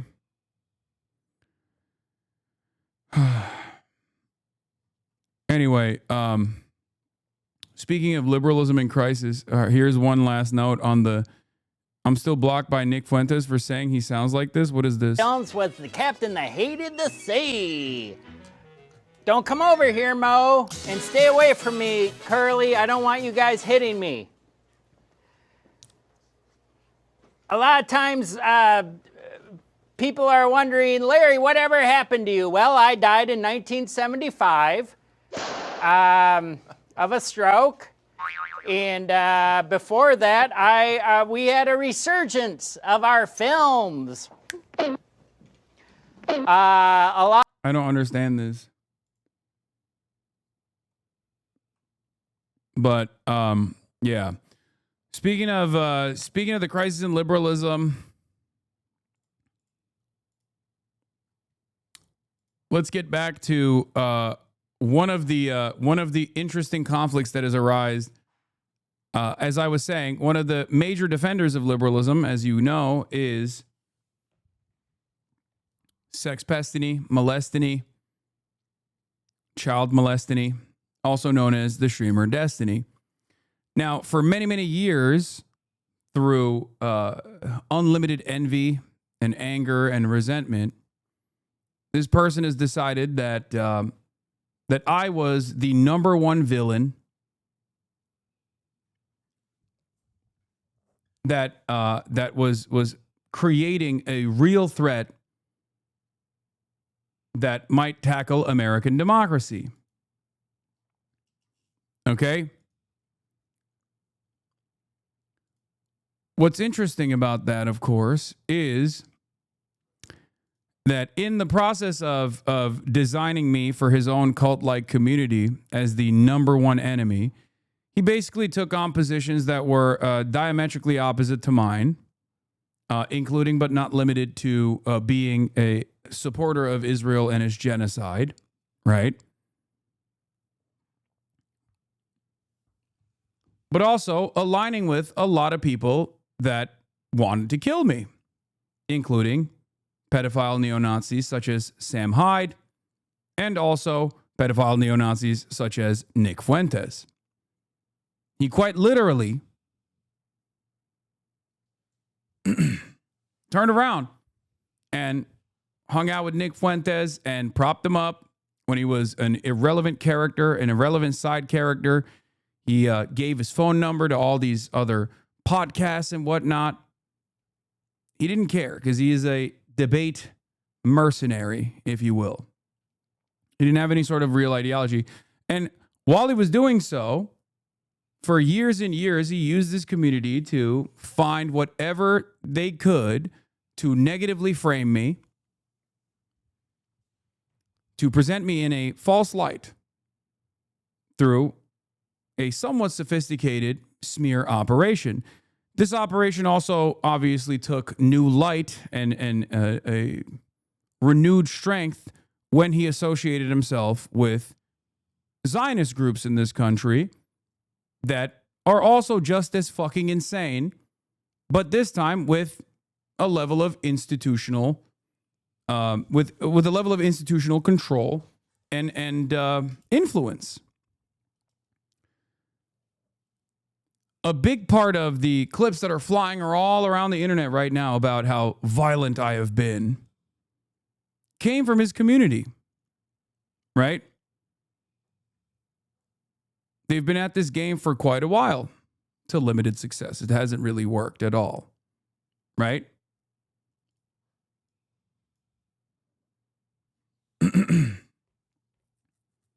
He's aligned with the likes of Ethan Klein. That backfired spectacularly on him. And members of his community have also aligned with far-right figures that have also ended up hurting them in the aftermath of their association. But now, one of the last allegiances that they had put together is also backfiring on them. Here's Loner Box and Dan Saltman, who spent a year branding me as a terrorist supporter over my Palestine advocacy and lobbied congressmen to take action against me, worrying about how those exact same congressmen now want to throw Destiny in jail. Let's take a look at this video. So, like, congressmen are tweeting at the FBI telling them to investigate Hasan and throw him in jail, and the same thing with Destiny. That's kind of insane. Yeah. It's not kind of insane. It's fucking Yeah, nuts. it's very insane. Yeah, it's very bad. It's very insane. Yeah, fuck. Yeah, it's not good.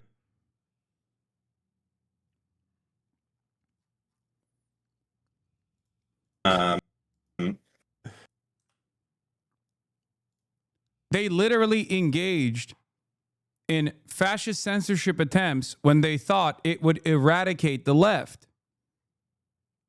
That it would eradicate my support, it would get me deplatformed.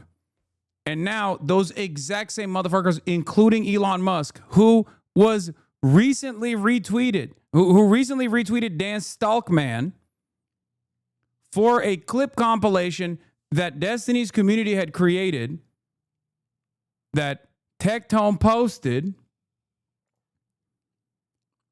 That very same Elon Musk is now saying Destiny should be arrested. Phil Labonte, if you just saw Destiny endorse political violence today, be advised that this is not a one-time thing and it's not new. Let him say what he wants, but then also pay the price under the law. Elon Musk, I don't think this jackass should be banned, but Amazon should stop paying him to incite murder. That's insane. Separately, incitement to murder and domestic terrorism is a felony crime. For that, he should go to prison. He can resume streaming when he has served his term.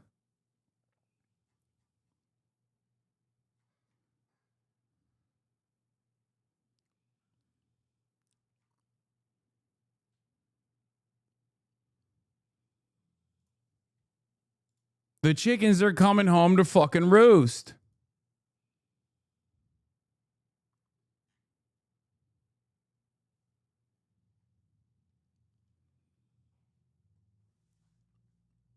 They thought he got recently banned, by the way. Yeah, I saw this.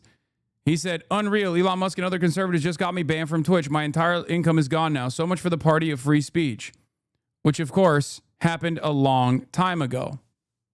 Okay? And it's ironic because the reasons why he got banned, if conservatives knew, they would probably actually defend him. At the time, they may have. I don't even remember. But it was an endless torrent of not so liberal commentary that he was engaging with. Whether it be attacking trans people or whether it be demanding that white supremacists drive over Black Lives Matter protesters because he was worried that BLM protesters were actually going to BLM protesters were actually going to ruin Joe Biden's chances of winning the 2020 election. Of course, Laura Loomer is one of the dumbest fucking morons out there and ate the bait and said, you should have thought about that before you decided to justify political violence. They're so stupid.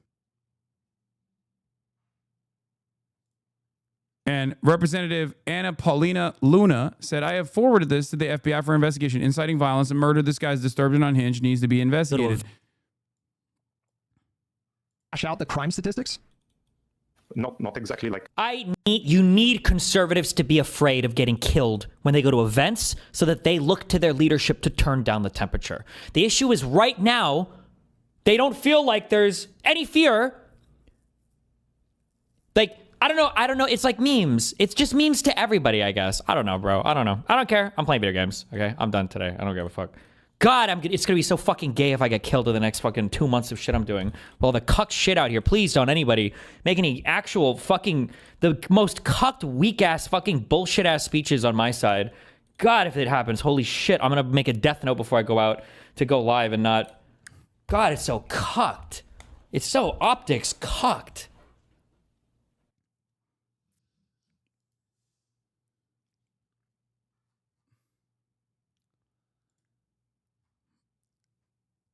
After spending years and years saying some of the most heinous, insane, unhinged shit over and over and over again, and routinely also, to be fair to him, giving it to the Republicans as well, including, but not limited to, talking about the fucking firefighter that got shot behind Donald Trump in terms that really frustrated a lot of conservatives, and openly spending every waking moment spending every fucking waking moment becoming even more unhinged. Like when he went on the Piers Morgan show and said this, Destiny just said the quiet part out loud, this conservative says. I think that liberals need to wake up and finally realize that if they're not willing to do it, it will never come down. If you wanted Charlie Kirk to be alive, Donald Trump shouldn't have been president for the second term. Every time he's in office, this happens. People joked about when Biden came in, it was so boring, nothing was going on. 7 out of 10 of the largest protests in American history have happened under Donald Trump. I think that liberals need to wake. And now Tim Pool is farming him as well. Liberal calls for the death of conservatives following the Charlie Kirk assassination. He did 20 minutes on this.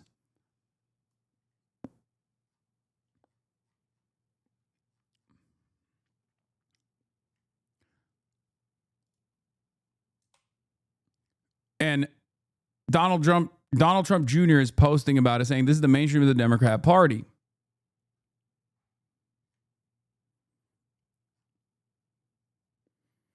I don't even know what the fuck to say.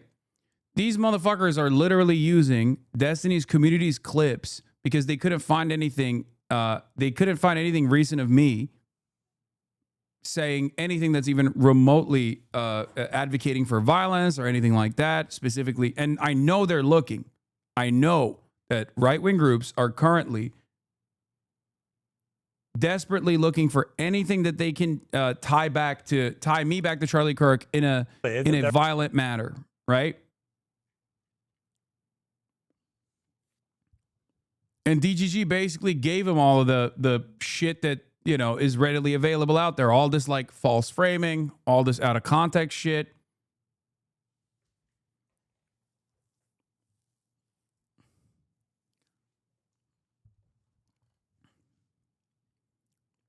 But then those very same forces that these guys often collaborated with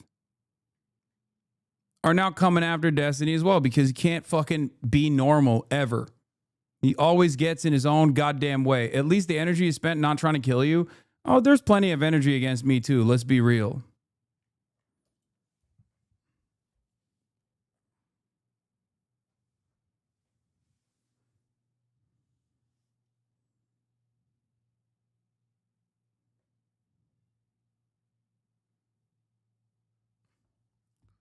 But yeah. Like the Guts clip is really desperate that even Epstein's community didn't ever use it. Yeah, it's very obvious that I'm using metaphor in this situation. Do you think everything he said is covered by free speech? Yes, I do.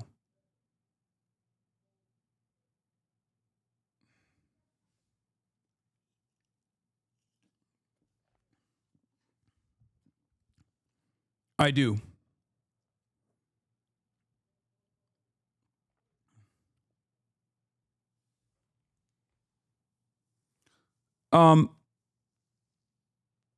Not the death threats against you, though. What do you mean? No, ultimately, I think like everything that Destiny is trying to say here is obviously very clearly. Everything that he's saying here is incisive deliberately. But what he's very clearly trying to say is that like Donald Trump needs to fucking lower the temperature. Okay? That's what he's trying to say. That's it. Like, it's ridiculous for liberals to cave and capitulate to demands of lowering the temperature when the main figure in American politics, the goddamn president, is not doing so at all and is using this tragedy as an opportunity to fucking stamp out any sort of political dissent. Okay? Show this on stream so you take the unhinged hogs off your back. Yeah, okay, calm down. I don't care about this shit.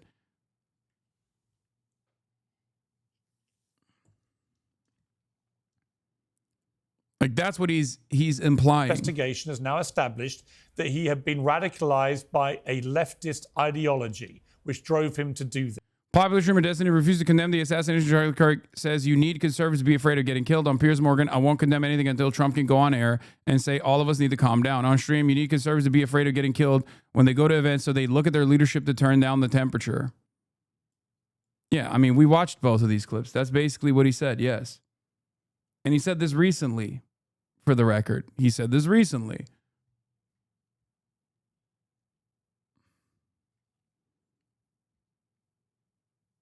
Why is he rage baiting? Because he is a nihilistic debate mercenary that doesn't give a fuck. He thinks you shouldn't be optics cucked, which of course in many circumstances implies that you can, as a white guy, say the N-word, for example. Okay.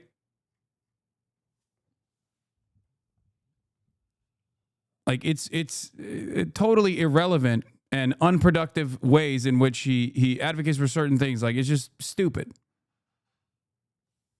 He's ultimately a fucking nihilistic edgelord.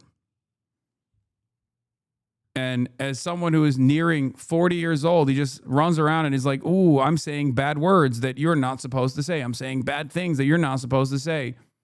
And he wears that as a fucking badge of honor. Yeah, he's the closest you can get to being a liberal groiper, literally.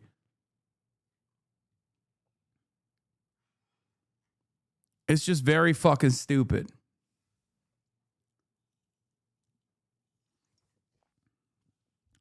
It's also been It's also been an abject failure. His own son is a Nazi. His own son that he refused to fucking educate and refused to look after because he's too busy frolicking around trying to procure child sexual abuse material from random Discord e-girls. In the process of doing that shit, he literally created a Nazi son, a Groyper son. That's what happened. So it's an abject fucking failure. Give me a goddamn break. And now here we are. What's the latest on the investigation? And do you believe that Tyler Robinson acted alone? Well, it's an ongoing investigation, and right now he is in custody and charged with the assassination of Charlie Kirk. I'm not going to get into more details about other people at all, but we have him in custody for assassinating Charlie. And do we have any direct evidence tying him to the shooting? We had the FBI director on this morning saying there was DNA evidence. What can you tell us about that? There is DNA evidence. There is evidence tying him to the shooting. I'm not going to get into any details about that because now it will be a prosecution. Was it appropriate for the FBI director to give those details? Well, sure. They're the investigators and we're the prosecutors. Okay. But now it's a prosecution. What is your latest understanding of his motive? You know, I can't discuss the motive other than it was horrific. And it's really bone-chilling that this happened to someone we all know. So many kids know, so many teenagers know, so many young adults know, in a crowd of 2,000 people who saw him get assassinated. It was truly horrific. And the governor spoke about excuse me, the governor spoke about a left-wing ideology as well as the FBI director. Is the evidence that you're seeing supporting that? Well, I think it's been released what was printed on the bullets, on the bullet that killed Charlie, on the bullets in the gun. That's as much as I can say about it, other than it's still surreal that it happened. Do you expect state charges to follow tomorrow, and what about federal charges? Sure, so there are state charges that will be filed as well as federal charges. We're working hand in hand with the state in Utah, but I expect charges filed both state and federally. We do that often in violent cases, and we work together to ensure that he gets the maximum sentence under the law. Everyone's pleased that this case seemed to get resolved relatively quickly. And the FBI director has received some praise for, directing that the photographs be released. But he's also received some criticism for his information about the two persons of interest early on. Do you think that criticism is fair? What do you have to say about it? No, the FBI director has been working tirelessly. They got this photo out. This is great police work by the FBI, by the locals, working together. They got this photograph out. We figured someone would identify him based on that, and sure enough, they did. But also, the FBI is working hand in hand with ATF. They gave the gun to ATF. They analyzed the gun. They were working around the clock all night long to get the DNA off the gun and get the DNA analyzed. So it's been a big group effort. No, and everyone's done a great job, including Director Patel. So he has your full confidence? He has my full confidence, absolutely. Vice President Vance and White House aide Stephen Miller were saying that the full weight. What the fuck? Well, parents are responsible to a certain degree, but you can't shield your child from exogenic factors which contribute to development, especially once they're older. Still, this family is crazy. What are you talking about? This dude's brain was fucking poisoned by being in Destiny's Discord since he was like 5 years old. He just threw him into one of the worst fucking, we're not talking about I was talking about Destiny. I thought you were still talking about Destiny. You're talking about the shooter.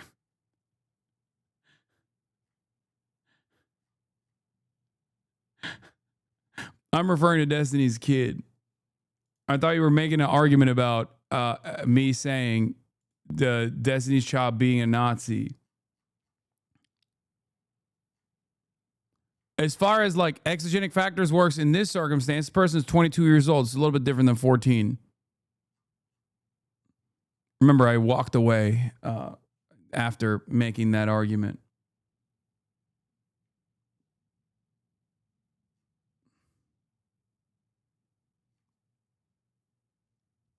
All right, let's Federal continue. government should be used to target and investigate left-wing radical groups. Do you share that position? Absolutely. We saw what happened to Charlie Kirk. He was assassinated speaking to college students peacefully, and he was assassinated. Anyone who commits such violence will be prosecuted to the fullest extent of the law. Look what almost happened to Governor Shapiro in the governor's mansion. His wife, his family, they were asleep upstairs and someone tried to light his house on fire. You know, there are so many crimes of violence throughout this country. Doesn't matter who it is. We're going to come after you if you commit a violent crime. But the president did say he believes it's mainly on the left-wing radicals. But as you mentioned, the governor's mansion being set afire. Bro, it's crazy. This right here is so fucking crazy.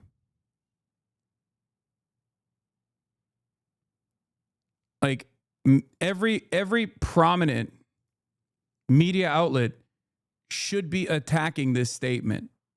It's just completely made up.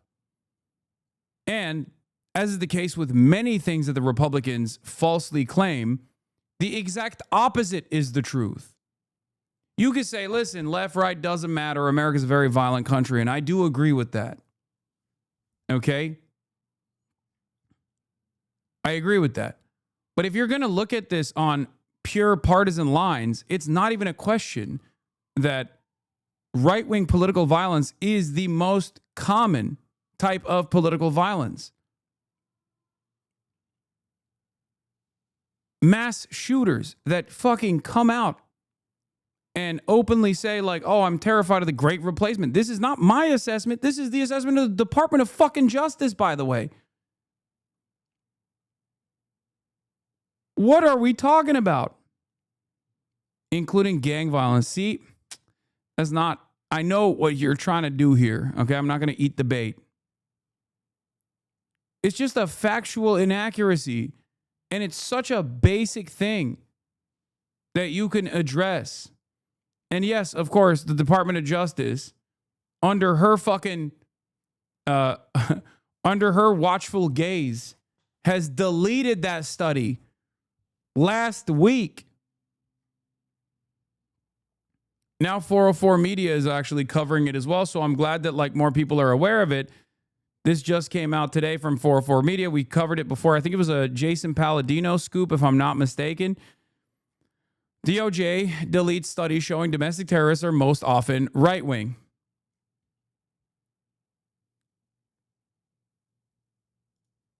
Anyway, that chatter saying, oh, are you counting political gang violence? That person is referencing what Charlie Kirk said in his last breath.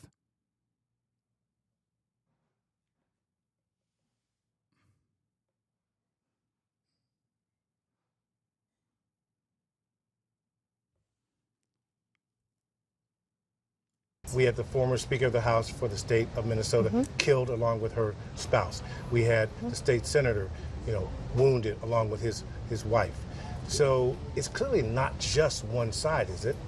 No, and in the state speaker's house, I believe they said that they were supporters of Governor Walz. So people are all over the board, who are doing this. And don't forget, we had 2 Jewish young people gunned down just minutes away from where we are right now for anti-Semitism because somebody hated Jewish people so much that they gunned down 2 young people right here in D.C. I was at that horrific crime scene. Doesn't matter who it is. Yes, who killed Charlie? Left-wing. I mean, one of them wasn't even Jewish. They were 2 people that work for the Israeli embassy. Are there any updates on this, by the way? Are there any updates on that case? Yeah, one was Christian Zionist. They both work for the state of Israel, the Israeli embassy. Radicals, and they will be held accountable. So will anyone in this country who commits a violent crime against anyone. And But like while that is objectively, make no mistake, that is something you can bracket off as left-wing political violence, okay? The Minnesota lawmakers case is not That person was far right. He killed Democrats. He had an assassination list of all the prominent Democrats, some of which, including Tim Walz, the governor, was on that fucking assassination hit list. And these motherfuckers just kept saying, nah, he's actually a woke lefty. So they just make shit up all the time. And no one seemingly ever turns around and says, this is unacceptable. This is not correct. Like, she just said it. How are you going to let her lie like this, man? You're the fucking media. What are we doing? Death penalty, thanks to Donnie people, because somebody, were supporters of Governor Walz. So it's like, this is important. It's important to me. The truth is important. What are we doing? What the fuck are we doing? You're just going to let her lie? Like, the entire point is already bullshit. Like, the idea that it's just fucking left-wing violence that's taking place in America. The only reason why they can keep up with this fucking narrative is if they keep lying without any pushback whatsoever. I cannot believe it. This is part of the reason why I almost don't want to fucking act like, I almost want to keep saying it's a MAGA Republican. Like that, the way that people are saying it's a MAGA Republican that killed Charlie Kirk, like that is what the Republicans do. Obviously, I don't traffic in misinformation, so I'm always going to correct the record. But goddamn, dude, it's fucking crazy to me. The truth is all you need. That's all you need to do. Be truthful. Be honest. Holy fuck. Lying is so OP, we got to nerf it. Yes, lying is so unimaginably OP that even when Democrats or Democrat-leaning outlets fucking traffic in misinformation, baseless speculations about like the shooter being a Groyper neo-Nazi or the shooter being MAGA, that actually works. It's more successful than just saying the fucking truth. It turns out the way to defeat Republicans and their fucking narratives designed around lies is just to lie on the opposite direction. People are all over the board, who are doing this. And don't forget, we had 2 Jewish young people gunned down against, thanks to Donald Trump, is on the table again. So will you be applying the same standard to both sides? Of course we will. You just no follow-up, no course correction. God damn it, dude. This is the nation's top cop. You're just going to let her fucking just make shit up? What is wrong with you? What the fuck is wrong with you, man? Any crime of violence will not be tolerated in this country by Donald Trump, by the Department of Justice, and hopefully not by state and local officials either. And you can guarantee the American people you'll be operating based on the facts and the law? We will always operate on the facts and the law. I think Charlie's case is so horrific because 2,000 plus young people were there, and it was captured on video in the middle of the day at a peaceful event in Arizona. It's almost surreal. I mean, I'm in Utah. It's surreal that it happened, that his body had to be brought by J.D. Vance back to Arizona. The whole thing is truly horrific, and he was your friend. He was my friend. He was so many of our friends. I mean, where were you, and what was your reaction when you heard he had been injured?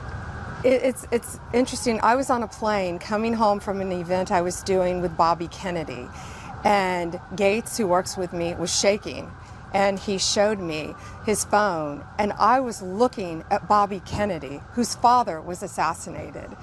And I think we were all in shock. We were all praying. And I said to Bobby, Bobby, how old were you when your dad was assassinated? And he said, I was 14.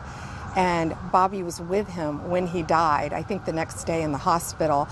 But, Charlie left behind a beautiful wife, a brilliant wife, and 2 young kids. And that's what, when these insane, horrible people commit these acts of violence, I don't think they're thinking about, or they are thinking about, what they're going to hurt, who they're going to hurt. But Charlie's memory, they didn't silence Charlie. They created an army of young people who are going to go out there, and Charlie was extremely religious. Be religious. talk about God, not be scared to talk about their faith, talk about politics, have a healthy, decent conversation about it, which is what Charlie did as a gentleman. He took all sides of the argument. They thought they would silence him. It was the opposite. And I think Erica Kirk is going to be loud and strong and bold in the future as well. General Bondi, you're seeing the daily threat information. You know about threats against members of Congress. You know about threats against judges. Do you have a responsibility, and do all people in government have a responsibility to dial it down and to make sure that the American people know that violence, wherever it comes from, will not be tolerated? Violence shouldn't be tolerated wherever it comes from. And, you know, seeing this horrific assassination, this is what should unite people. Yet, you know, we saw a school board member in Virginia just today. Immediately turn around and not dial it down, and also continue to foment deep partisan divides. Okay? First question that the fucking reporter asked, that's like, hey, are you going to also tone down the rhetoric? Because it kind of feels like the president's not doing that. And predictably, she goes, no, actually, I'm not going to do that. She goes, I'm going to do that, and then proceeds to do the opposite of that.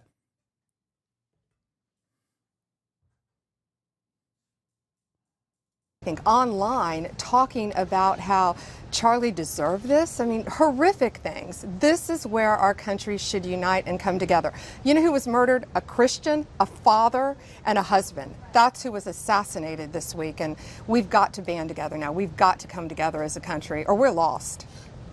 How difficult is it to separate the personal from the professional? You're the Attorney General of the entire country, yet this is your friend. I can't think of a recent case quite like that.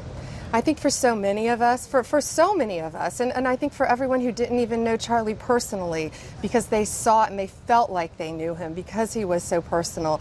For me, I've been in prosecutor mode since the second this happened, for all of us, for all of law enforcement, for Director Patel, for all of the agencies. But then you go home at night and you look up and you see his face on the TV screen and realize he's no longer with us, that Erica no longer has a husband, his kids no longer have a father. It's horrific. It's horrific, and I hope it wakes up America that we have got to unite and we can have a peaceful discussion about our differences. Sad thing is, we live in a nation where twisted, toxic theology is poisoning the politics of this nation. Have you thought about the fact that this week in Utah, a white Christian got killed by a white Christian? And then the next day, HBCUs were under threat. Now, how did we get in it?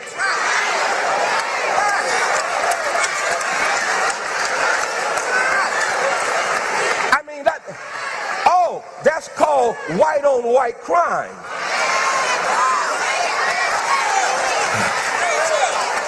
You came the wrong Sunday if you thought you... I'm sorry, I see y'all are real sophisticated and you look really good. I hope they warned you about me, okay? Because on this Sunday, we gonna keep it 100. On this Sunday, we gonna tell the whole truth and nothing but the truth. And so here they are. Here they are. In Utah. It's more of us in church than in Utah.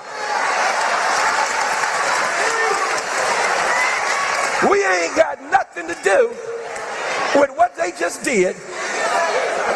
A white Christian gets killed, murdered, not assassinated. We're going to tell the whole truth today. Martin King got assassinated. Malcolm X got assassinated. Medgar X got assassinated. Don't compare Kirk to King. Ain't no such comparison now. Let me hasten to say, I'm anti-political violence. Kirk should still be alive. I don't agree with with anything Kirk said. What Kirk said was dangerous. What Kirk said was racist, rooted in white supremacy, nasty, and hate-filled. But he still should be alive. He still should be playing with his kids. He still should be experiencing the love with his wife. He still should be experiencing life as he saw it. I don't want anybody, please hear me well, anybody to be victimized by political violence, but I'm going to keep it a buck. Because one of the things that gets me, and we got some politicians in here, I'm going to tell you, I'm going to come for you if you ever say this. If you ever say, America, we better than this. You lying. You lying. We ain't better than this.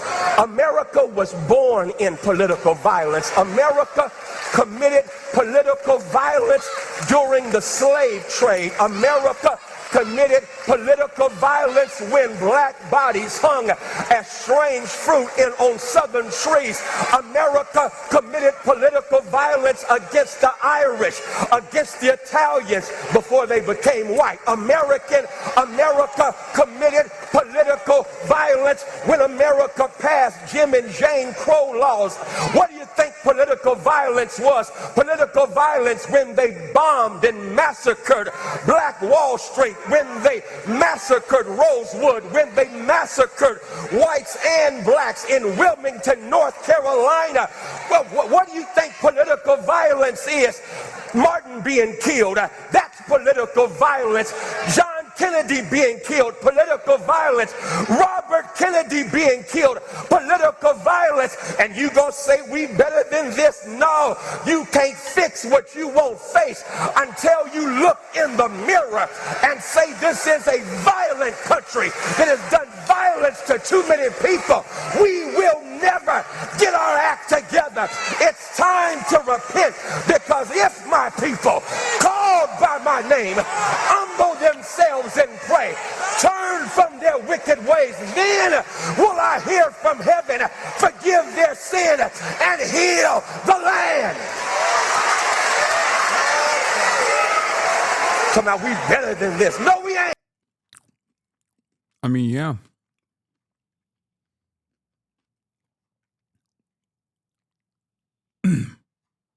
It must feel awesome to work a room like this. Yeah. Black churches go crazy, bro. They go crazy.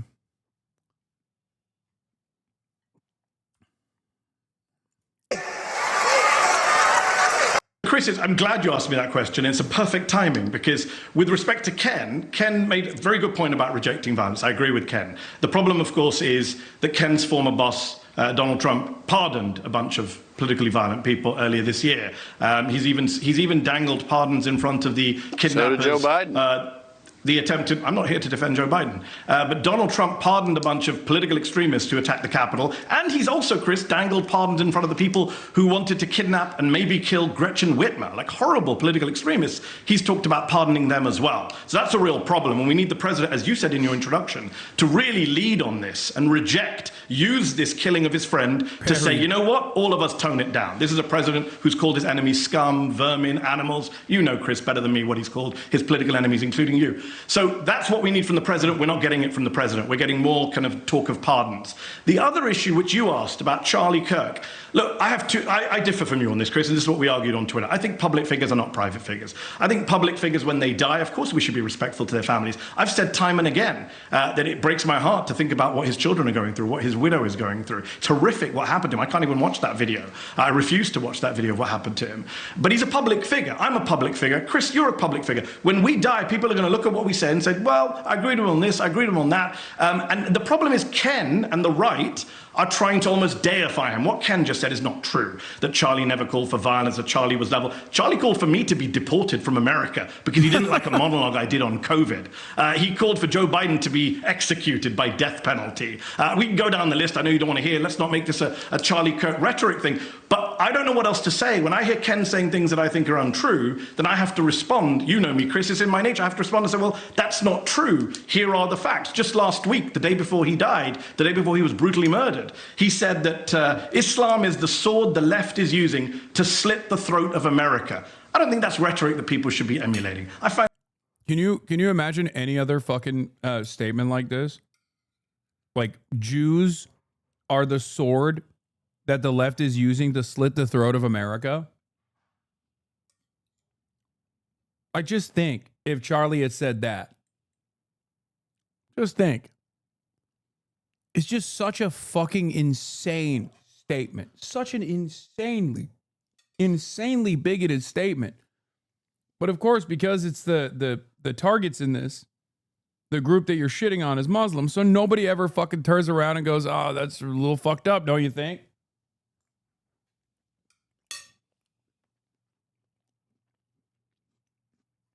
That deeply offensive rhetoric. Obviously, it doesn't justify killing him. Nothing justifies killing him. But please don't tell me that he was a level-headed person who never insulted or abused anyone. That's just not true. He asked for people to post bail on the guy who attacked Paul Pelosi in his home, a violent extremist, Trump supporter, election denier, who attacked Paul Pelosi in his home, is now in prison for attempted murder. Charlie called for bail to be posted for him by an American hero. So that's the kind of rhetoric I don't think we need. Or emulate. Mehdi, what is the difference? What is the difference between telling the truth and rationalizing the murder?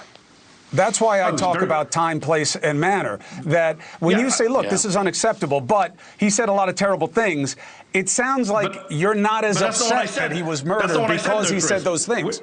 With respect, Chris, that's not what I said. I said his murder is inexcusable. I've said that consistently, as have we all. But I was responding to Ken saying that Charlie was X, Y, Z. If Ken and the right, and Ken, I'm not picking on you, but the right in general, were not treating him like a new MLK. I'm seeing people saying he was a literal saint. He should have a statue put up in Congress. Chris, am I supposed to just let that go and not say, we probably shouldn't have a statue in Congress for a man who says Islam is a religion being used to slit the throat of the West, that Muslims like me are conquerors? This is the kind of stuff he said. Am I supposed to not respond to that political rhetoric? Thank you for watching. Subscribe below and download our News Nation app right now on your phone. And you. But Mehdi, I agree with him. But Mehdi, I agree with him. Anyway, we're doing the. We're talking about Gaza. Israel is now doing a ground invasion of Gaza City as the UN Commission has officially announced that a genocide is being committed. Okay. Also, Ta-Nehisi Coates, friend of the show, wrote an article about Charlie Kirk at Vanity Fair, and I kind of want to look at that later. Meanwhile, one other Israel note: Israeli occupation soldier who killed children and women in Gaza, Tal Shalev, is the new CNN senior journalist in Jerusalem's bureau. Nice. No biases there, bro. I mean, come on.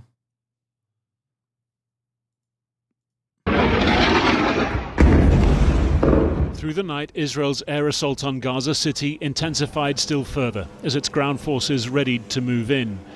By Israel's own estimates, as many as 650,000 Palestinians remain in the city. This morning, rescue efforts underway to recover survivors from new ruins. This block, home to dozens of people, hit at 1 a.m.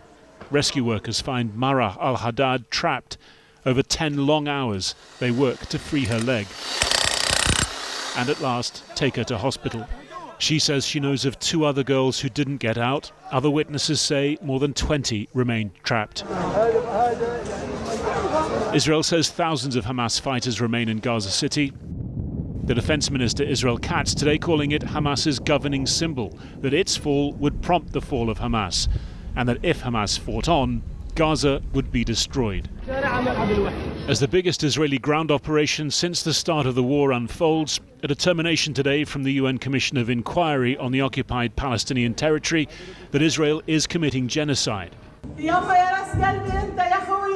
The Commission says it's found evidence of systematic and unprecedented killings, deliberate starvation, denial of health care, sexual and gender-based violence, and the direct targeting of children. Israel's foreign ministry immediately calling it distorted and false, saying the 3-member panel was working as a Hamas proxy, repeating Hamas lies. Genocide, as defined in the Convention of 1948, is the crime committed with the specific intent to destroy, in whole or in part, a national, ethnic, racial or religious group. The Commission says Israel has committed 4 such genocidal acts: killing members of the group through targeting civilians and the deliberate infliction of conditions of life that caused their deaths, causing serious bodily or mental harm to members of the group, through direct attacks against civilians, mistreatment of detainees, forced displacement, and environmental destruction, deliberately inflicting on the group conditions of life calculated to bring about its physical destruction in whole or in part, including blocking essential aid, food, water, electricity and fuel, and finding that starvation had been used as a weapon, and imposing measures intended to prevent births within the group through the attack on Gaza's largest fertility clinic, reportedly destroying around 4,000 embryos. The Commission found that Israel had shown its intent, key to proving genocide, through statements from the Prime Minister, the then Defence Minister and President at the start of the war, and that the way its military had prosecuted the conflict since was further circumstantial evidence of intent. Therefore, the Commission concludes that the Israeli authorities and Israeli security forces have the genocidal intent to destroy, in whole or in part, the Palestinians in the Gaza Strip. The Commission finds that the Israeli political and military leaders are agents of the State of Israel. Therefore, their acts are attributable to the State of Israel. The Commission therefore concludes that the State of Israel bears responsibility for the failure to prevent genocide, for the commission of genocide, and for the failure to punish genocide against the Palestinians in the Gaza Strip. Coalition of the Willing? Coalition of the Willing? UN forces? Stopping Israel's unlimited death and destruction campaign?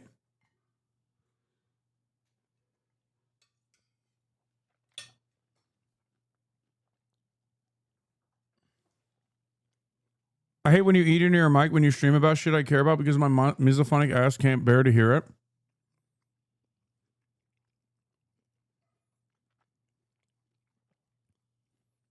I think I've conclusively proven that you don't hear it at all. You just saw me eating and you wanted to claim that you can hear it. But you can't.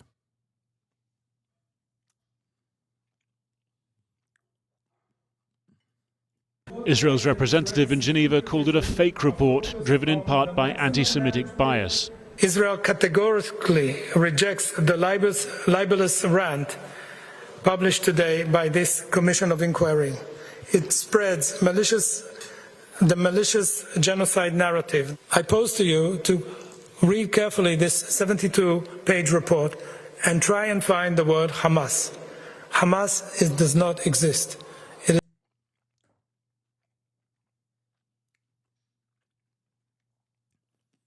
It's like determining whether or not the Nazis committed genocide upon Jews and many other groups and being like, why doesn't this report mention the nature of the Jews? Why doesn't this report mention the partisans?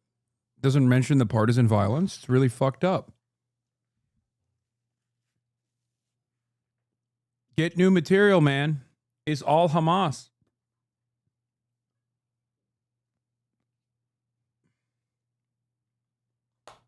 It's all Hamas. Everything is Hamas.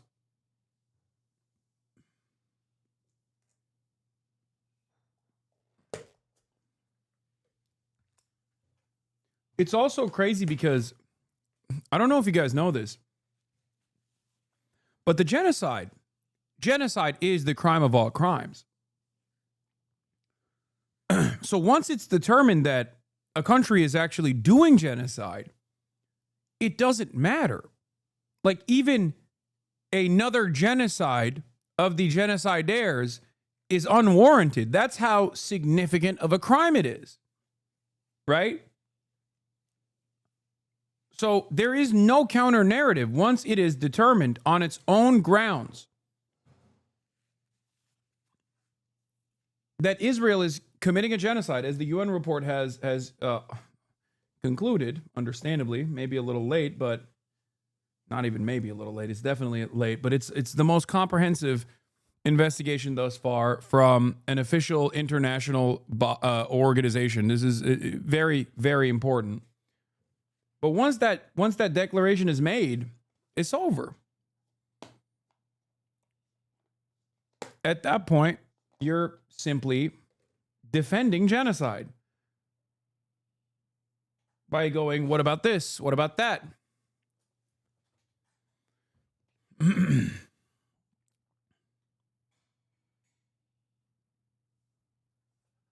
You can say it's libel all day, every day, but it's fucking over. Now, obviously, this only seeks to expand the permission structure, and it's still up to all of us to consistently keep up the pressure to make our respective governments recalculate the cost of doing unlimited genocide to the Palestinians and being in this dual suicide cult with Israel. Okay?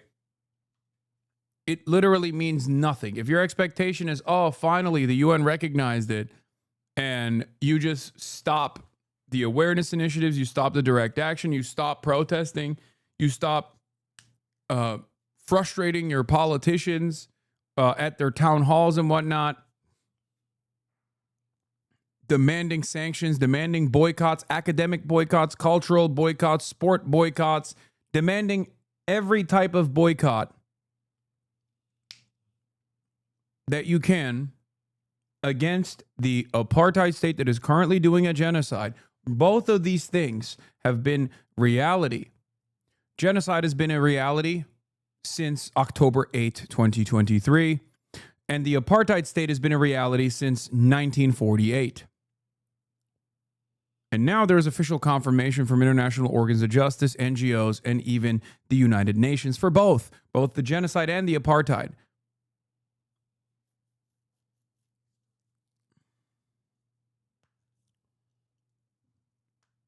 We are morally culpable. We are offering material support here in the Western world to Israel.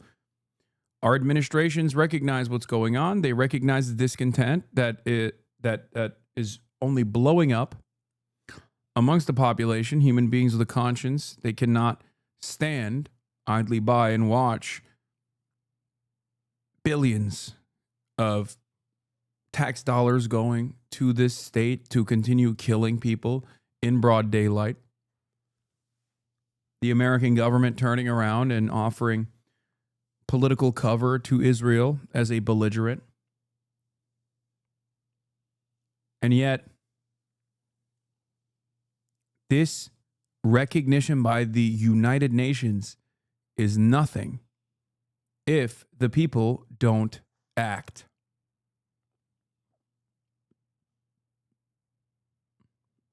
You have to keep pushing.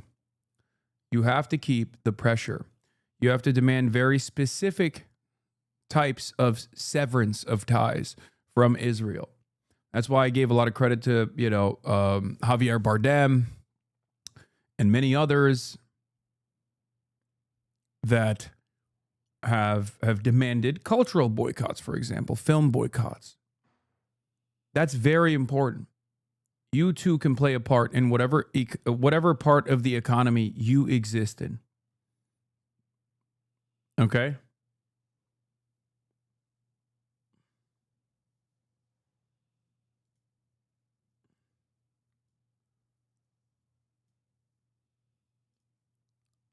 Chatter said that the commission actually mentioned Hamas, but it does not matter.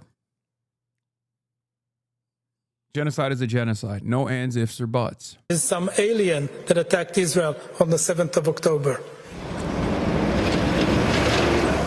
Today's conclusion by the UN Commission is not a judicial verdict. The International Court of Justice continues to hear South Africa's genocide case against Israel, with a ruling not expected for years. Might it, though, increase international pressure? The Israeli Prime Minister yesterday spoke of the need for self-reliance in the face of a growing siege, as he called it, against Israel, centered in Western Europe. On God, he's going Jusha, bro. But this time, instead of Juche, Marxist-Leninist Jushaist principle, he's doing Jusha. Jewe.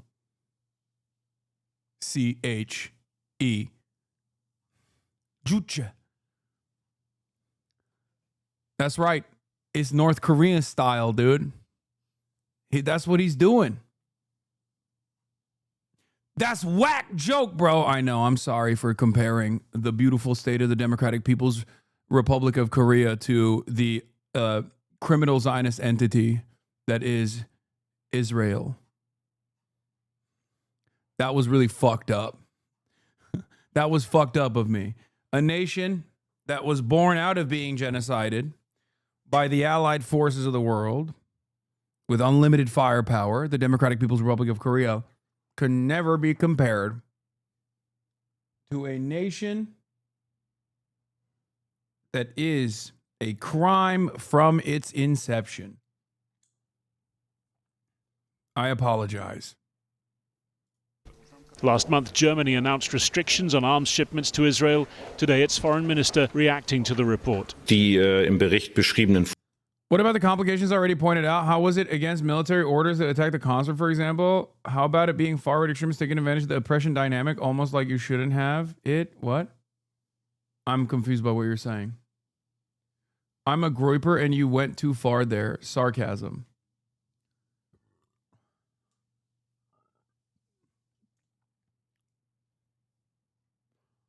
Do you think Bernie will call it a genocide now? Who knows? Vorfälle sind außerordentlich besorgniserregend. The incidents described in the report are extremely worrying. In armed conflicts, all parties are bound by international humanitarian law. In order to end the suffering in Gaza, we believe it is crucial, as we have repeatedly emphasized, that a ceasefire is finally reached. Dass es endlich zu einem Waffenstillstand kommt. But Israel's key ally holding out little hope of that. The US Secretary of State swapping Israel for Qatar today, saying Hamas now had only days or weeks to accept Israel's terms and cease to exist. Few in Gaza expect anything other than Israel's promised invasion into Gaza City. Thousands more today thronging the coast road south as the military of the UN Commission is now formally accused of carrying out a genocide, intensifies its campaign. Right, well, joining us now is Nimer Sultani from the School of Oriental and African Studies in London, an expert in international law. What then is your assessment of this report from the UN Commission of Inquiry? This report further solidifies the consensus amongst the international legal scholarship, amongst the human rights community, amongst genocide studies scholars, Holocaust studies scholars, that Israel has been committing a genocide since October 2023, that this is not a war, but a genocide. When you see the mass slaughter, when you see the massive and comprehensive destruction of everything from cemeteries to schools to mosques to healthcare system to water infrastructure, and when you add to that the starvation and the over 20,000 Palestinian children killed, the inevitable conclusion, according to the UN Commission of Inquiry, which is an independent commission, that this is a genocide. Israel has been committing a genocide in Gaza since October 2023. What is the distinction here? Because there is an International Court of Justice case ongoing brought by South Africa against Israel, accusing Israel of genocide. This isn't a judicial finding or judgment, is it? As you say, it's a commission. So legally, what power does it have? What standing does it have? This UN Commission inquiry becomes the first independent commission that also mentions that this is a genocide by Israel. And therefore, it solidifies the consensus and becomes a nail in the coffin of genocide denial. And this genocide denial has acted to delay action on behalf of states, to delay recognition of the genocide in media outlets, in academic institutions, and of course of government. I mean, Israel points out or has said today that this is... For the record, the reason why I get very frustrated with fascists and the way that they talk about how, like, Jews are doing this, Jews are doing that, it's all Jew, is because it actually takes away the responsibility from the parties that are completely involved in this. They have this nonsensical notion.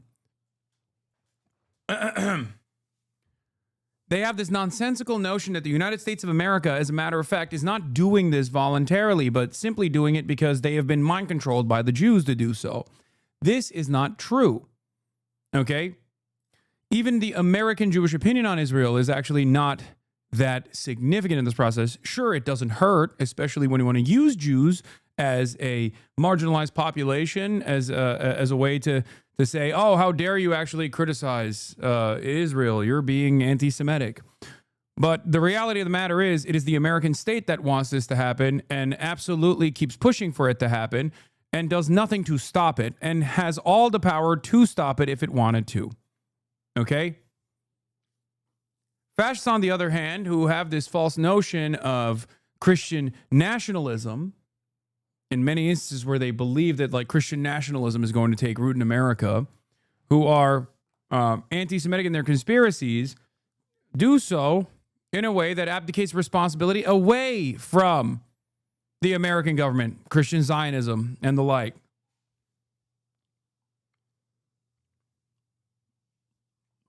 It's completely ridiculous. This got 250,000 views. Holy fuck, holy fuck, holy fuck. I really hope I'm not right about this. You've got to download this video, not just save it, but download this video because it's... Okay, so I thought I'll check out who owns the UN buildings.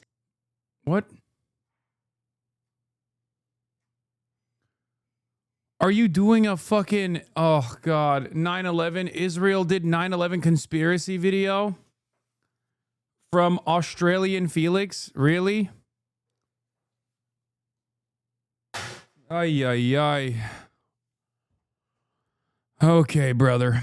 All right, let's continue. A report that hasn't mentioned Hamas in any of its 72 pages, that Hamas and its fighters acted with genocidal intent on October the 7th.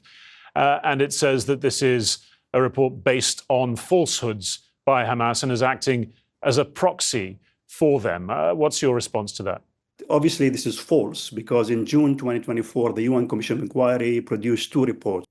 When you resort to fifth column style racism to explain why the EU hates your genocidal state, Netanyahu blames Muslim immigration for Europe's anti-Israel policies. Yep, that's right.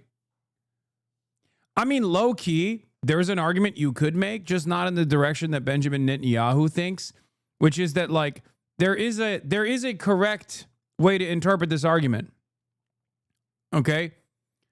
That is, of course, that there are a lot of racist motherfuckers in Europe that go, okay, Israel's destabilizing the region and it's causing Muslims to come here. That is unironically the white nationalist anti-Israel argument. As a matter of fact, that is the isolationist argument from the far right. They literally go, stop interfering in these fucking places because then Muslims, scary Muslims, Muslims that we hate, end up coming to the fucking nation state, to the homeland. Of course, that's not what Benjamin Netanyahu is saying. Benjamin Netanyahu is claiming that there is a fifth column style Islamic Islamic invasion that has taken place quietly and silently that has made it so that these politicians are now all Muslim. They actually secretly said the Shahada. They will see the light of Allah. They will see Jannah. And that is the reason why, inshallah, they say the Zionist entity must fall. That's what he thinks. He's a fucking moron.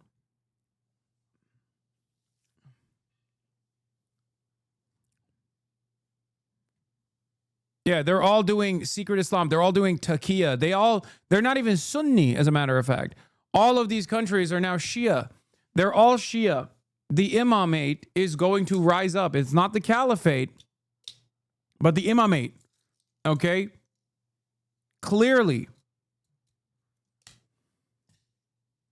It's one report about Israel's violations of international law till then, 120 pages, and another accompanying report of 60 pages of Palestinian violations of international law. So the UN Commission has been comprehensive in its treatment of international law. You talk about the obligation on other international actors to respond to this. I mean, we have seen from Germany last month a restriction on some of the arms sales to Israel. It is responsible, estimated, for about 30% of military equipment sales to... Oh, some restrictions. Nice, man. Nice. To Israel. And as well as that, we've seen Benjamin Netanyahu himself yesterday talking about the need for Israel to be a super Sparta. He says that there is a burgeoning siege, especially in Western Europe, again. For CNN's Brianna Galadria, the genocide of Palestinians with tens of thousands of people killed is besides the point. Her interview focused on how it affects Israel's international reputation, economy, stock market, and domestic policies. If you guys remember, Brianna Galadria was the CNN commentator that actually retweeted the numerous hit pieces that were written about me at Jewish Insider. So I think we know where she stands on the fucking issue.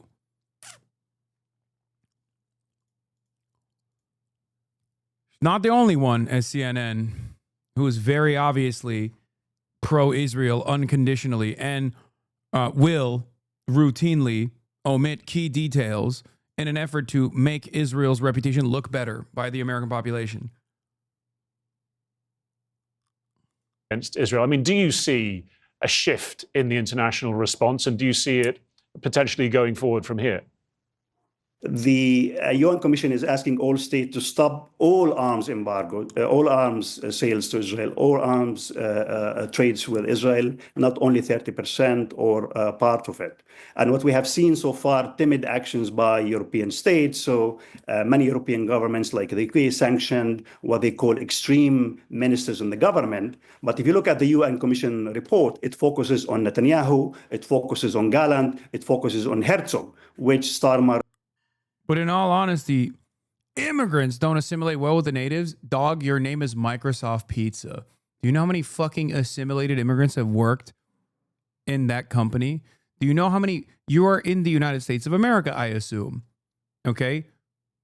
Anyone who is an American that says immigrants don't assimilate well with the natives, unless you are literally talking about events that transpired before and after 1776, you are a delusional fucking freak.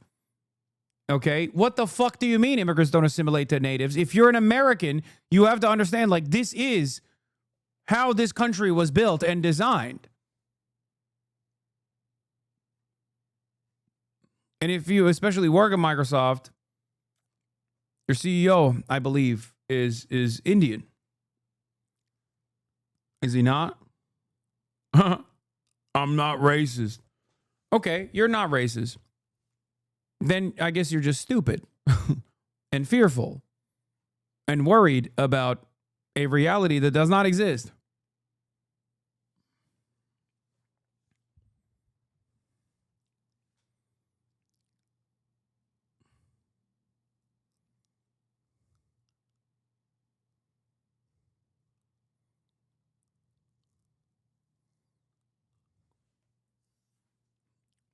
Only a very small amount?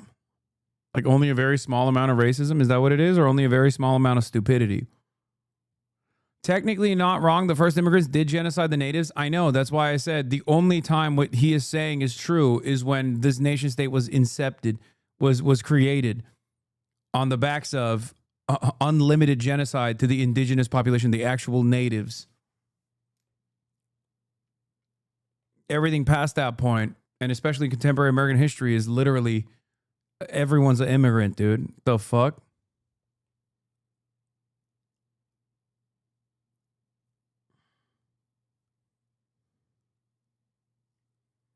What?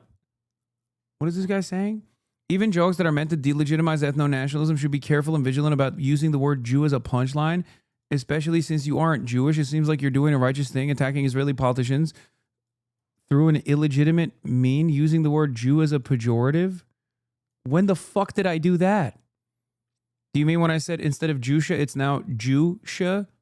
Is that what you think? That's a pun. That's a double entendre. Jusha is the Marxist-Leninist principle of self-reliance for the Democratic People's Republic of Korea, is their guiding ideology. Benjamin Netanyahu himself is saying we must also apply the principle of self-reliance.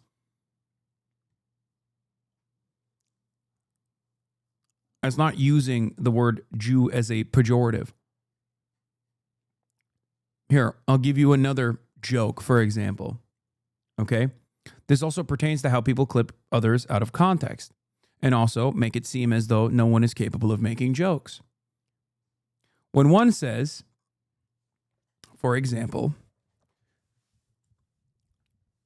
Jews control the media in Israel, that is a joke. A joke that is supposed to make light of the false anti-Semitic conspiracy that Jews control the media. When you say Jews control the media in Israel, you're making a joke about Israel being a Jewish ethno-state, while also simultaneously making a joke about a very classic anti-Semitic canard. This is not a pejorative in any way, shape, or form, because it is not intended to attack Jewish people.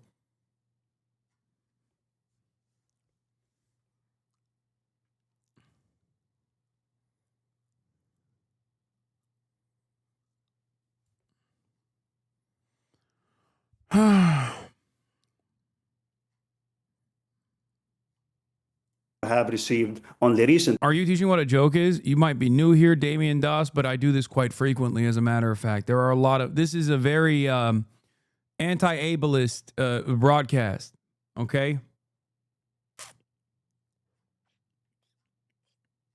Yes, I do that a lot.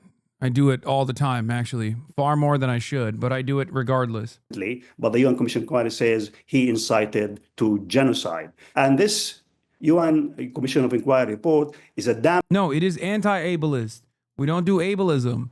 If you are, for example, too neurodivergent to understand jokes, if you have the type of autism that makes it very difficult for you to comprehend jokes, I will sit here and autistically describe the joke to you, as I do all the fucking time. So that's why I'm saying this is anti-ableist.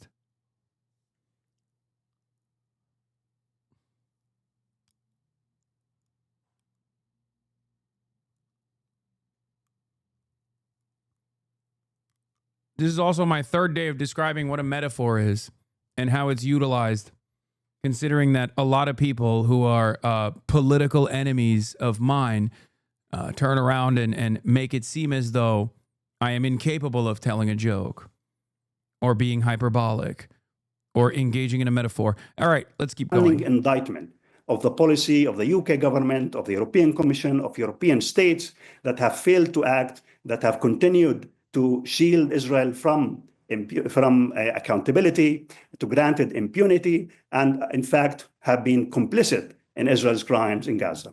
Israel has announced its ground invasion into Gaza City. I mean, are we looking at the last phase of the Israeli operation now, and all this talk really is not going to be effective? So the Israelis have been clear that they are seeking the ethnic cleansing of the Palestinians from Gaza. The destruction of Gaza, that, you know, with all military units, they have now bulldozers that are destroying house after house after house. And this systematic destruction, as Netanyahu himself said in May 2025 in the Israeli Knesset, is intended for the Palestinians in Gaza not to be able to come back to their homes. Well, so they would say that they are destroying Hamas infrastructure.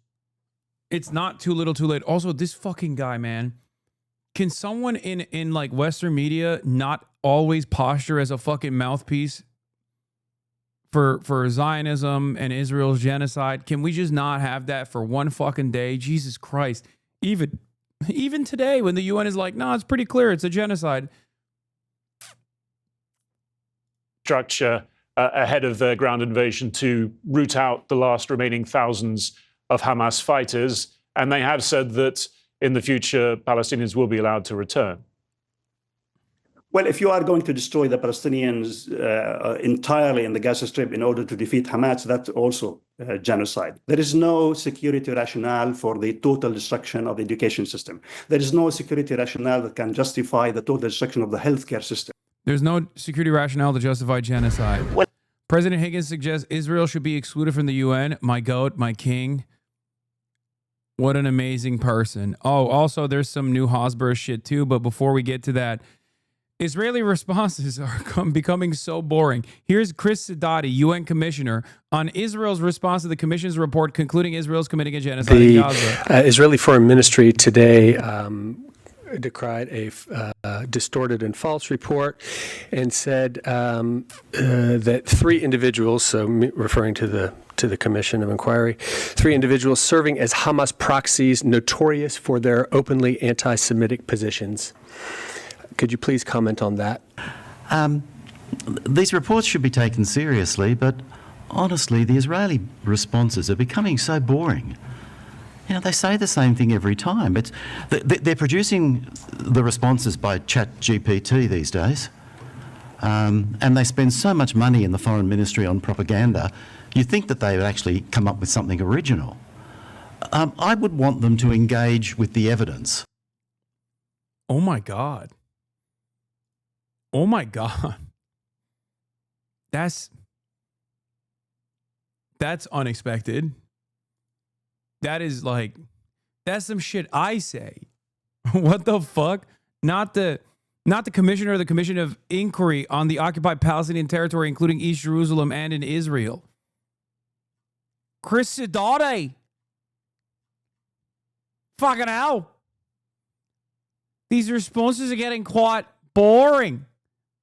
Fucking hell. Get some new material. But they never engage with the evidence. They put the report into ChatGPT, and then they put out the standard response. So no one takes it seriously, and Jamie, you shouldn't either. The Israel.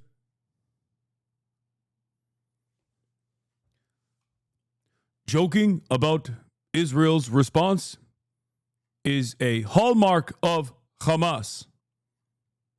Chris Sidoti is Hamas.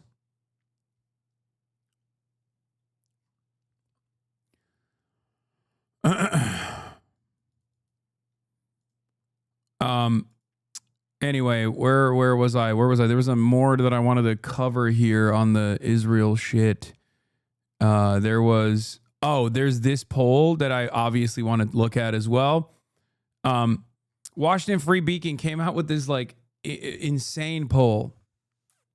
Okay. Washington Free Beacon came out with this insane poll where they were trying to defend the principle that like young conservatives are still very much pro-Israel. Okay. Influencers like Tucker Carlson, Candace Owens, and Nick Fuentes may be popular among young conservatives, but their anti-Israel views aren't. A Free Beacon Echelon Insights poll found. Of the 1,000 young conservatives and Trump voters surveyed, an overwhelming majority have a positive view of Israel and support Donald Trump's handling of the U.S.-Israel relationship. For all their fulminating against the Jewish state, 54% of Carlson's listeners and 58% of Owens' listeners have a favorable view of the Jewish state, suggesting that young people may be tuning in, but they aren't being persuaded. Now, this is unimaginable cope, because the very same polls, when you look at the crosstabs, show that 56% of young conservatives agree with the statement that Israel is committing a genocide and that we're probably watching one of the sickest things that's ever happened. And by sick, it doesn't mean like cool, okay? Do you agree or disagree with the following statement made by comedian Theo Vaughn? It just feels to me like it's a genocide against the Palestinians that's happening while we're alive here in front of our eyes. I think we're watching probably one of the sickest things that's ever happened. Strongly / somewhat agree, 56%.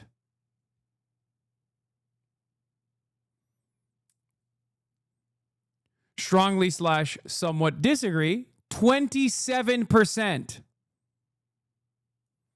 Some would agree, 37%. Does that look like a poll?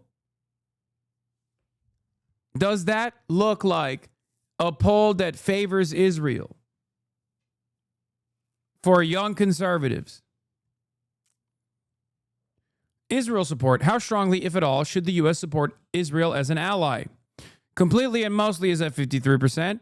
Rarely / never support, 29%.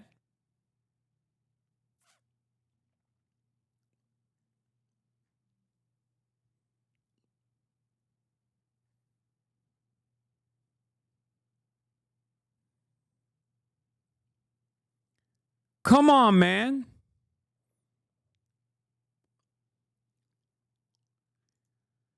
This poll was commissioned by Paul Singer's Daily Caller to include 2 questions to assess the authority / impact of Theo Vaughn.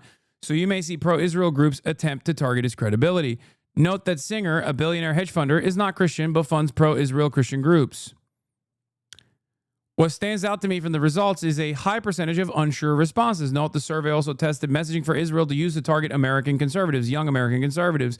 You may hear some more often from Israel's advocates, some religious in nature, some not. Okay? They are literally testing out whatever. This is how it starts. This is how American far-right groups think tanks were able to craft a very successful anti-trans message, right? They went back to the drawing board and they figured out that if they associated trans people with like sports, an area where Americans have a firm commitment to meritocracy, and also children, an area that Americans want to protect, then you could actually get a lot of positive responses. So what they're doing right now is trying to figure out exactly what kind of messaging works to maintain support among young American conservatives, to ensure that the next generation of Americans are not all completely anti-Israel. They know that they have no way of generating support for young American Democrats, of course, and young American independents. If I mention USS Liberty incident here, would I be seen as a conspiracy, Andy? Wait, what? Why? That's a thing that happened. What the fuck? Like, it's everyone admitted to it happening. That's not, what's the conspiracy? like that's not.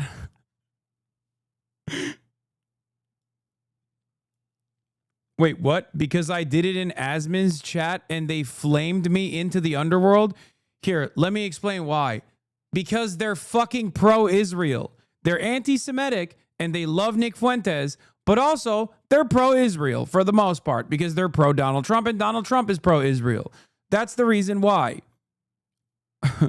Also, they don't know anything. Why the fuck would you use that as a metric for anything, really? Oh my God, I can't believe it. The Asmongold community flamed you into the underworld for what? Recognizing a real thing that happened?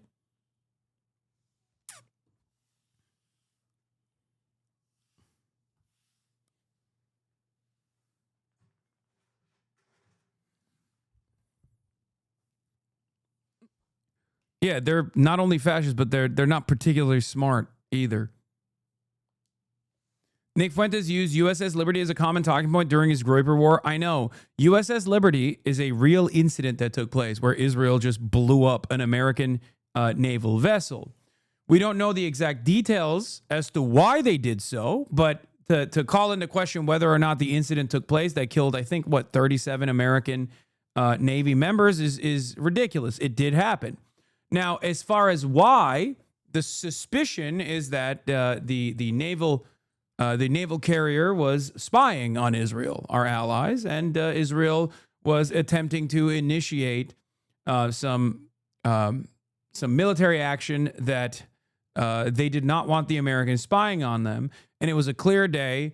Their flag was it was a surveillance vessel. Their flag was obviously right there, and Israel kept doing multiple rounds of bombing campaigns, and they did so, and then the American government, out of fears that this would literally separate America's allegiance with Israel, basically kept it a secret to the best of their ability, or rather,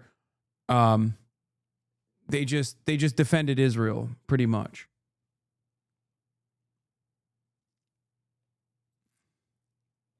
It's totally reasonable to assume it was a failed false flag attempt to drag America into war and blame anti-Israel force instead of Israel. No way to know for certain, though. Yes.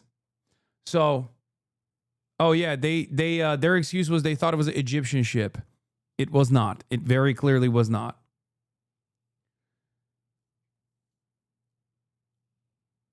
The Israelis did this too. Remember early in their coverage when Israelis saw the responses relating to October 7th sexual assaults were impactful on Americans, so they pushed that line so hard? Yeah.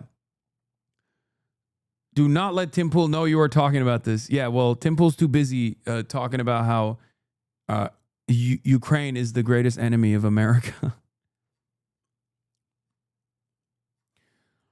Anyway, what were we talking about? Oh, yeah. So, yeah, Israel constantly is focus testing, like what kind of messaging actually will hopefully allow Americans to maintain some kind of support, young Americans on the right to maintain some kind of support for Israel. But they're fucking cooked. If this is the best they got, they are cooked. It is, however, important to recognize what are some of the most successful messages that they can push.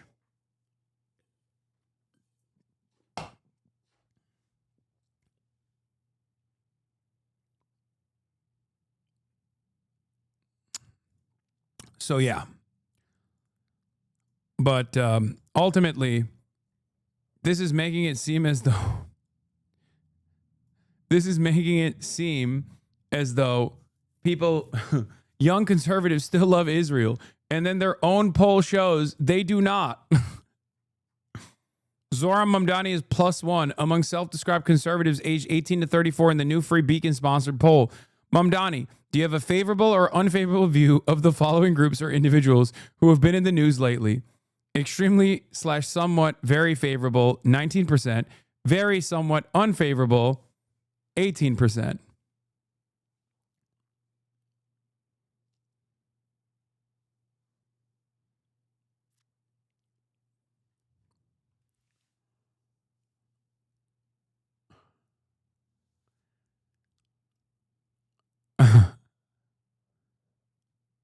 Anyway. It's insane that the Dems haven't figured out how big of an issue this was in the presidential race. No. It's not that they couldn't figure it out. It's not that they were deluded. It's not that they were blindsided. It's because they're paid not to figure it out. Please understand. They knew that people fucking hated what Israel was doing. And they said, we don't care. We want to make sure we still defend Israel's genocide. They lost the election because they loved how much Israel was annihilating Palestinian children. Please. That's it. That's it. They lost the election in part due to their loyalty to Israel. They lost the election in part due to the fact that they personally loved that Israel was destroying the Palestinian child population.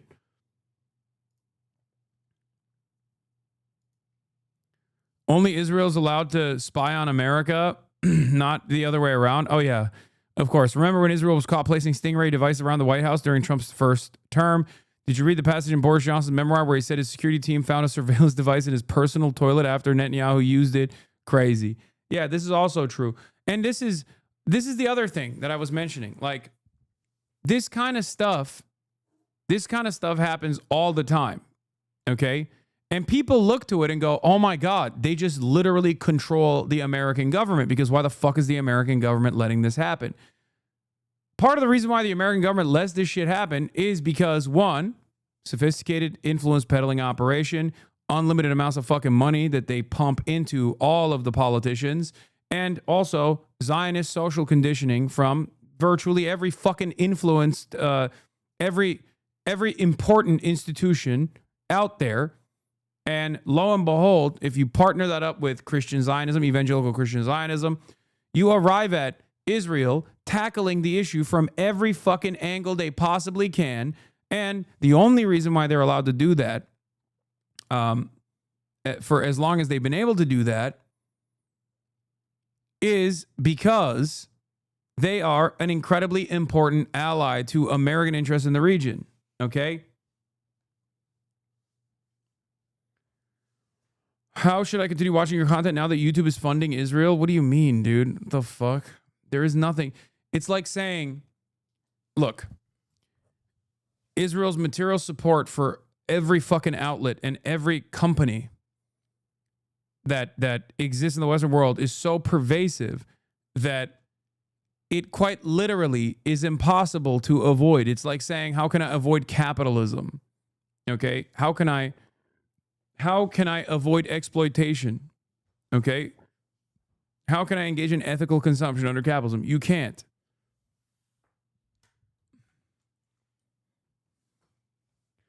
Oh yeah, the new meta is attacking you for being on Twitch/Amazon for the BDS. No, it's not a real thing, okay? You have to understand. It's not a real thing. That's not a real attack. No fucking pro-Palestinian advocate, no actual fucking Palestinian or Palestine advocate is saying, Hasan, one of the largest fucking advocates for Palestine in North America, why the fuck are you doing that advocacy on Amazon-owned platform Twitch? Okay? No one is actually saying that. It's people who are actually not on board with the cause that just want you to go away. That's it. Please stop listening to idiotic demands being made by people who are not on board with your cause. Oh my fucking Lord.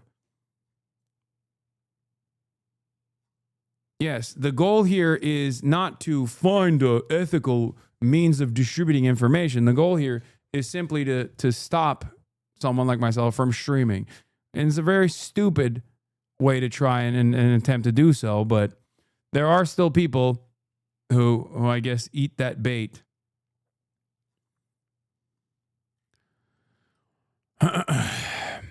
Okay. To whatever extent Kirk focused on Jews, he wanted to separate out Jews who went all in on woke from Jews who are reconsidering their financing of cultural Marxism. Yeah, I mean, Charlie Kirk also says some anti-Semitic shit. It's not surprising. Of course. But that kind of stuff doesn't matter. Because what matters is advocacy for Israel. That's it. You can be as anti-Semitic as you want to, as long as you're pro-Israel. Candace Owens is a great example of this. Candace Owens was incredibly anti-Semitic. But when she became anti-Israel, because she was pro-Israel, okay? Candace Owens was pro-Israel and anti-Semitic. When she worked at the Daily Wire, she was pro-Israel and anti-Semitic. By the end of her Daily Wire experience, the reason why she got fired from the Daily Wire was because she became anti-Semitic and anti-Israel. It's that simple. I think that it's a very, very important document. And of course, the chair of that working group was the chair of the working group on Rwanda. And it explicitly states that 4 of the main actions... Bro, why is this guy always hanging around animals, by the way? I mean, I love him. I love him. He is the GOAT. But it's always either his dog or I guess like whatever. Is that a horse? He's so sick. He's got a cute-ass dog, too. As referred to in the 1948 Convention on Genocide, 4 are met. But it goes further and it suggests that the incitement to genocide has been present, and it specifically mentions those in high office who have used language to encourage and to incite genocide. I have to say, I have spoken so often about it, and when I'm coming to what is a celebration of the production of food in all its different ways, and when you think that all of the people killed yesterday and today, half of them were women and children. And I have to say too that I believe that the European Union will find it extraordinarily difficult to ever be a union in any sense again when some of its... He's at the National Plowing Championship, hence the horse. Okay, so here I want to return to Charlie Kirk for a second, because there are a lot of people out there who just keep saying like Charlie Kirk is a great dude, he had great takes or whatever. Here, let's take a look at one of those takes. And the reason why I'm bringing this up is because I keep hearing from fucking dumb fucks on my TikTok For You page about how, oh, you think Charlie Kirk's opinion on the gays was bad? Well, why don't you ask a Palestinian? And it's like, dude, let's take a look at this clip. It's funny, I used to say that, hey, if you as a gay person would go to Gaza, they'd throw you off of tall buildings, right? Now they don't have any tall buildings left, so I don't... Damn, dude. Fucking sick. When you mess with... Maybe that's why Ethan cried. Oh, shit. You know, there were so many similarities between Charlie Kirk's rhetoric on Gaza and Israel and Ethan's rhetoric on Gaza and Israel. Oh, yeah, he did. He did cry. He cried. It's just interesting because he's, you know, when you compare his reaction to Charlie Kirk dying and his tears Very different than the way he reacted to Aaron Bushnell, who gave his life. When Aaron Bushnell killed himself in protest to Israel's genocide, he made fun of him.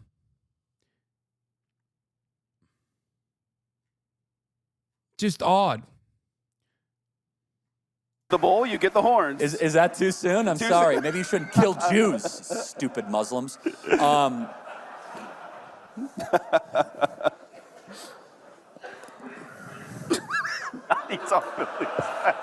Dude, that's so funny. Dude, that's hilarious, bro. That's crazy.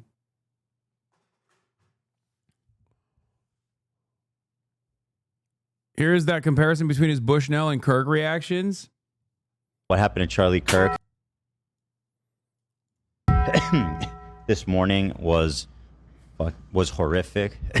I deeply, deeply, deeply condemn it in all possible terms. Anyone celebrating this in any way should be forever shamed. It's terrifying. He's a champ at fucking burning alive. I mean, that sounds bad, but he did it really good. Does that bad sound bad?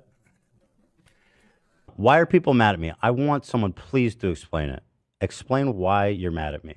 Go ahead. I'm dying. Please. Are people mad? They're mad about my comments about Aaron Bushnell. Because you made fun of him burning. Okay, dummy. I joke about all this shit every fucking day.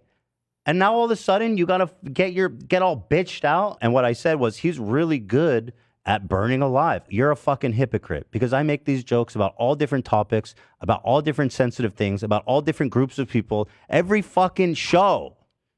And then when it lightly brushes on your shoulder, you freak the fuck out and you bitch and you cry. Give me a fucking break. Look in the mirror, loser. You're the problem. You are the problem. I've gone out and I've said that everything y'all want to hear about there being a genocide and apartheid and the fucking warmonger. Which is interesting because he's been constantly complaining about how, alongside a chorus of far-right figureheads on the internet, about how violent I am in my rhetoric, how I traffic in violent rhetoric over and over and over again.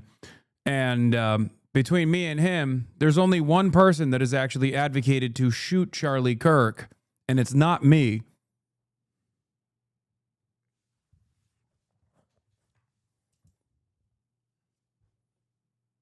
So there's that too.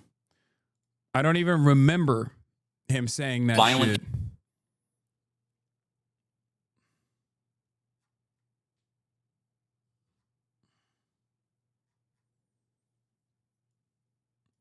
He declined directly call for Charlie Kirk to be murdered, and now that it's happened, he's trying to deflect blame, but Eden has a long history of promoting political violence. Will YouTube take action or declines Israeli citizenship, make him immune to consequences? No, it has nothing to do with his fucking Israeli citizenship or whatever. It's just that he is right-wing. That's it. Ambitions of the other side. They're violent. Let me say this. It's terrifying. I mean, these people are dangerous and psychotic, and I think it's time to kill them. No, Jesus. I'm just trying to, a little blunt. I'm sorry, just a little blunt. We've got the guns. When do we use them? That's why we have them, right, Charlie? So there was a big protest outside that. Anyway, who's the guy on the left? That's me.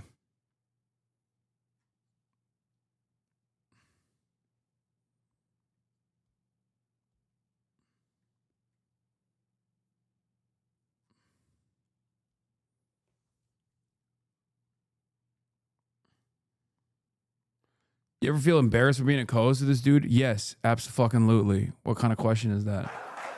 I like that. I like that. Where was I? So, yeah. So, you know, it's fun.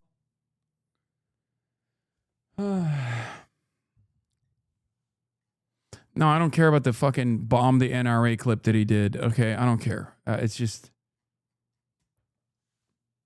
The reason why I showed you that is because he's insincere, he's disingenuous, and not particularly intelligent when it comes to trying to deflect the attention away.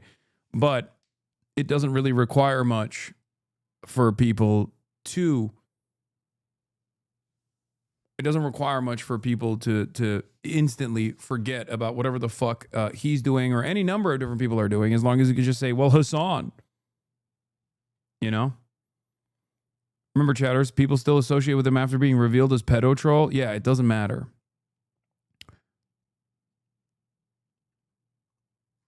People don't give a shit. All right. Fascinating look at the hold real Candace Owen has on young conservatives. More than 1 in 5 say they get their news from her, and more than half agree with her critique around the weaponization of anti-Semitism. When they are told it's Candace Owens making the argument, their support for the statement goes up. Look. Which of the following media figures do you get news about Israel from? Select all that apply. 27% Tucker Carlson, 21% Candace Owens, 11% Nick Fuentes, 29% Ben Shapiro, 24% Charlie Kirk, 35% Joe Rogan, 4% Ian Carroll, Daryl Cooper, Theo Vaughn, Jake Shields, Mark Levin, Dave Smith, someone else. Please specify none of these.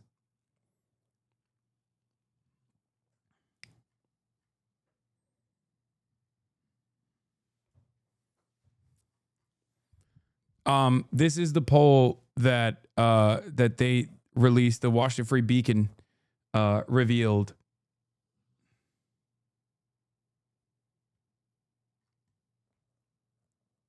About young American conservatives and their opinions on Israel and where they're getting their information from. Begin with.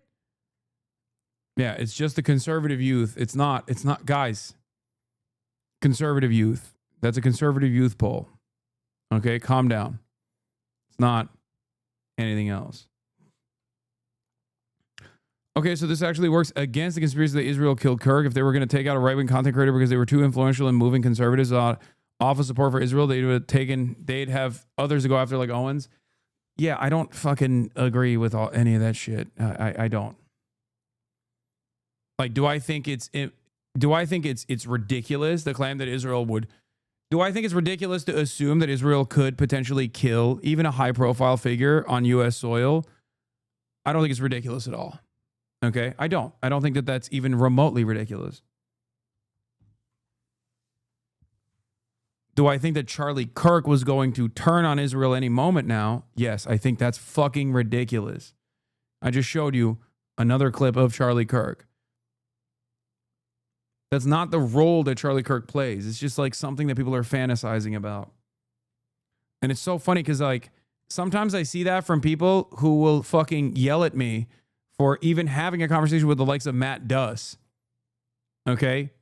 They'll be like, Matt Duss is an incredibly important figure in like liberal Zionism and like making sure that America stays committed to Israel. And then they turn around and go, any moment, the guy who kept fucking saying that the genocide is fake was gonna turn on the nation state of Israel. And it's like, how is that, like, how can those two things be in your mind? At least if you're gonna hate fucking Matt Duss or me talking to Matt Duss, then, you know, don't come at me with this fucking insane conspiracy theory. You know?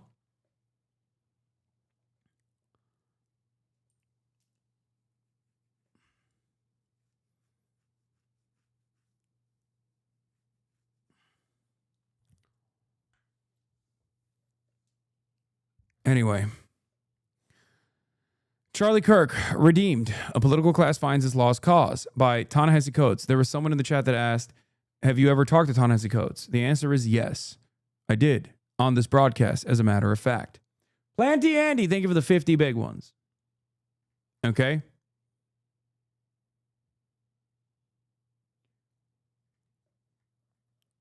Before he was killed last week, Charlie Kirk left a helpful compendium of words, ones that would greatly aid those who sought to understand his legacy and import. It is somewhat difficult to match these words with the manner in which Kirk is presently being memorialized in mainstream discourse.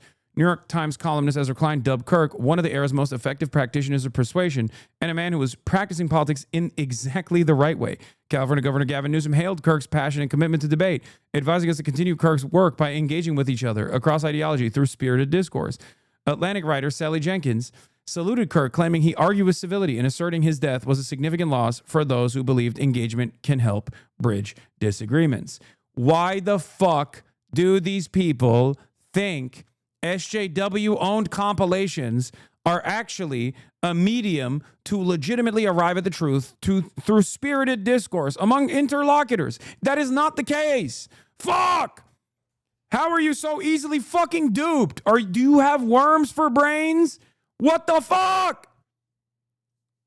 God, I fucking hate aesthetics perverts. Like the civility fetishists are unfucking bearable, dude. Liberals are so stupid sometimes. The mentions of debate and engagement are references to Kirk's campus tours, during which he visited various colleges to take on whoever come may. That this aspect of Kirk's work would be so attractive to the writers and politicians is understandable. There's, after all, a pervasive worry among the political class that college students, ensconced in their own bubbles, could use a bit of shock therapy from a man unconcerned with preferred pronouns, trigger warnings, and the humanity of Palestinians. Ta-Nehisi Coates is a great writer. But it also shows how the political class's obsession with universities binds it to everything else. Oh my God, what a great take. I know. That's why campus frenzy shit goes so nutty mode in mainstream discourse, because all of these fucking assholes went to the same Ivy League institutions. So that's all they fucking worry about.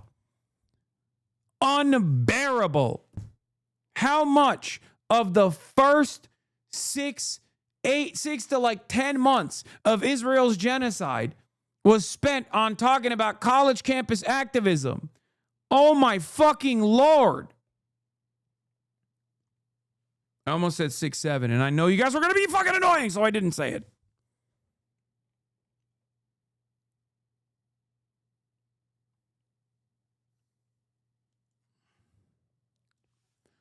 But it also shows that the political class's obsession with the universities blinds it to everything else, and everything else of Kirk's politics amounted to little more than a loathing of those whose mere existence provoked this ire. It is not just, for instance, that Kirk held disagreeable views, that he was pro-life, that he believed in public executions, or that he rejected the separation of church and state. It's that Kirk reveled in open bigotry. Indeed, claims of Kirk's civility are tough to square with his penchant for demeaning members of the LGBTQ community as freaks and referring to trans people with the slur, the T word. Faced with the prospect of Kamala Harris' presidency, Kirk told his audience that the threat had to be averted because Harris wanted to kidnap your child via the trans agenda. Garden variety transphobia is sadly unremarkable, but Kirk was a master of folding seemingly discordant bigotries into each other as he defined the American way of life as marriage, home ownership, and child rearing free of the lesbian, gay, transgender garbage in their school, adding that he did not want kids to have to hear the Muslim call to prayer 5 times a day. He also once famously said if Kamala Harris wins, then they're going to import Haitians into the country and export white people, something along those lines. I'm actually paraphrasing. Don't fucking kill me, okay? Something along those lines. I can't recall the exact quote off the top of my mind. I know that's like illegal now. God forbid you say Charlie Kirk actually said something entirely different, and then the actual quote itself is not entirely different at all. You just like got 3 words wrong, max. And they didn't actually change what he was saying. The American way of life was Christendom, Kirk claimed. In Islam, the sword the left is using to slit the throat of America was antithetical to that. Large dedicated Islamic areas were a threat to America, Kirk asserted, and New York mayoral candidate Zohran Mamdani was a Mohammedan. I love that one. That one's actually fucking awesome. Oh my God.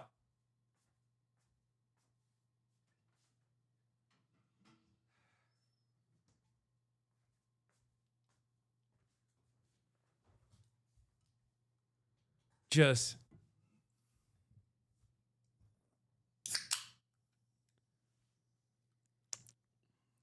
Mohammedan.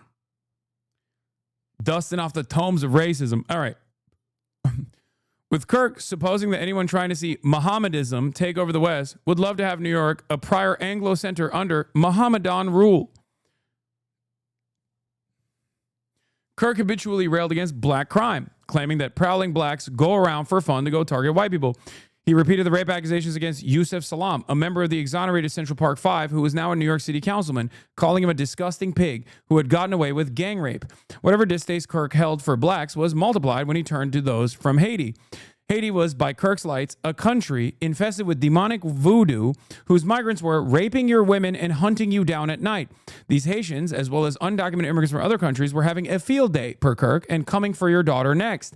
The only hope was Donald Trump. Yeah, I was wrong. He actually didn't say Haitians were going to replace the white population. He said they were going to come to the country and rape your daughters, your white daughters. That's even, yeah. yet another instance where my paraphrasing of Charlie Kirk's actual opinion on a particular issue was actually much kinder than his true opinion on that issue.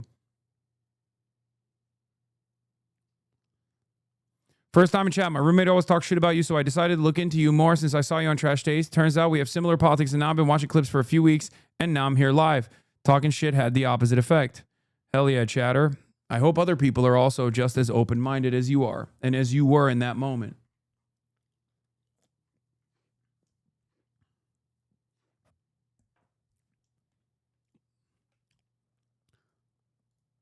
Yeah, Ezra Klein is on a tear, by the way. We're going to get to the other shit that he did.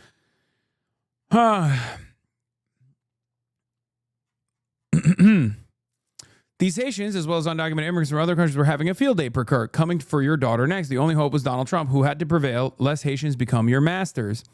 The point of this so-called mastery was as familiar as it was conspiratorial, the Great Replacement. There was an anti-white agenda, Kirk howled, one that sought to make the country more like the third world. The southern border was a dumping ground of the planet, he claimed, and a magnet for the rapists, the thugs, the murderers, the fighting age males. They're coming from across the world, from China, from Russia, from Middle Eastern countries, he said. And they're coming in, and they're coming in, and they're coming in, and they're coming in. You can probably imagine where this line of thinking eventually went. Jewish donors, Kirk claimed, were the number one funding mechanism of radical open border neoliberal quasi-Marxist policies, cultural institutions, and nonprofits. Indeed, the philosophical foundation of anti-whiteness has been largely financed by Jewish donors in the country. This is why it's also funny that Nick Fuentes hated him, because they believe the same things, right? The only difference is Nick Fuentes is anti-Israel, Charlie Kirk is pro-Israel. Kirk's bigotry was not personal, but extended to the institution he founded, Turning Point USA. Crystal Clanton, the group's former national field director, once texted a fellow Turning Point employee, "I hate black people. Like, fuck them all. I hate blacks, end of story." One of the group's advisors, Rip McIntosh, once published a newsletter featuring an essay from a pseudonymous writer that said blacks had become socially incompatible with other races and that black culture was unfixable and a crime-ridden mess. In 2022, after 3 black football players were killed at another college, Meg Miller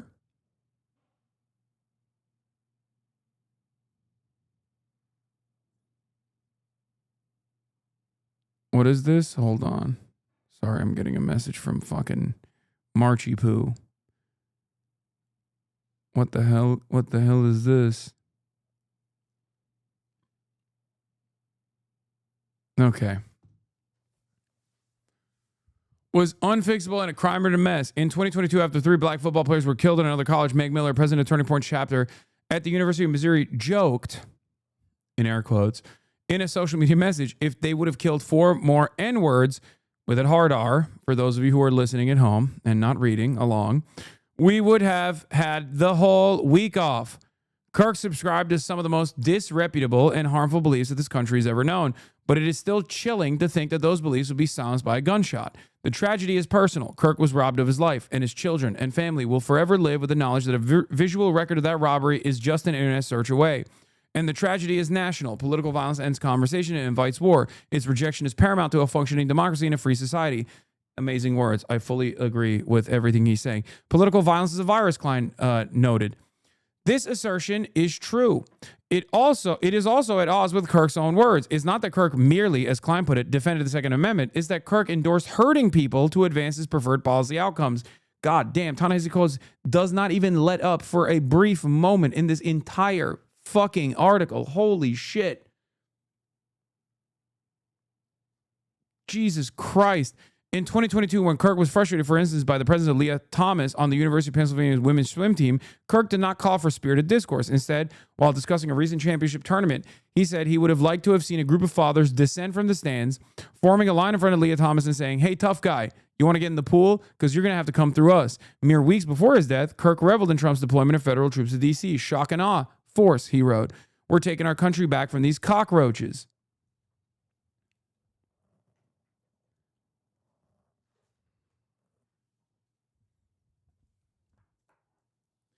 People found your OG debate with Charlie Kirk? Yeah, I saw a couple of those.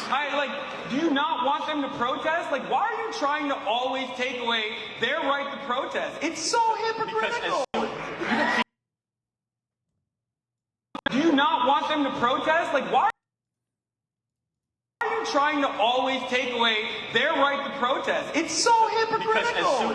You can peacefully protest. How is that hypocritical? Colin Kaepernick peacefully protested, took a knee. How is he doing that? You can't do that. Then if they protest on the streets, it's not acceptable. If they protest peacefully, it's not acceptable. It seems like you just don't want them to protest, because I didn't hear you yelling at Tea Party people when they were burning Obama. Do you think people have a right to protest? Or do you think people are just...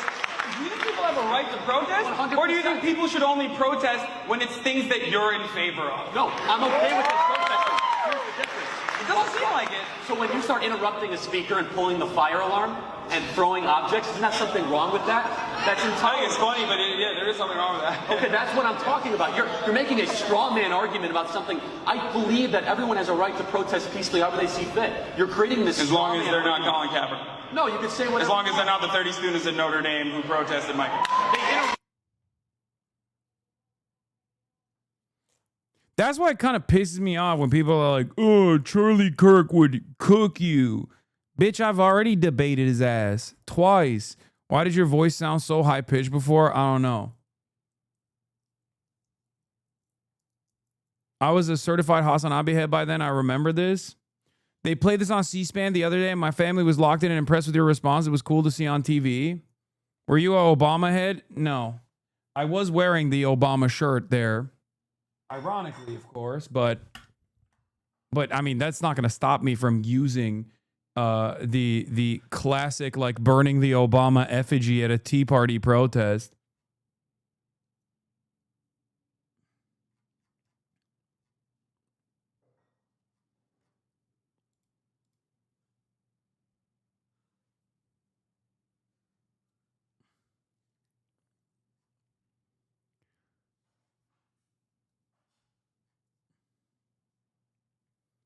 The jank moment is also the jank moment, the I live like a capitalist every day jank. Like, that's from my second debate with him. I do still have the Obama shirt, yes.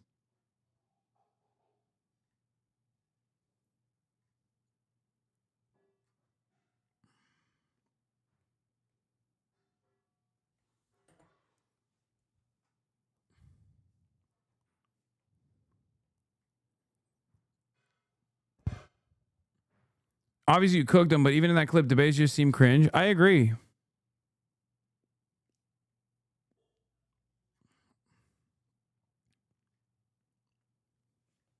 Let's look at the comments.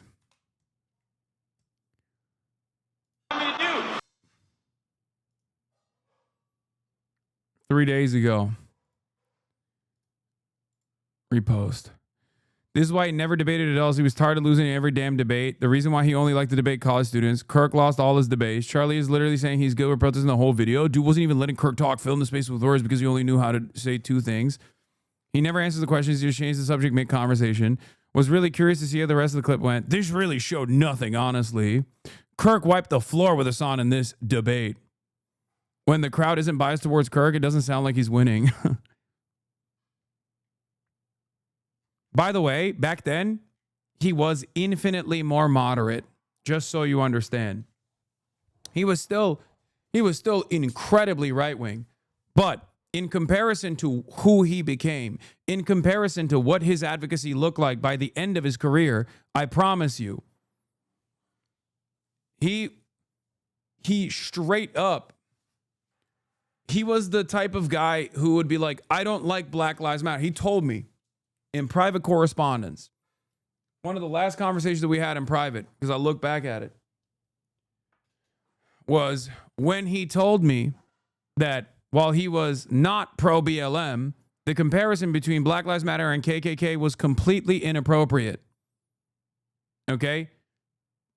That's what he was pushing for back then.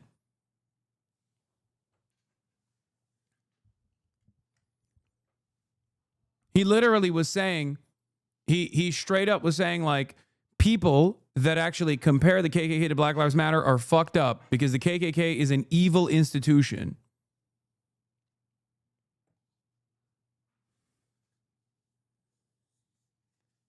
Do you understand? Think about how much his opinion, or at least his output changed. His output shifted. Yeah, he used to be a Milton Friedman ANCAP truther. That's all he did. Wait, so he was woke? That's not woke, man. He was anti-BLM still.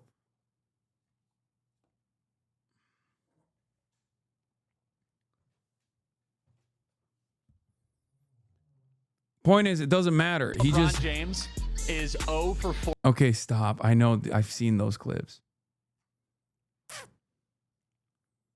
How likely was it that he was grifting? Of course he was grifting, man. That's it. I don't think you guys understand. Of course he was fucking grifting. What are you talking about? He is a regime propagandist. He was a regime propagandist. Do you understand?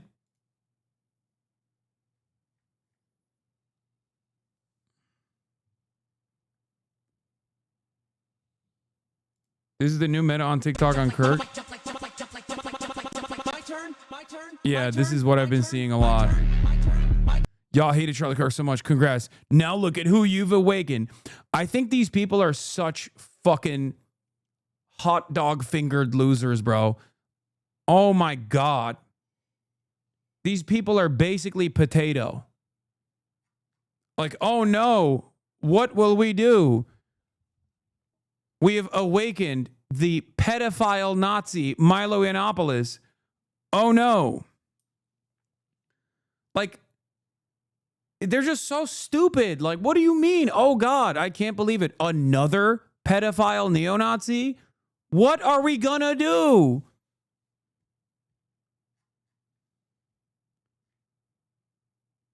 Yeah, why did he retire? Do you recall?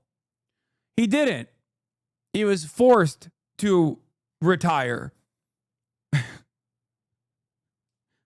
Not because he was a neo-Nazi, but because he was a pedophile.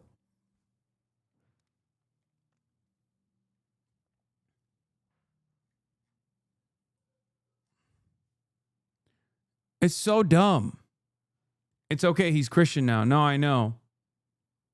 Oh, also, the other one is Sam Hyde. That's the other thing that they keep talking about. They're like, oh, you made Sam Hyde cry. Which, by the way, that's my favorite. Motherfuckers who are like, I can't believe these guys want to do political violence. The left is so violent. Okay, motherfucker. Sam Hyde is literally, again, another pedophile neo-Nazi. And his claim to fame for the last, 3 fucking years is literally talking about how he's going to murder me, which is, not going to happen, most likely, okay? Let's be real. You would have to go over you'd have to go up a couple fucking stairs and most likely pass away in the process. But, I don't understand why these people, volunteer this information. You know what I mean?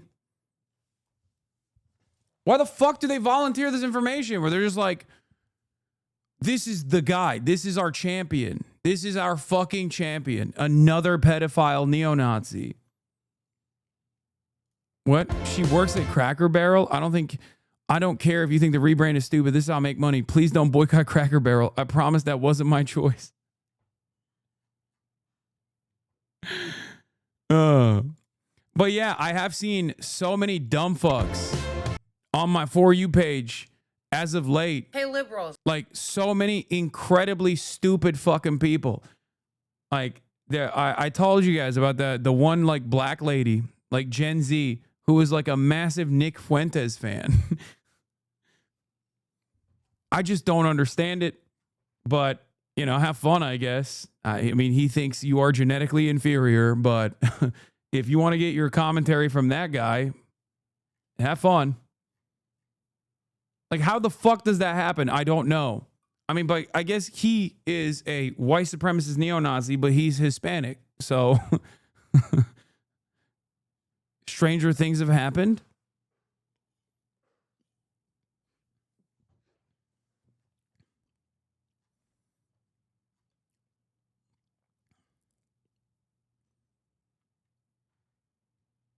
Anyway.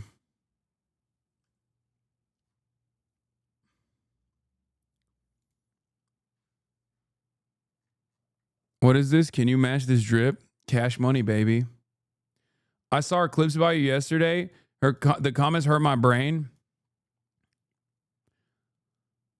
Yeah, I mean, I'll be honest with you. There is literally nothing you can do for a person like that.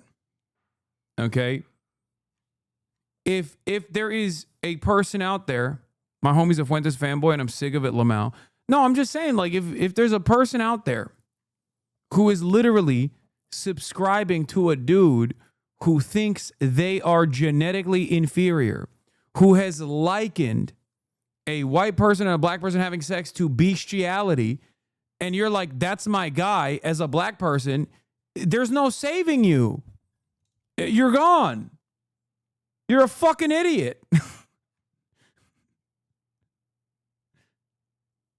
You're just mad because your merch doesn't go that hard? Yeah. That's true.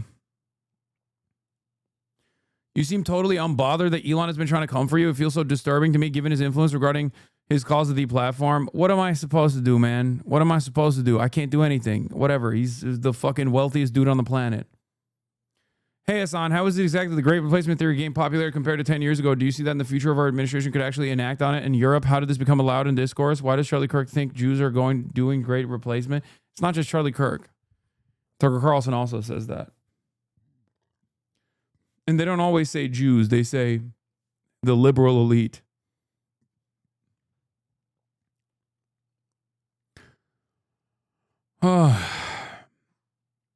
Hasan seni öldüreceklermiş. Geçmiş olsun, dikkat et kendine. Sağ ol kardeş.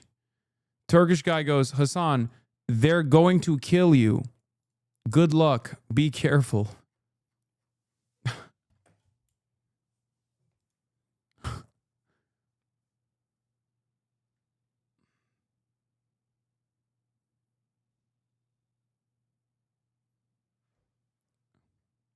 Thanks, man.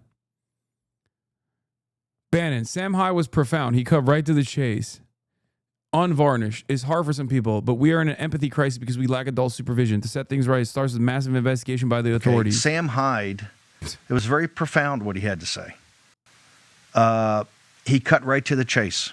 Like, there's so many different, there are so many different versions of like what's going on right now.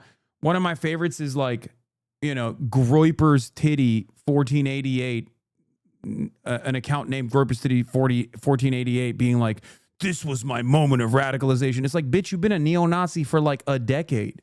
The fuck do you mean this was your moment of radicalization? You can't radicalize further. Your name is Groyper's Titty 1488. You have a fucking lolicon anime avatar. You already are a pedophile Nazi. The fuck do you mean this was your moment of radicalization? No, your moment of radicalization was way lamer, okay? It was like Gamergate because the tits got small on a video game. That's what radicalized you, bitch. Don't even fucking act like it was this very moment. We know, okay? And then the other ones are the people who are just like, Sam Hyde cried. We have to do, you guys made Sam Hyde cry. Like there was another one. There's this fucking, oh my God. I can't say, especially because like the media environment is very heated right now. Tensions are high. So I can't say what I truly feel about some of these fucking people that I see that are like, you made Sam Hyde cry. What comes next is gonna shock you. It's like, dude, what the fuck are you talking about, man? Who gives a fuck that he cried? Why am I supposed to take a pedophile, neo-Nazi, and a goddamn hack to boot, whose career imploded because he was so predisposed with being a fucking Nazi? Why am I supposed to care that he cried? Who gives a shit? Why do you give a shit? Sam High went on a tirade and tweeted Kamala and Zoran calling them the N-word with a hard R because they were giving their condolences about Charlie Kirk. No, I know. I saw that too. God, he's so funny. He's such a based comedian, dude.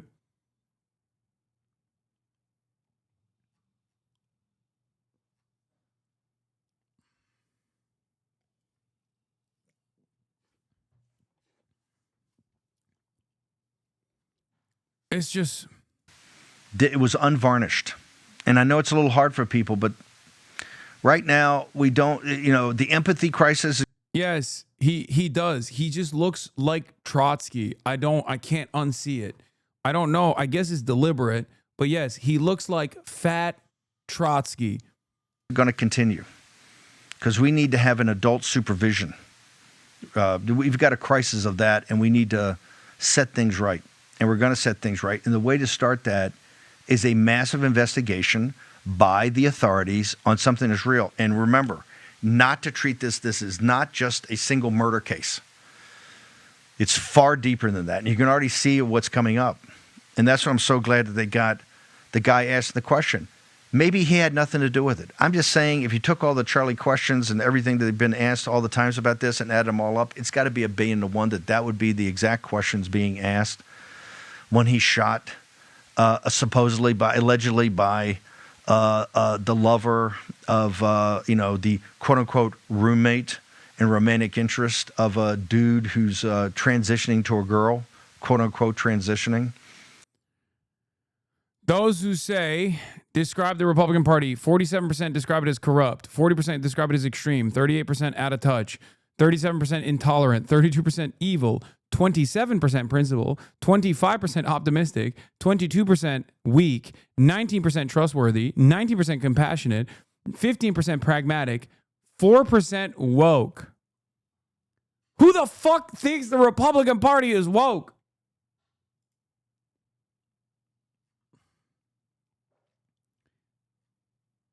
What do you mean? What more do you want?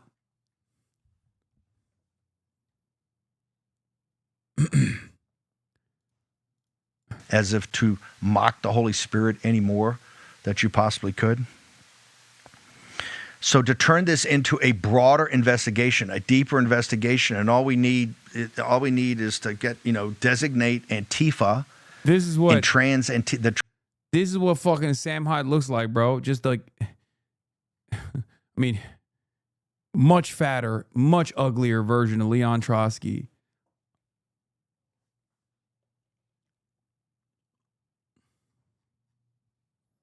No, that's not the KFC guy. Trans-Tifa or the Tran-Tifa, whatever the subset of this, domestic terrorist organizations. Yeah, right? And then start what you can do then on financing, what you can do. So funny seeing Sam Hyde try to be intimidating when he's not gonna make it to the next presidential election before a colossal stroke hits from the worst case of steroids abuse I've ever seen. It's the worst kind too, because it's like, if you're gonna do steroids, you might as well not look like shit, okay? I'm sorry. Like, fix your fucking diet, all right? Fix your diet, fix your workout. If you're gonna fucking do steroids and take out like a decade from the top of your life, you can't look like that, man. You have to look better. It's unacceptable.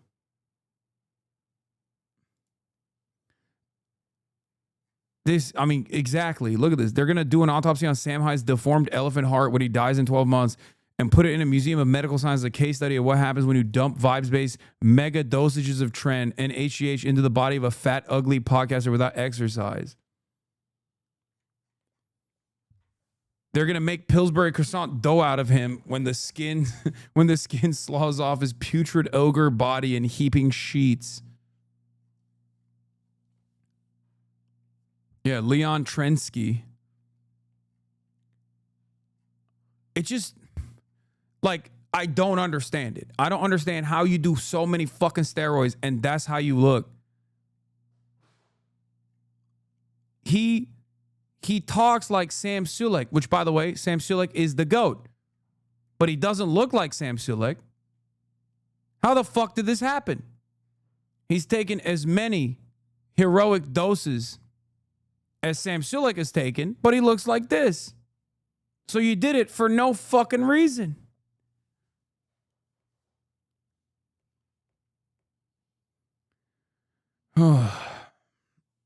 Have you ever done steroids? No, but one day.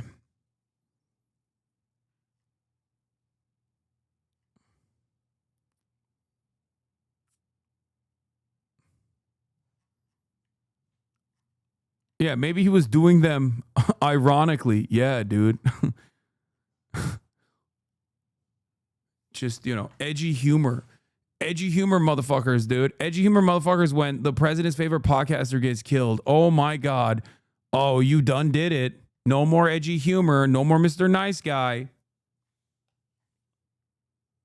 I think that's the worst offense is that, like, if you're going to fucking call yourself a comedian at any point in your life, you have to be funny. If you're just like a constantly angry, unfunny crank, then, that's the greatest offense. On people that assist them, politicians that assist them. Also, maybe you go in a 5 or 6 block area or 10 block square area in Portland and help the poor working class people there every night and declare martial law there and clean up that mess. Gross.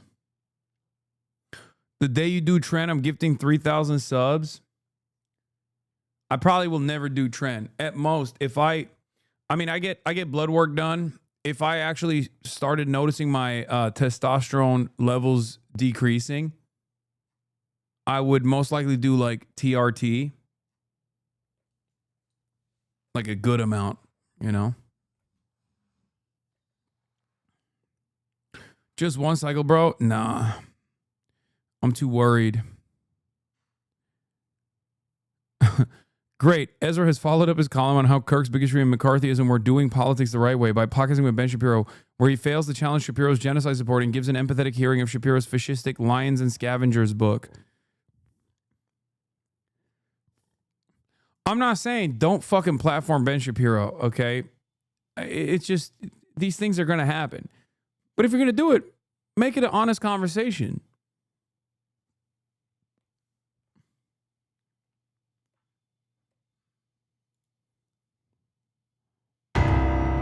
.99% of guys calling for a new civil war.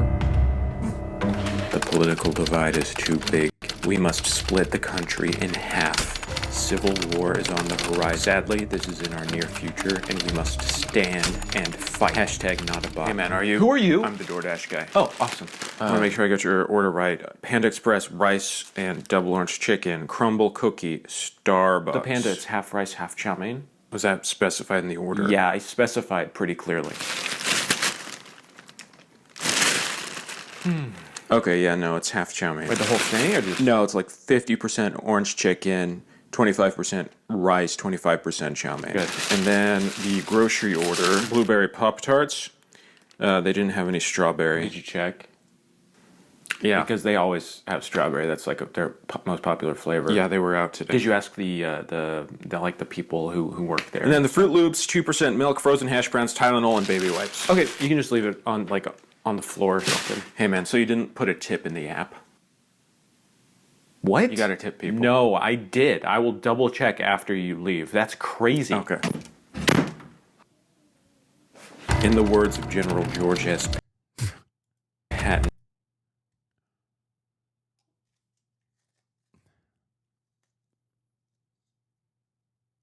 To this day, I really don't know what this guy's project is. He appears on my timeline from time to time. He's just funny. You said I'm not saying don't platform Sharpie, but I'm saying don't platform Ezra Klein. Okay, dude. You fucking promoter of murder and violence.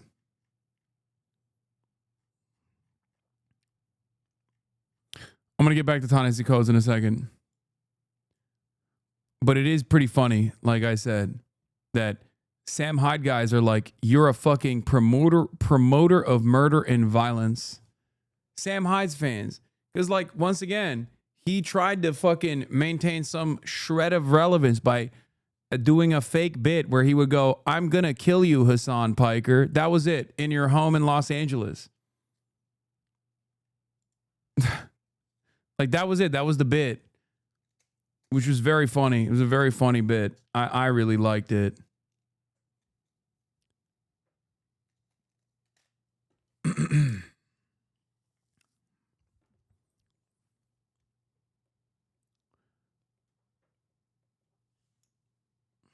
He said those exact words? Yes.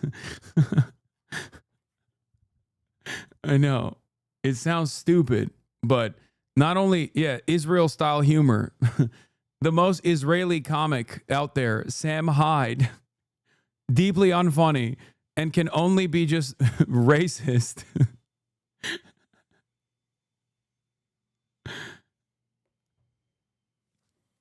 The reason why I'm bringing that up is not because like, you know, he was actually going to kill me and I was like shaking in my boots or whatever. The reason why I think it's funny is that these guys that did that for years and still continue to do so, as a matter of fact, are the very same people who are like, how dare you make jokes? How dare you? This is not a time for jokes. You know? You are being so violent.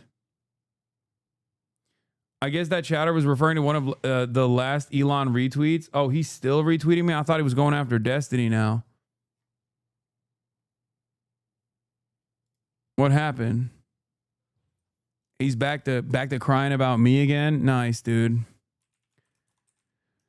Oh, there's nothing you can do, man. In this day and age, there is literally nothing you can do. If you got like a rich asshole who is genuinely obsessed. If you got a rich asshole who's genuinely obsessed, there's actually nothing you can do about it. They will just like consistently hound you. Okay?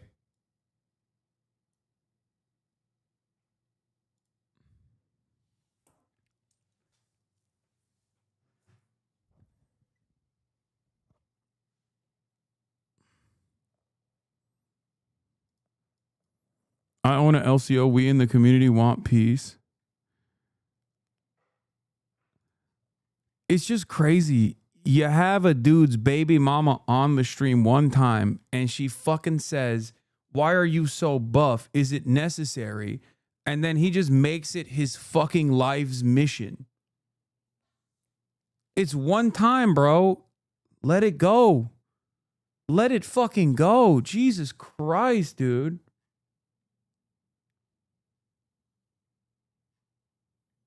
Is there nothing you can do because you're not rich enough or because you're not asshole enough? It's both, but also, the fuck can I do to Elon Musk? What are you talking about?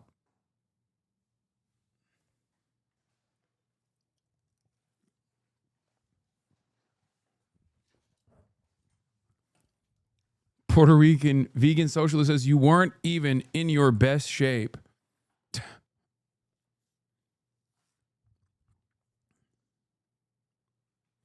Didn't you tell liberals to gut and shank their opponents? How is that not inciting violence? That's what's crazy. No, I didn't, actually. I was utilizing a metaphor when talking about liberals becoming more cutthroat when they're debating their opposition. It wasn't meant to be taken literal. And if you were to actually watch the full video, you would understand that. Ah, got it. There you go.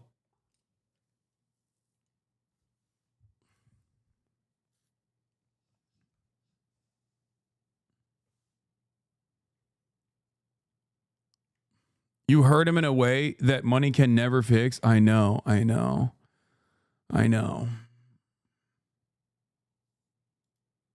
Speaking of your ops, I don't even understand what this means. This person said, collect my 8 rape pages. You have no idea what you've created.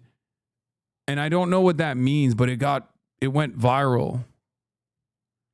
But also, why is he posting this? Slender Man reference? I don't know what that is. I mean, I know what Slender Man is, but I don't know the references. Anyway, let's continue. He's anything but slender. All right.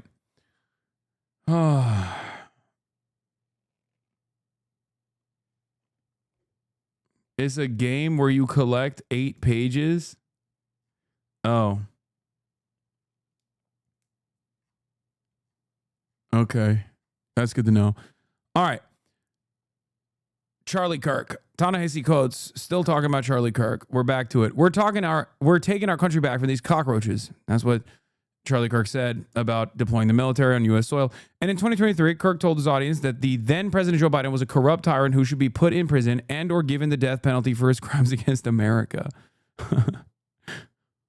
What are we to make of a man who called for the execution of the American president and then was executed himself? What are we to make of an NFL that once, on one hand, encourages us to end racism, and on the other, urges us to commemorate an unreconstructed white supremacist? And what of the writers, the thinkers, the pundits who cannot separate the great crime of Kirk's death from the malignancy of his public life? Can they truly be so ignorant of the words of a man they have so rushed to memorialize? I don't know. But the most telling detail in Klein's column was that, for all his praise, there was not a single word in the piece from Kirk himself. That is by design, by the way. Okay? That's the whole point. Because if Ezra Klein, who is the most esteemed liberal, would utter a simple, one singular word from Charlie Kirk, it would give the game away that his progressive bona fides is just nothing. Okay? That's it. That's it. That's also part of the reason why none of the people that are highlighting Charlie Kirk are talking about the shit that he fucking said. Ryan Grimm doesn't see it that way. Yeah, well, I'm disagreeing with Ryan Grimm on this, okay? I love Ryan, but it's okay. We can have healthy disagreement. I think Hasan and H3 issues should make up and just grift together again. A guy who doesn't understand anything about politics and thinks, you know, I'm just simply saying words without ever thinking about it, with no meaning behind it whatsoever.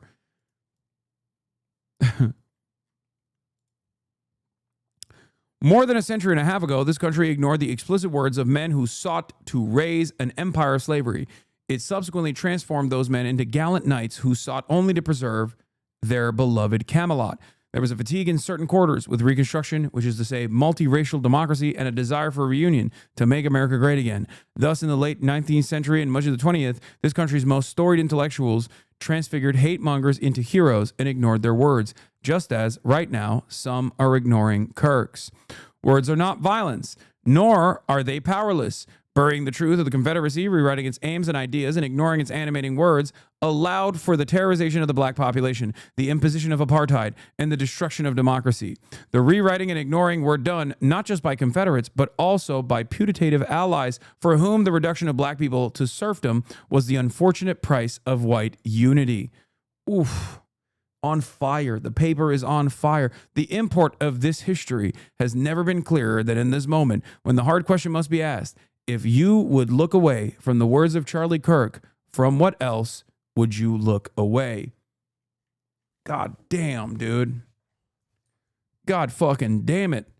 I said something that is nowhere near as poetic about the Ezra Klein piece, which was, and I'm fully in agreement with Ta-Nehisi here, which is that Ezra Klein, at worst, likes and subscribes to Charlie Kirk's worldview, or at best, does not think it's so bad that it needs its own analysis, or it needs to be mentioned even a little bit.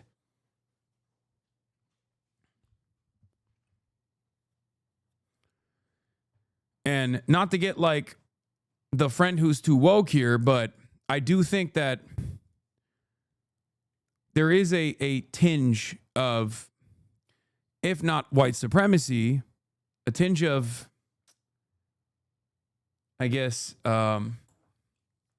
privilege there, where you just don't think that this is a real issue at all. You know? Apathy. White apathy, maybe? That's it. You do know that Ezra Klein is Jewish, right? Okay. So, do you think this impacts him in the same way that it does a black person or a brown person? He clearly doesn't seem to think so. What are we doing here? Are we relitigating this thing over and over again? I think it's well established what my position is on this. I was joking, sorry. Oh, okay. I thought you were being serious.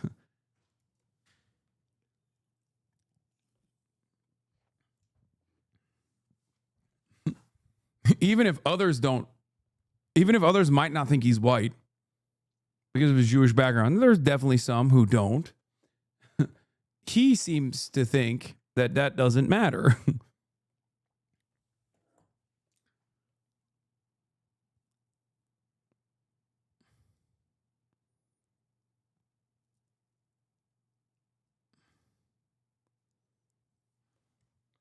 Another great take on Ezra Klein's whitewashing. When Ezra Klein... Bro, that's 7 minutes long. I'm sorry. That's a 7-minute TikTok. That's crazy. But yeah, Ezra also then turned around and had a conversation with Ben Shapiro as well.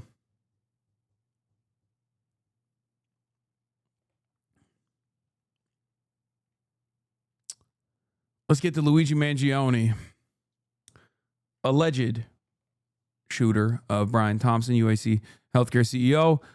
New updates on the Luigi Mangione court case where the 2 counts of terrorism have been dismissed. Luigi Mangione in court today for a hearing in his state case where Mangione pleaded not guilty to 11 charges and a judge dismissed 2 terrorism charges.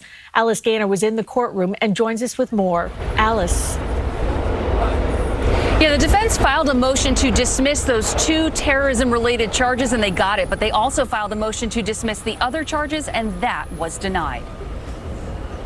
Luigi Mangione entered the courtroom shackled in tan prison clothing, looked once at the public row, then stared straight forward as he walked in. The 27-year-old is accused of gunning down United Healthcare CEO Brian Thompson on a Midtown street last December.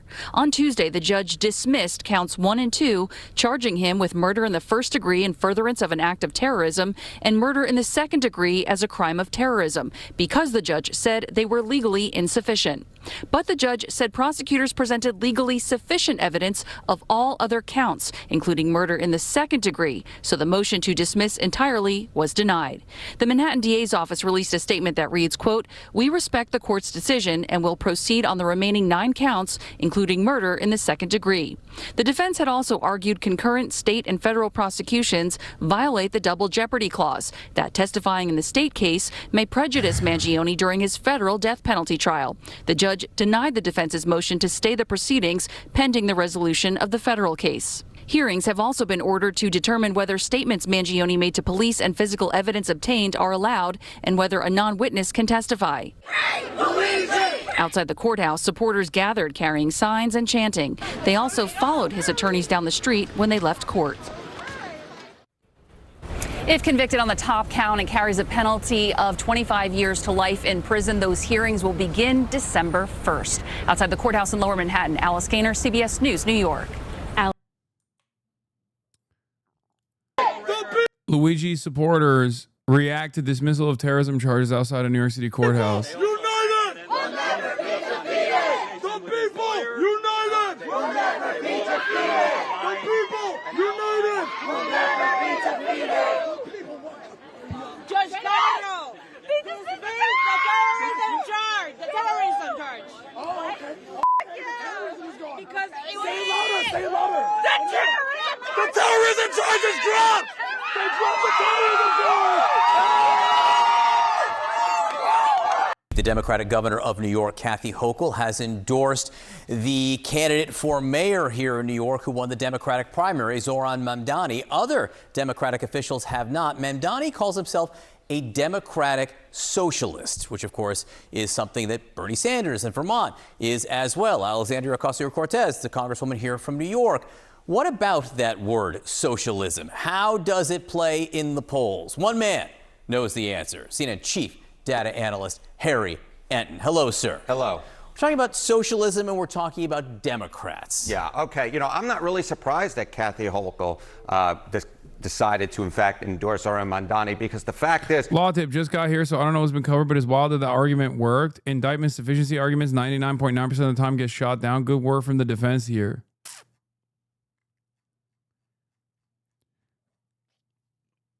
Yeah, she bent the knee, bro. That's true. She did. Socialism is not a force. Why do you think more people openly support him as the Kirk shooter? Is it mainly the public setting, or is Thompson more of an acceptable death? because Brian Thompson is an unknown figure, and the only relevance in the eyes of the public was that he was the CEO of an incredibly corrupt private healthcare. Like he was seen as a representative of the paywalling of healthcare, a denial of care, a denial of sufficient coverage for so many people. Like the social murder that is otherwise normalized but still so deeply felt by Americans is very real. Whereas Charlie Kirk was a polarizing figure, but was beloved by at least like one side of the political spectrum. Greg Gutfeld argued that the Minnesota assassinations don't count as right-wing terrorism because nobody knows or cares who the victims were. No, there's a difference, right? As in, one is a Democrat legislator. It's not that it's like an unknown figure. It's obviously if Brian Thompson was a Republican politician, for example, in the aftermath of his assassination, people would still not feel the same way as they did about Brian Thompson, the UHC healthcare CEO. You see what I mean? It's not even about like whether the victims are known or popular or not. It's more so about the fact that this person is one, not as well known or as beloved or as hated a figure as Charlie Kirk, but also like the only thing that person's job status is known as is denying people health care that they paid for, by the way. I know, I saw the Buttfeld clip. Four-letter word in Democratic primaries, not among Democratic voters. It's a five-letter word in the minds of a lot of Democrats, that five-letter word being great. Look at this, net popularity of socialism among Democrats. You go back to 2010, it was plus 7 points. Look how high it is now, up like a rocket, up to plus 36 points. That's a jump of nearly 30 points on the net popularity scale among Democrats in just 15 years. And I was looking at the... Let's go, boys. We did it. We did it. We're doing it. Holy Toledo. Polling from New York City, and what you see is the clear plurality of New York City Democrats think the idea of having a socialist mayor is a good idea, matching what we see nationally. The bottom line is socialism isn't a dirty word among Democrats at this particular point. It's actually a word that, when attached, Democrats seem to like it. That's a huge jump, and that's not that long ago, let me add. No. What about capitalism? Yeah, okay, so if all of a sudden socialism is now a five-letter word, great. What I would say is capitalism in the mind of Democrats is a three-letter word, bad. What are we talking about? Net popularity of socialism among Democrats. Look at this trend. It was plus 8 points in 2010. The very fact that Americans are arriving at this conclusion on their own shows how devastating the material conditions have become, how deteriorated the day-to-day existence is for many Americans. Okay? Because it's not like the entire system is designed to prop up capitalism and make you fearful of alternatives, specifically socialism. So you have to be bludgeoned in the fucking head with how bad capitalism actually is for you to go, maybe this other thing isn't that bad. Maybe people are just fucking lying to me.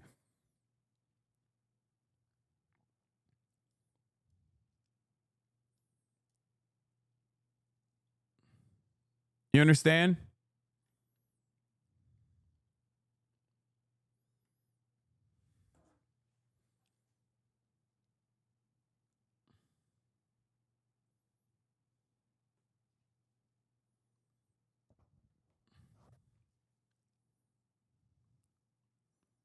On the positive side of the ledger, look at where we are in 2025.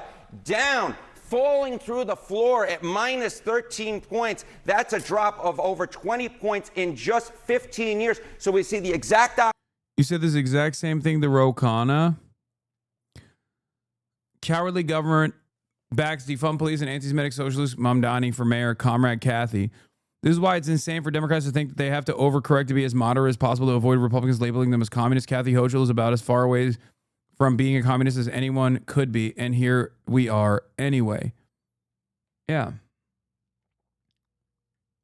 They're going to call you a communist regardless.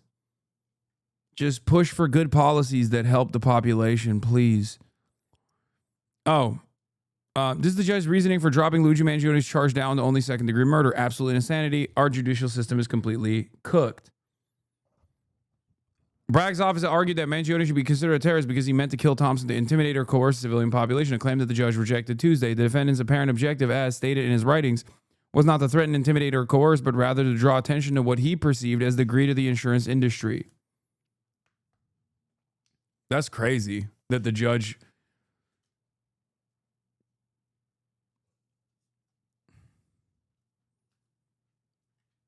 made that assessment. So Bragg overcharged. That's what happened here. I mean, I think it was. But regardless, I just didn't think that a judge would make that assessment. I thought it would go along with it because it has been very heavy-handed. Opposite trend that we see at socialism, which is up, up and away. What we see with capitalism is down, down, down through the floor.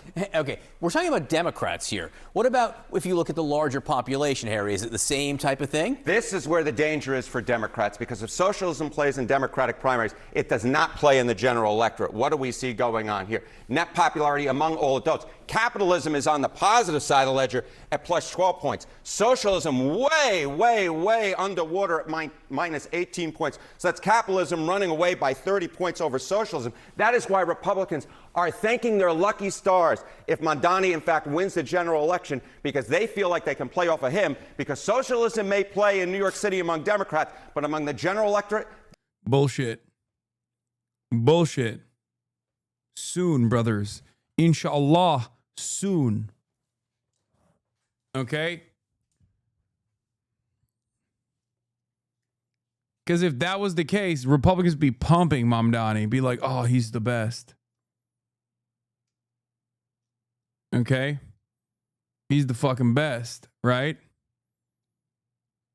Since it's going to really... since it's going to really hurt the Democrat Party's chances, right? Donald Trump and the Republicans are saying, hey, look at the socialist mayor in New York City. This is what we're dealing with. So again, something may play in Democratic primaries. It may play in the very Democratic city of New York. But among the general electorate, Republicans are salivating at the idea that they can run against a Democratic socialist being the mayor of New York City. Interesting way to break down those numbers, Harriet, and thank you. Always very interesting much. with you. And now to the race for mayor. And an exclusive CBS News New York poll indicates why Zoran Mamdani is holding on to his lead. Dick Brennan is here now with more on the issue that is most important to New York voters. Dick. That's right, Christine. From the beginning, Zoran Mamdani is focused on affordability. And according to our CBS News New York poll, that seems to be the issue. CBS News Director of Elections and Surveys, Anthony Savanto. If socialists are associated with the things that Bernie Sanders is known for across the country, then socialism will absolutely be more popular. Then capitalism and socialists will be more popular than the Democratic Party in general. That's it. And by that, I don't mean refusing to call it what Israel's doing a genocide, okay? An anti-Zionist version of Bernie Sanders.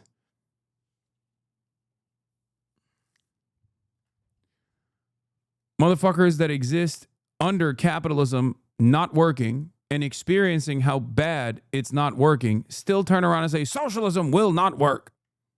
Okay. Is capitalism working for you? No. Why the fuck are you defending it? Do you think it'll be banned? I don't know, man. Maybe I'll go to jail. Who knows? Why is it that every other week we have to relitigate whatever some new manufactured outrage that's coming from the fucking right and calls for deplatforming? Do we have to do this every week? Do we have to do this every week? Every week, man.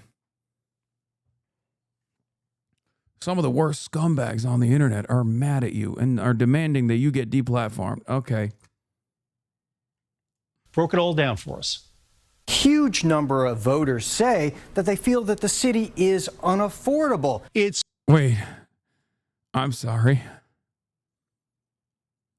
U.S. housing market has reached its most unaffordable level in history. Wait, what? I mean, it's working though, right? It's working. Capitalism is working. It's working. It's working so good.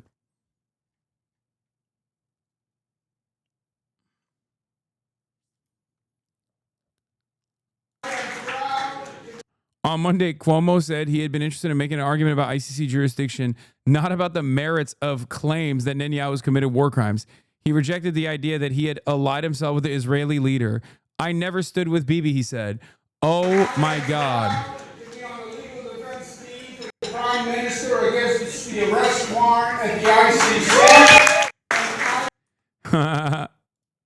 Oh, hell yeah. Cook 'em. That's awesome. Andrew Cuomo is trying to back up from the Israel stuff. What happened? What happened? Oh, no. Oh, no. Pocketbook issues that have helped propel Zoran Mamdani to a sizable lead in the mayor's race. The CBS News New York poll has Mamdani at 43, Andrew Cuomo at 28. Yes. Yes, Cuomo, staunch supporter of Israel, says horrific Gaza war must end. The remarks were a departure from former Governor Andrew M. Cuomo, who trails Assemblyman Zoran Mamdani in the New York City's mayoral race. Jenny Flecht. Yes. Yes. Oh, I'm going to come.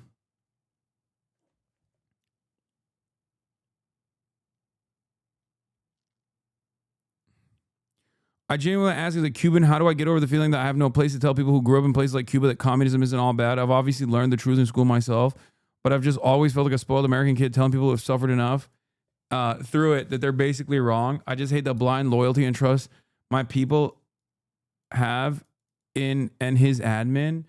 Yeah, I don't think Cuba is suffering or continues to suffer because of communism. I mean, just ask them, do you think China is suffering? You know?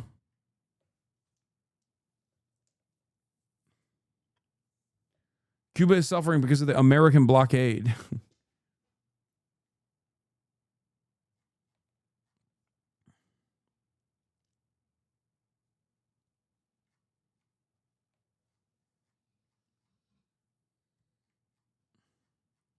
And if they say, but China isn't communism, then you know, follow up by saying, okay, can we do some Chinese style not communism here then?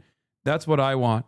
I want Chinese style not communism as opposed to the American style capitalism. I would like the not communism of the Communist Party of China.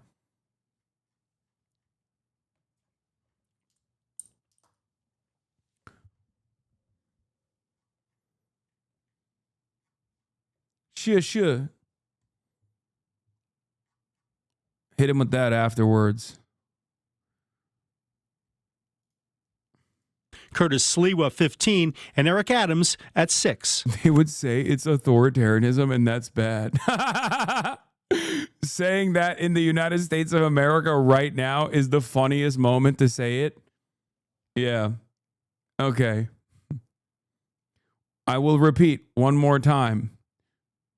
It seems to me as though we have the authoritarianism that we think China has, that we ascribe to China, without any of the benefits of the Chinese style not communism that they certainly don't have. The cost of living is the number one issue for them in this race. And what happens when they say the cost of living is their top issue? Well, Mamdani has a substantial lead over Cuomo among voters who rank that number one. But there are other reasons why Mamdani, a Democratic socialist, was able to come out of nowhere and take over the race. The thing that is propelling Mamdani right now in terms of what voters are looking for in a candidate, bring needed change. This is one I really highlight because 2 2/3 of voters say that's what they want in the next mayor. The question for the other candidates, is there any way to catch up while the race is counting down? There's no way for a multi-candidate field to catch up with Zoran Mamdani. Kean University Provost David Birdsell says Mamdani picked the most important issue to voters, affordability. This is very good news for Zoran Mamdani. Clearly, when other folks were more prominently featuring. What? What? What?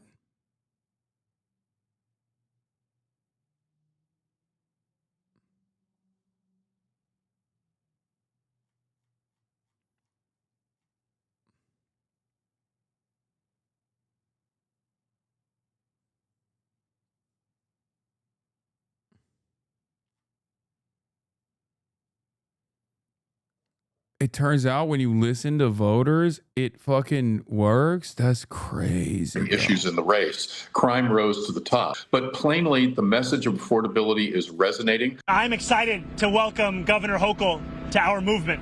Mamdani picked up the endorsement of Governor Hochul with predictable reaction from the other candidates.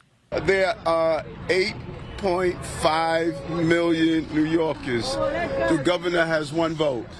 Let's be clear on that. I believe that Governor Kathy Hochul collapsed like a cheap camera and has thrown in with the Zoranistas. The Zoranistas. Dude, I fucking love Curtis Lewa. God damn it. God, there's so many awesome characters in this race. Like, I fucking love Eric Adams. I love Curtis Lewa. I can't stand Andrew Cuomo. He just sucks. He's just truly the worst out of all the other people running.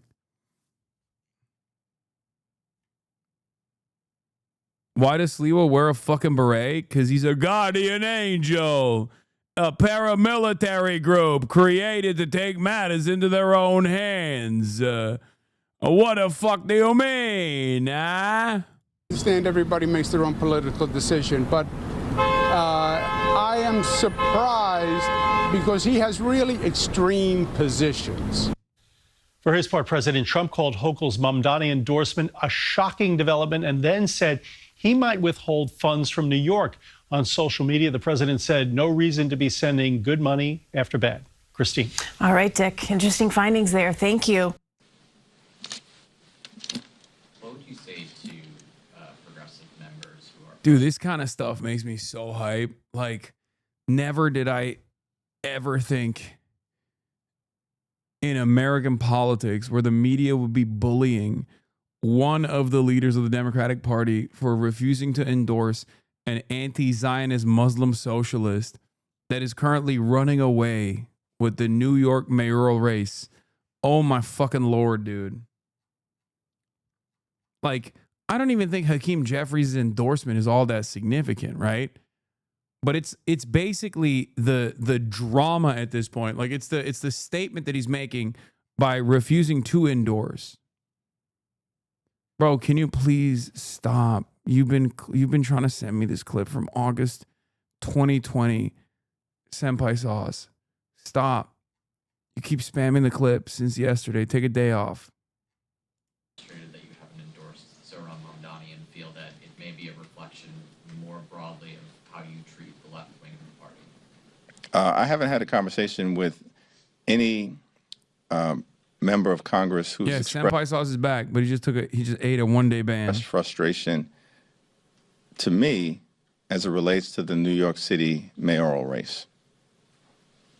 Thanks. Mamdani again. Can you share at all, like, your time frame or like what you're weighing as you think about this decision? And I know you said no one's expressed frustration to you, but Senator Chris Van Hollen last weekend sort of called you out and other members of the New York delegation. So what's your response to that? I think we had a response to that. Thank you, Mr. Leader. Several of your New York Democratic colleagues have called out Mamdani's socialist ideals and calling them too extreme and radical to serve as New York City's mayor. Are you comfortable with Mamdani's support of socialism? And, well, how do you feel about his socialist policies? You'll have to talk to my Democratic colleagues who have made comments, and I'm sure they will be more than willing to share their views about him.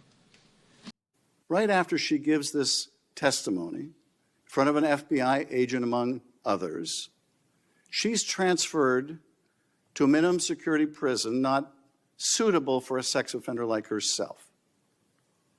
Who made that decision and why? The Bureau of Prisons.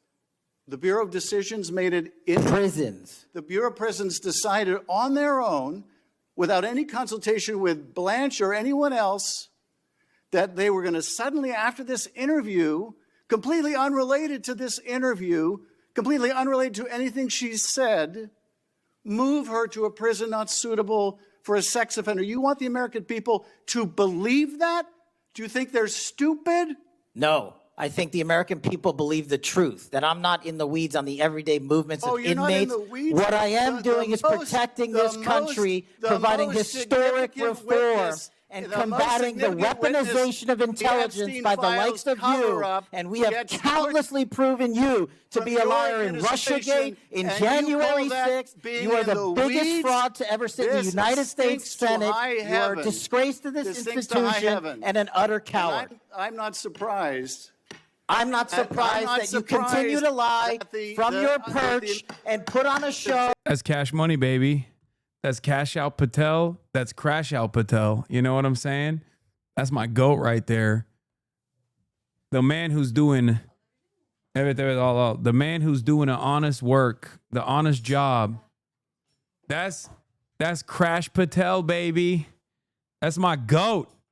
So you can go raise money for your charade. You are a political buffoon at best. Well, you can take an internet troll. Take it to the bank that the FBI is protecting this country and the state and citizens of the California. We are bringing historic reform. Point of order. But all you care about is a child sex predator that was prosecuted by a prior administration, and the Obama Justice Department and the Biden Justice Department did squat. And what did President Trump do? Bring new charges courageously. And what have we done? Chairman, you said I'm the most control of this transparent FBI director in history. 33,000 pages of information to you. I challenge you to say anything credibly to the truth. Go ahead and run to the cameras where you want to go now. We thank you for watching. And remember, stay updated on breaking news and top stories. It's my time, not yours. My God. If you want to talk about dividing this country, it is my time. I follow you on your social media posts that it tear is my this country time apart. to address your falsehoods. You swear to release the Epstein files, but now you're withholding the Epstein files. You claim that you have a suspect in a serious assassination. Whoops, then you don't have a suspect. You know nothing about plans to remove FBI agents, yet you're directly involved in those plans. In the words of an ex-FBI official, you are overseeing, and I quote, generational destruction of the nation's premier law enforcement agency. Here's the thing, Mr. Patel. I think you're not going to be around long. I think this might be your last oversight hearing. Because as much as you supplicate yourself to the will of Donald Trump and not the Constitution of the United States of America, Donald Trump has shown us in his first term and in this term, he is not loyal to people like you. He will cut you loose. This may be the last time I have a hearing with you because I don't think you're long for your job. But I'm going to tell you this. I pray for you. I pray for you that you can step up and defend your oath, defend the Constitution, and do a much better job of defending this country. That rant of false information does not bring this country together. If you want to work on bringing this country, it's my time, not yours. My God. If you want to talk about dividing this country, it is my I follow time. you on your social media posts. Excellent point, sir. That it tear is my this country time apart. to address your falsehoods. Oh, you can try all to the you division want in this country. to not take It is responsibility my time. for what you had have your said. time. Sir, you're Your making a time is mockery of this over. committee. Sir, you don't tell me my time is over. You The know how people far of New we've Jersey come tell me since what my you time tell- is. You can't lecture me. You can tell me Sir, my time's over? You may be the charge of the I'm not FBI, going anywhere. but I am not afraid of you, sir. Chairman. Not afraid of you. This issue is not going to go away. And I think the central question for the American people is this. They know that Epstein trafficked young women for sex to himself. They want to know who, if anyone else, he trafficked these young women to. And that's a very fair question. I want to know that answer. And I think you're going to have to do more to satisfy the American people's understandable curiosity in that regard. I am not saying that others were not trafficked and others were not involved. What I am telling you is that based on the information we have, and we have continuously and publicly asked for the public to come forward with more information. If there is, we'll look at it. But based on credible information, we have released all credible information, and the information that the Department of Justice and the FBI never releases. Kash Patel's a Liverpool manager. I don't know why he chose that tie, man. I don't get it. Is information on investigations that are not credible. And we don't release the names of victims who weren't credible, but in the same time, we don't release the names of victims who were credible. And so that's by law. And so the information we are releasing now is historic, and it is also to the maximum capacity that the law allows. And I know that's not going to satisfy many, many, many people. But if they wanted it done right, then the investigation from its origination should have been done right, and he should not have been given a get-out-of-jail-free card to do jail on the weekends for 12 hours a day, and he should have been investigated fully for the entirety of his crime and criminal enterprise, not just from 1997 to 2001. I've observed when, whether it's Republican or Democrats, want a yes or no answer. Dude, a lot of goat talk today. Okay, lots of goats we're talking. Chuck Grassley, don't say he's dead. I saw chatter saying he's dead. He is not dead. Okay, do not say he's 1 HP. Okay, that is the oldest congressperson in the United States of America you're talking about. Okay, how dare you? That the witness and the senators talking over each other. So I thought what I'd do this time, rather than have that happen, if there's something you don't get a chance to answer because of the demeanor of a Republican or Democrat senator, before when we get done with that. Guess who made it on the Fox News primetime and they did zero research on him? Far left streamer. Now he's banned. And the far left is acting like Charlie had it coming. If you wanted Charlie Kirk to be alive, God, these people are so dumb, dude.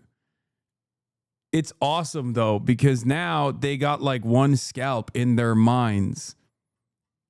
They got one scalp, so then they're like, oh, finally, like we got one. Okay, maybe they'll quiet down, you know Donald what I Trump mean? shouldn't have been president for the second term. You need conservatives to be afraid of getting killed when they go to events so that they look to their leadership to turn down the temperature. The issue is right now, they don't feel like there's any fear. That guy's name's Destiny, and he just learned his fate. He's fired and banned from making any more money. It literally says kick right here, you fucking idiot. It says kick right there, dumb fuck. I wonder why. I wonder why he's on kick and not on... Anyway, we shouldn't even tell him. No, he got banned. Twitch is taking these concerns and they are running with those concerns. And by that, I mean, they banned him so hard. They banned him before he even said those things on Twitter. On his site. You need conservatives to be afraid of getting killed when you go to events? CNN is defending this guy. We can't punish people for disagreeing with us. We can't punish people for being jerks and celebrating the death of someone. That's not illegal. It's pretty funny that Jesse Waters, the day after Charlie Kirk's assassination, or like hours after Charlie Kirk's assassination, was like, it's war. We have to start physically apprehending people. Like it's war. We have to take it to the left. We have to do something to the left, right? Like immediately after. And then he's like, wow, I can't believe these guys are saying such violent things on the Democrat Party side, on the extreme left. Illegal, and that shouldn't be who we are. She's right. It's not illegal to say Charlie deserved to die and you're glad he did. They have a right to say that, but we have a right to fire you. I genuinely can't believe this is a separate clip. They're not defending him specifically. I know, of course they're not defending him. But it is pretty funny that these guys are so... It is funny that these guys are so stupid and so susceptible to misinformation that even when this dude turns around and trolls people by being like, oh no, I got banned, by showing the actual time that he got banned, which was many years ago at this point, they're like, hell yeah, we got one. You can't walk into the office and say you're into homicide. You can't work at CNN and tweet, I'm comfortable with cold-blooded murder. What do you mean? Dog, a prominent anchor on your network, Brian Kilme, quite literally said that about homeless people, which includes, of course, homeless veterans as well. A group of homeless people that you guys love to fucking avoid talking about until you want to talk about how much money we're spending on immigrants or some shit. Okay? He just straight up said, we should kill homeless people. Like, not even, like, that's it. That's what he said. He said we should straight up kill homeless people, dude. Okay? That is crazy. Also, speaking of which, 13 people hurt in 2 mass shootings at the Minneapolis homeless encampments on the same day, apparently. Okay? At least 13 people have been wounded, 5 critically, in 2 shootings that erupted over a span of 12 hours at homeless encampments in Minneapolis. The mayor is saying he shouldn't be surprised if they are connected. He wouldn't be surprised if they're connected. The shootings on Monday marked the 4th and 5th mass shootings to occur in Minneapolis over the past 3 weeks, including one on August 27th at Annunciation. Fuck, I can't even read anymore. Annunciation Catholic school that left 2 children dead and 21 people injured.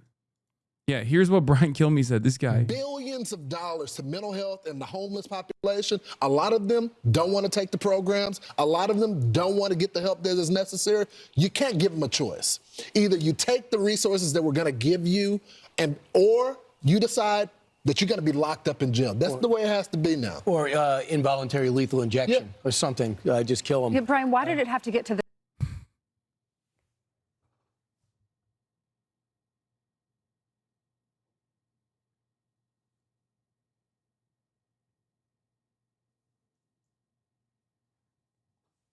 I like that he also clarified, like, if people don't know what involuntary euthanasia means,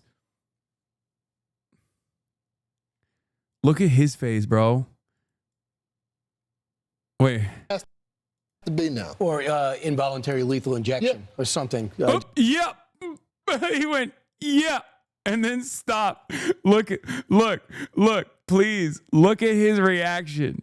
Look at his fucking reaction. Or something. Yeah. Lethal injection or something. Just kill them. Yeah, Brian, why did it have to get to this point?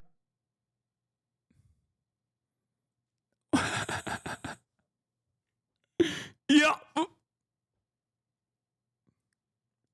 Yeah, Brian Kilme came out. Morning, we were discussing. Right. I would say this: we're not voting for the right people in North Carolina. Wake up. Yeah, we're not voting for the right people. We should be voting for the people who will kill the homeless.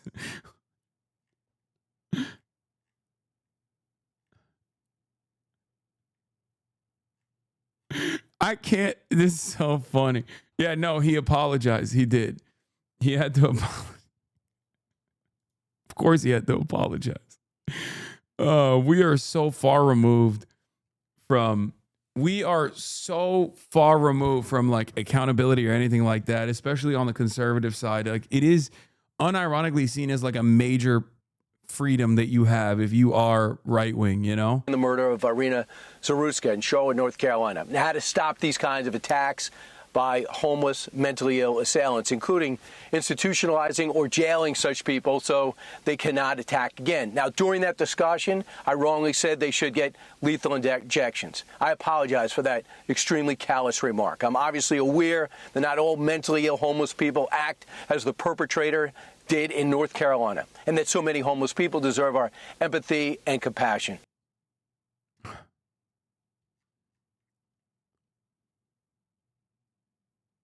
Man, remember when you got banned for Medicare fraud? Imagine if you said anything near this, but you know the right is never violent. I know. This doesn't mean that, like, those of us on the left should get to say stuff like this in general. We can't get away with it, and we shouldn't say it anyway, okay?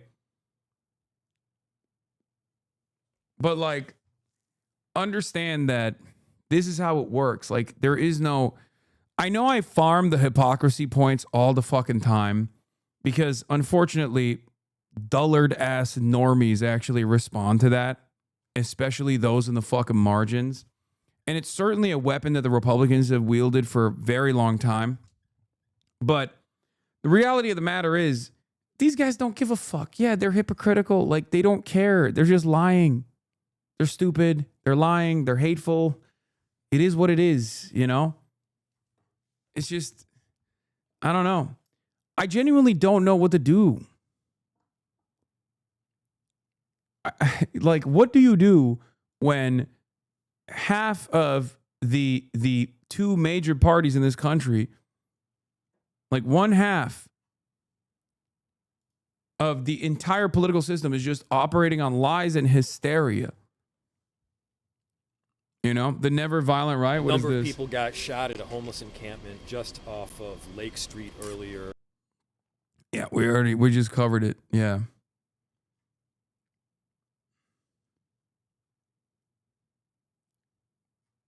Libs think hypocrisy is like a poison debuff. Yeah. More people need to be killed. Anyway, that's funny that, like, again, Jesse Waters, only a couple days after being like, we have to do war to the left, is like, wow, I can't believe how intolerant these libtards are. Speech is free, but you're not free from the consequences. If you're glad Charlie's dead and thought he had it coming, I'm supposed to sit next to you in the break room? You're going to teach my kid at school or serve in government? And I'm supposed to just say, free speech. You're advertising that you're a maniac and that you have no decency, compassion, or humanity. I mean, like, low key, that's how I feel about being around Republicans who fucking celebrate deaths of not just like one person, but entire swaths of the population. That's what it feels like if you're fucking anti-Zionist, if you're anti-Israel, and you're surrounded by these people who are just like you're surrounded by these people who are looking at all that death and destruction and going, that's awesome. We want more of it. And you should shut the fuck up. But once again, I always say, like, this goes back to how violence is perceived by the masses. If it's institutions, if it's institutional violence, if it's systemic violence, if it's the violence of the state, it's not considered violence by the masses.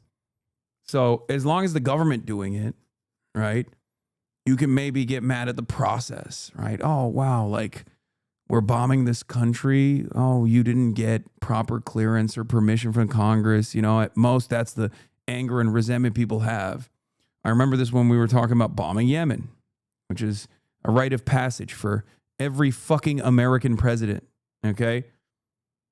And, like, even in the Signal Gate, the main point of contention for everybody was how big of a security failure this was, that drunk-ass Pete Hegseth had brought in the editor of The Atlantic into the group chat when he was talking about fucking how they're going to be bombing Yemen. And that was the major point of contention. No one was like saying, hey, why the fuck are we bombing a sovereign country? Can someone explain that to me? Like, that's pretty fucked up. That's pretty unacceptable. Why are we doing that? And that to me is indicative of the way that we see state violence, right?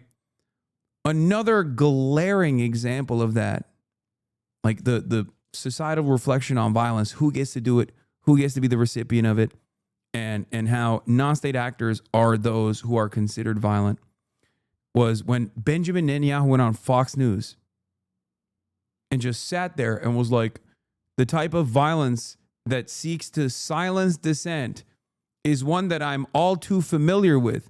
And I was like, the fuck do you mean? You've killed every journalist in Gaza, motherfucker. You're a war criminal.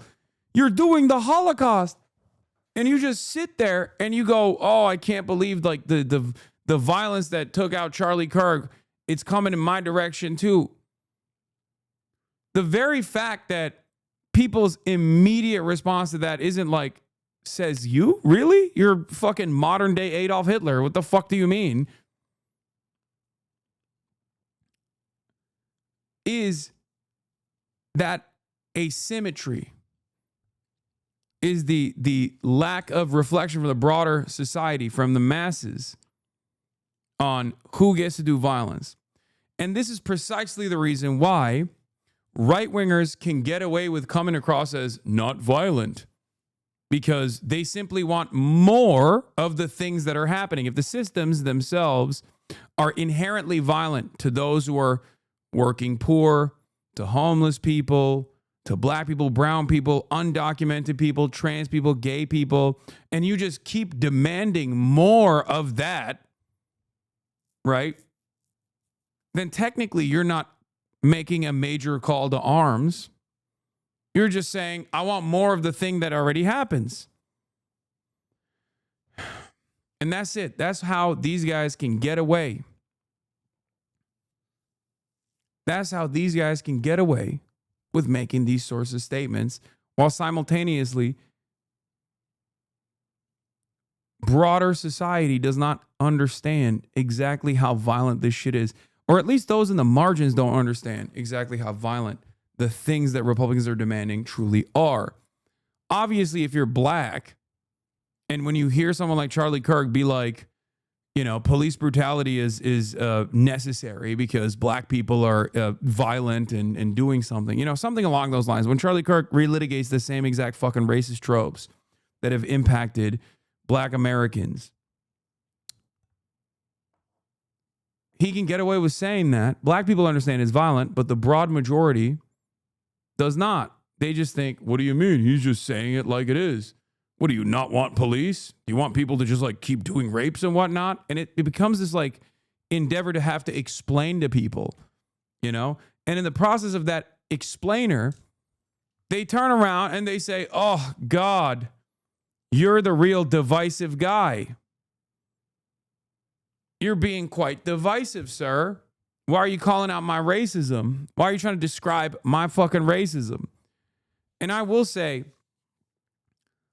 while I've always tried to understand this, I would say that in my professional career, until these past 2 years, I never truly got how fucking enraging it is to constantly have to explain a position with the knowledge in your mind that the broad majorities of society are not going to see you as a full fucking human being. They're always going to have that implicit bias. Until the Islamophobia kicked into fucking high gear with the whole Israel stuff. I always thought I understood it, but I never truly understood it. Okay? I never truly understood, even though I empathize with it and I obviously defended these groups, the fucking unimaginable frustration of having to constantly fucking eat it with the full knowledge that people that are watching, people that are listening, onlookers, maybe even loved ones, right? People that you thought were allies and friends will never fucking understand. They just won't, especially if they're, you know, let's be real, white men. You can try to understand it, and there's no problem with like not fully being able to comprehend it. I certainly did it fully comprehended for many, many years, okay? Because I'm a white passing dude. I'm a white guy. I'm 6'4". I am traditionally attractive by Western standards. So like when I was advocating for trans people, or when I was advocating for black people, when I was advocating for undocumented migrants, like there was always a level of security that I had, or a not being directly in the targeted group, the dehumanization. I just didn't, you know, I never experienced what it's like fully, because I didn't live here post 9/11. Remember, I only came here in 2000. Well, I guess I technically came here. I mean, I came here post 9/11, but like I missed the most heated moments, right? I came here in 2009. And even when I was experiencing it didn't feel that bad. And I overlooked it.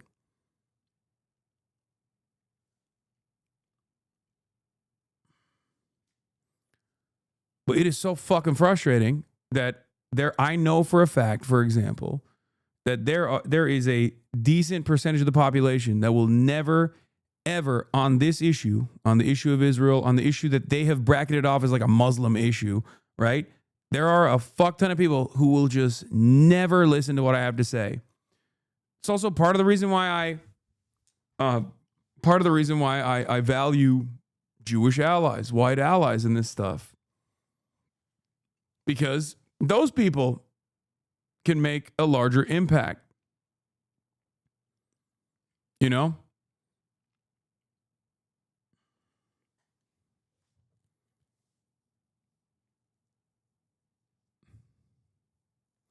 No U.S. outlets reporting this. U.S. lawmakers from 50 states plant trees in city raided by Hamas on October 7. Each tree becomes a symbol of the love and land for the profound connection that unites us, KKL JNF World Chairwoman Ifat Ovadia-Lusky said. On Tuesday, September 16th, a huge group of 250 American state legislators gathered in southern Israel for a unique ceremony. 250? 250?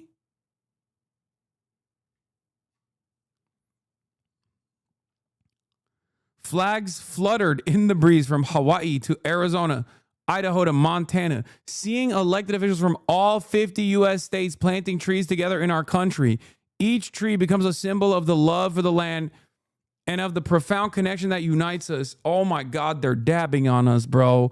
They are dabbing on us. They are fucking dabbing. They're fucking putting their nuts on our foreheads, dude. That is crazy. That is crazy, brother. A delegation of 250 U.S. state legislators in Israel attended 50 states, one Israel. 50 states, one Israel.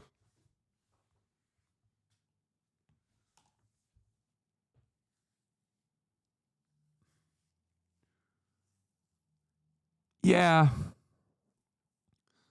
I mean, how do I sit around and fucking and be like, no, you don't understand. The dynamic between Israel and America is not the way that like people like Nick Fuentes present it as. It's just, you're fucking stupid.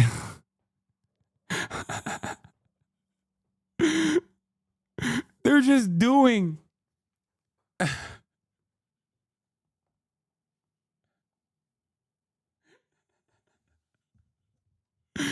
If sometimes it feels like they're just doing this on purpose, right? Like it just.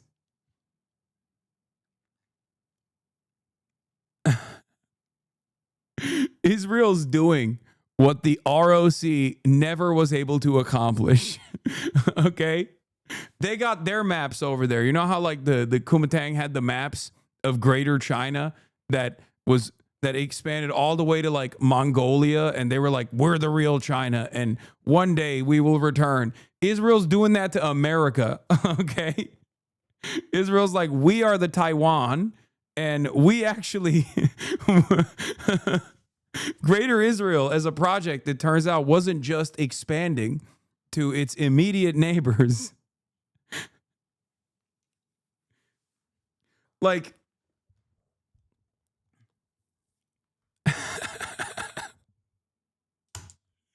what the fuck, man? What the fuck? Dude, I'm an average white guy from Idaho, okay? I see Nick Fuentes and Candace Owens clips on my timeline, okay? I'm already kind of right-wing. And I see them being like, this is Zog, Zionist-occupied government. This is fucking, like, Israel owns America, okay? I see videos like that, and I go, maybe that's not the case. Let me see this other guy, this Hasan guy. Oh, well, they're calling him a terrorist, but let me take a look at what he has to say, Okay. And then they listen to what I have to say. And then they see this. It's over. They're never going to trust me. They're going to be like, okay, dude, shut the fuck up. That's a much easier fucking argument to present. That's it. That's it. In the heat of genocide, the United Nations is like, the United Nations are like, Israel's doing a genocide. And American state legislators are like, oh, this is our time to shine. Like, let's go over there and genuflect.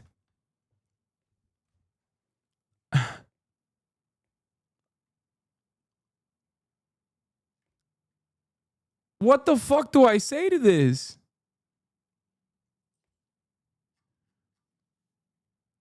What do I say to this, man? Sound on. U.S. Democratic and Republican lawmakers are serenaded with Somewhere Over the Rainbow in all 50 states, one Israel delegation.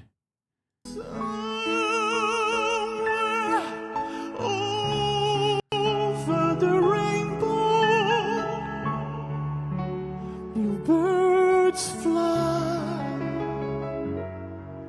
These birds fly. Oh. So that's 250 out of 7,386 state legislators, or about 3% of all U.S. state legislators in one country.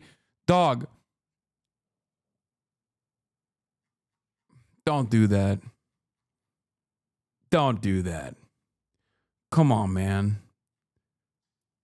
Like, come on. I mean, having 5 at this stage is insane, okay? You got majorities in this country being like, Israel's doing a genocide. Overwhelming majorities being like, stop sending them weapons. What the fuck is going on? And then they were able to pluck 2 or even more. They were able to pluck 3% of all U.S. state legislators and fly them to Israel. Like, any country that they would do this to is weird, right?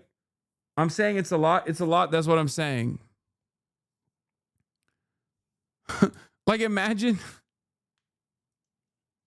they do this in, again, Lithuania. You'd be like, what the fuck? Why should I care about this? You know what I mean? And Lithuania is not currently doing a genocide, right? Like...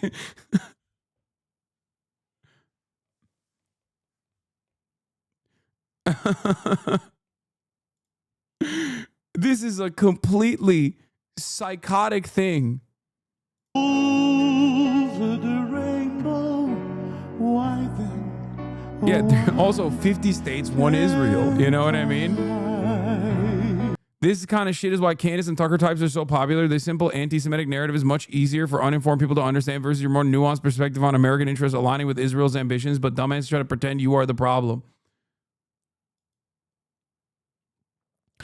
A 13-member delegation in New York area police chiefs and commissioners visited Israel this week under a program run by the Ministry of Diaspora Affairs dubbed Birthright for American Police Chiefs. Stop!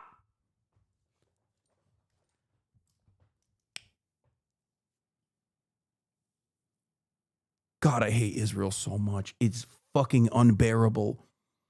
Oh my God! They toured Kfar Aza and the October 7 attack sites, experienced air raid sirens, met with Israeli security officials, and were briefed on new policing tech. They're going there like it's fucking genocide Disneyland. What are we doing?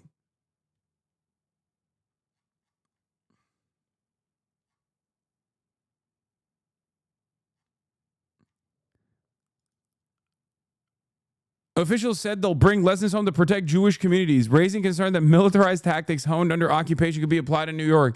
NYPD did not participate due to the UNGA scheduling.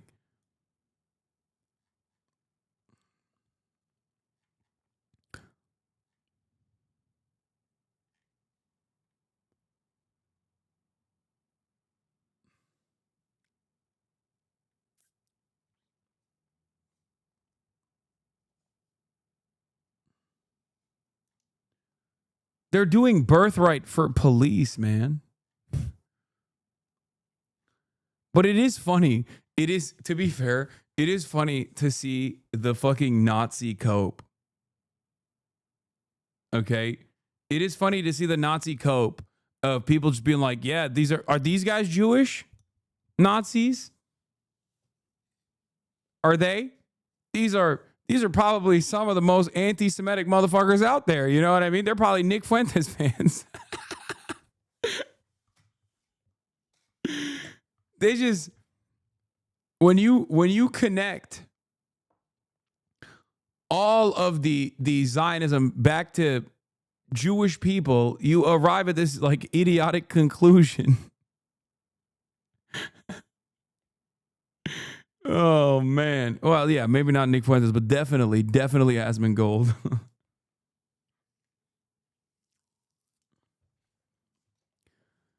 The only thing that is giving me a little bit of confidence. Wait, does that mean cops can make Aliyah? Yes. The only thing that gives me confidence is that like Israel's reputation is lower than dirt around the globe. Okay. It already was in the global south, and now it is in the Western world as well. So no amount of like this kind of very obvious flex missions is going to make up for that. Okay. That's it. That's just, you can try to fucking pluck as many like local legislators as you possibly can, but it's not going to make up for it.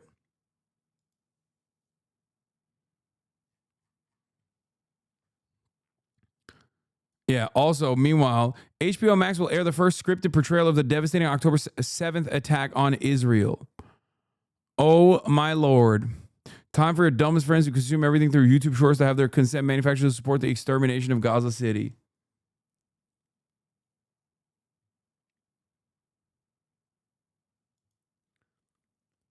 Noah Argamani was one of the former hostages. I cannot breathe watching the fighting inside of Gaza City. As a former hostage, I know exactly what these moments feel like. The booming blast, the gunfire, the wall shaking, the helplessness and despair that take over. The emotions come rushing back at all at once. It's unbearable. Right now, I fear deeply for Avi Natan's life. I fear for the lives of all the hostages. I saw my friend die before my eyes in captivity, and I cannot accept that it shouldn't happen to anyone else ever again. We must not let this continue. We must do everything in our power to bring everyone home, to see the hostages, including Avi Natan, return safely. I pray this operation ends swiftly. The most woke Israeli, okay? The most woke Israeli is literally just like, I was really scared as a hostage, and I'm just so worried about all the other hostages, the millions of people whose lives are destroyed. You know, I hope the operation ends swiftly for them.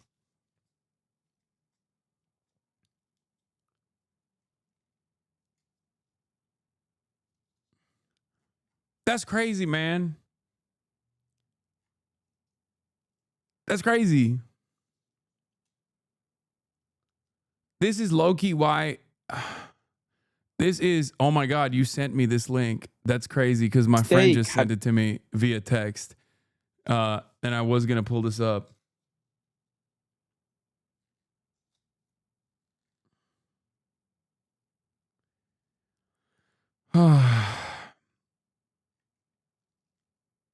Yes, she does admit that Israel terrified her with the blasts. Yes, she has talked about it.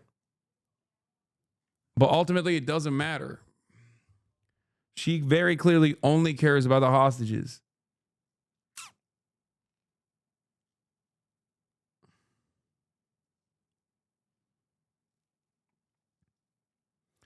Wrong Think banned.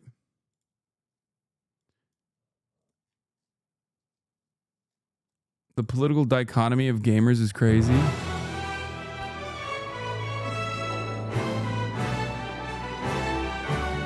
Saw an army dude beating people's ass at Smash. I 3-stocked him for Palestine.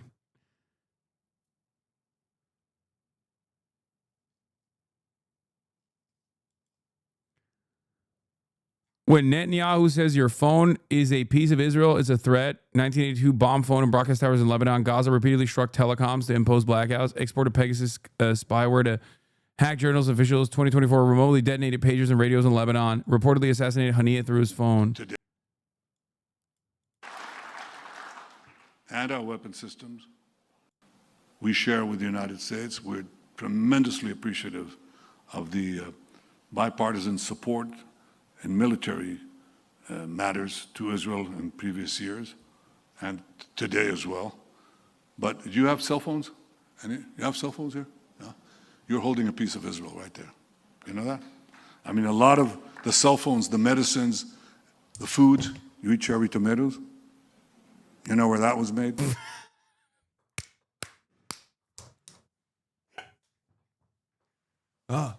Pizza? Pizza? You know pizza? Where do you think pizza was invented? Israel. Obviously. Cherry tomatoes? Israel. Guacamole? Israel. Tacos? You like tacos? Where do you think tacos were invented? Israel. Yeah. Sushirito is the process where you have a sushi and a burrito. Israel. We invented it.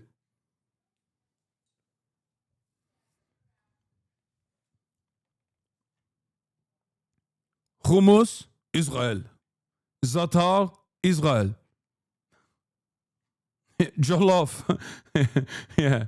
Jollof. You like jollof rice? People say they like jollof rice. Israel.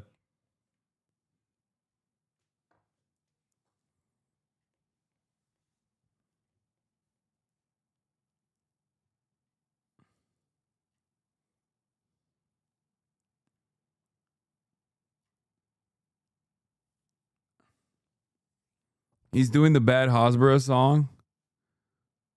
Yeah. Okay. Speaking of something that Israel could never invent, an amazing television show. Just found out there's a program called The Shia Voice where they compete to show their memorization of the Quran. This is prestige TV, to be honest. Habibi, you lost one word. You said ما كان على النبي من حرج فيما. You forgot the word lah, which is very big mistake. I previously said in Quran competition. Wait, why is it in English? If Abdul Basit comes here and does mistake on recitation, even he is very nice, best maqamat, best voice. It might need a VAR review, maybe. I'm sure that I said Allahullah. Go back to the recording. Totally unacceptable. I agree with you. I'm just going to find out. Do you want? I literally want to do this. Like this. Okay, let's go. It's my dream. It's my dream to do this and then say VAR. Let's go. Let's go VAR. Come on. Wallah, do VAR. Let's do it. Nazar, good question from Brother Ali. He goes, what happens if he is right? And he did do leh. Hold on. Then I will give him my abaya. Hold on. Oh. Whoa, his abaya? Yo! Let's listen up. Let's listen up. Astaghfirullah. Everyone look at Surah 30.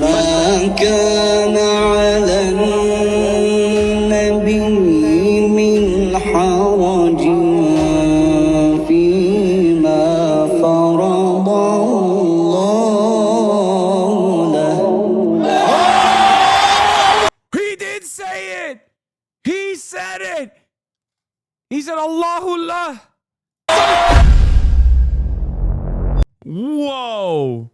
Whoa. What a night. What a night, ladies and gentlemen. What a night. Wow. Wow.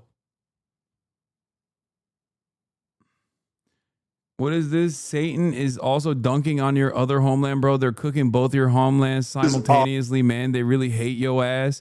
In 1997, I asked Turkish Prime Minister Mesut Yilmaz the work that proves Jerusalem is a Jewish city. He said, I can't give it. There's an Islamist mayor of Istanbul named Erdogan. It would anger his voters. Mr. Erdogan is not your city. Our city.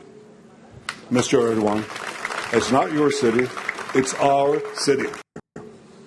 This is our city. Mr. Erdogan, it's not your city. It's our city. It will always be our city. It will not be divided again.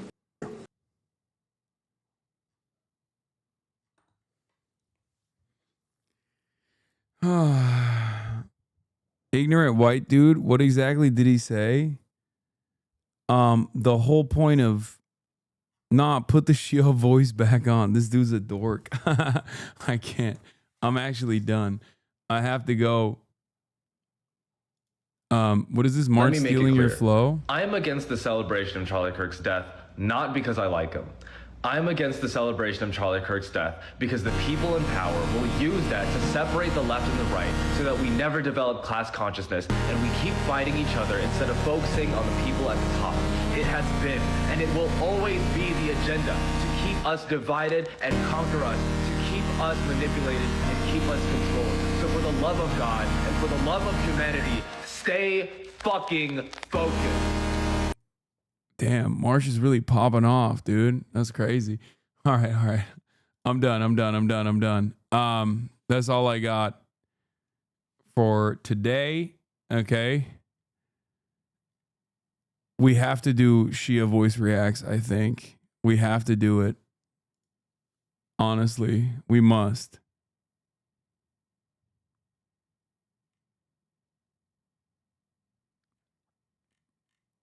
But I'll be ending this with a I'm just oldie doing but this to sound like Bo goldie. Burnham in the beginning, but I'm chillaxing the chat, so hi. Anyway, everybody, love you all, and I will see you tomorrow. Stunning lo-fi introduction, starting off the day. All the chatter is trickling in, hostile people hate. Sunny Los Angeles, California, says Hasan. The stun lock to the stun lock to the topic that's just begun. There he is again, Hasan is streaming. Hasan is streaming. There he is again. Hasan is streaming. Hasan is streaming. Reviewing the P.O. box, Uncle Euger's face. Sudden Discord agitprop, gray names take on race. Tiny Bernie Sanders, LGBTQ Air Force. The whole left at your fingertips, and Anya out your door. The H3 Crowder debate, the Young Turks online show. 3 full fucking years of this, and plenty more to go. 90-day fiance talks of champagne bourgeoisie. A Trump rally live reaction, a mass riot in DC. There he is again, Hasan is streaming.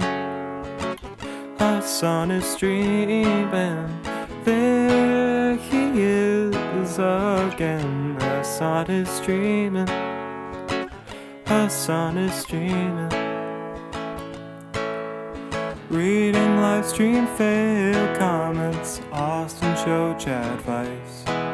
In all the ways the right-wing pipeline can suck you in online. JCS react lord, friend gets broken, cover blown.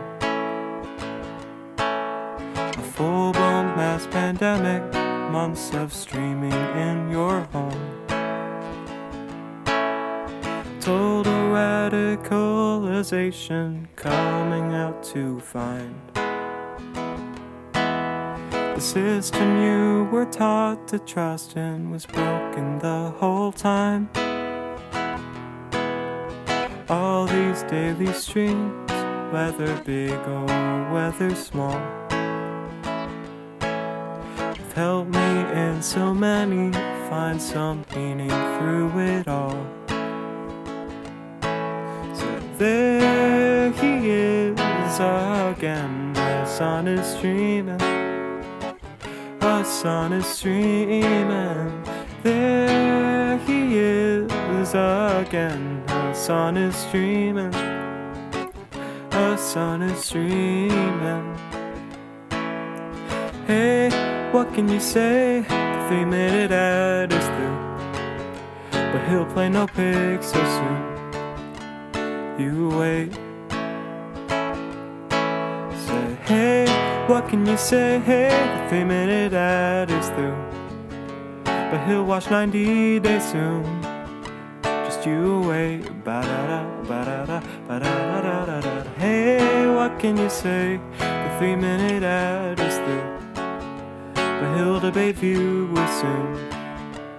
You wait. Sha-ba-da, sha-ba-da-da-da-da-da-da. Hey, what can you say? Hey, the 3-minute ad is through, but he'll beat Nameless King soon. You wait. Oh shit, he already put. Oh wow. Hey, what can you say? The 3-minute ad is through, but he'll stop with that break soon. You wait. You wait.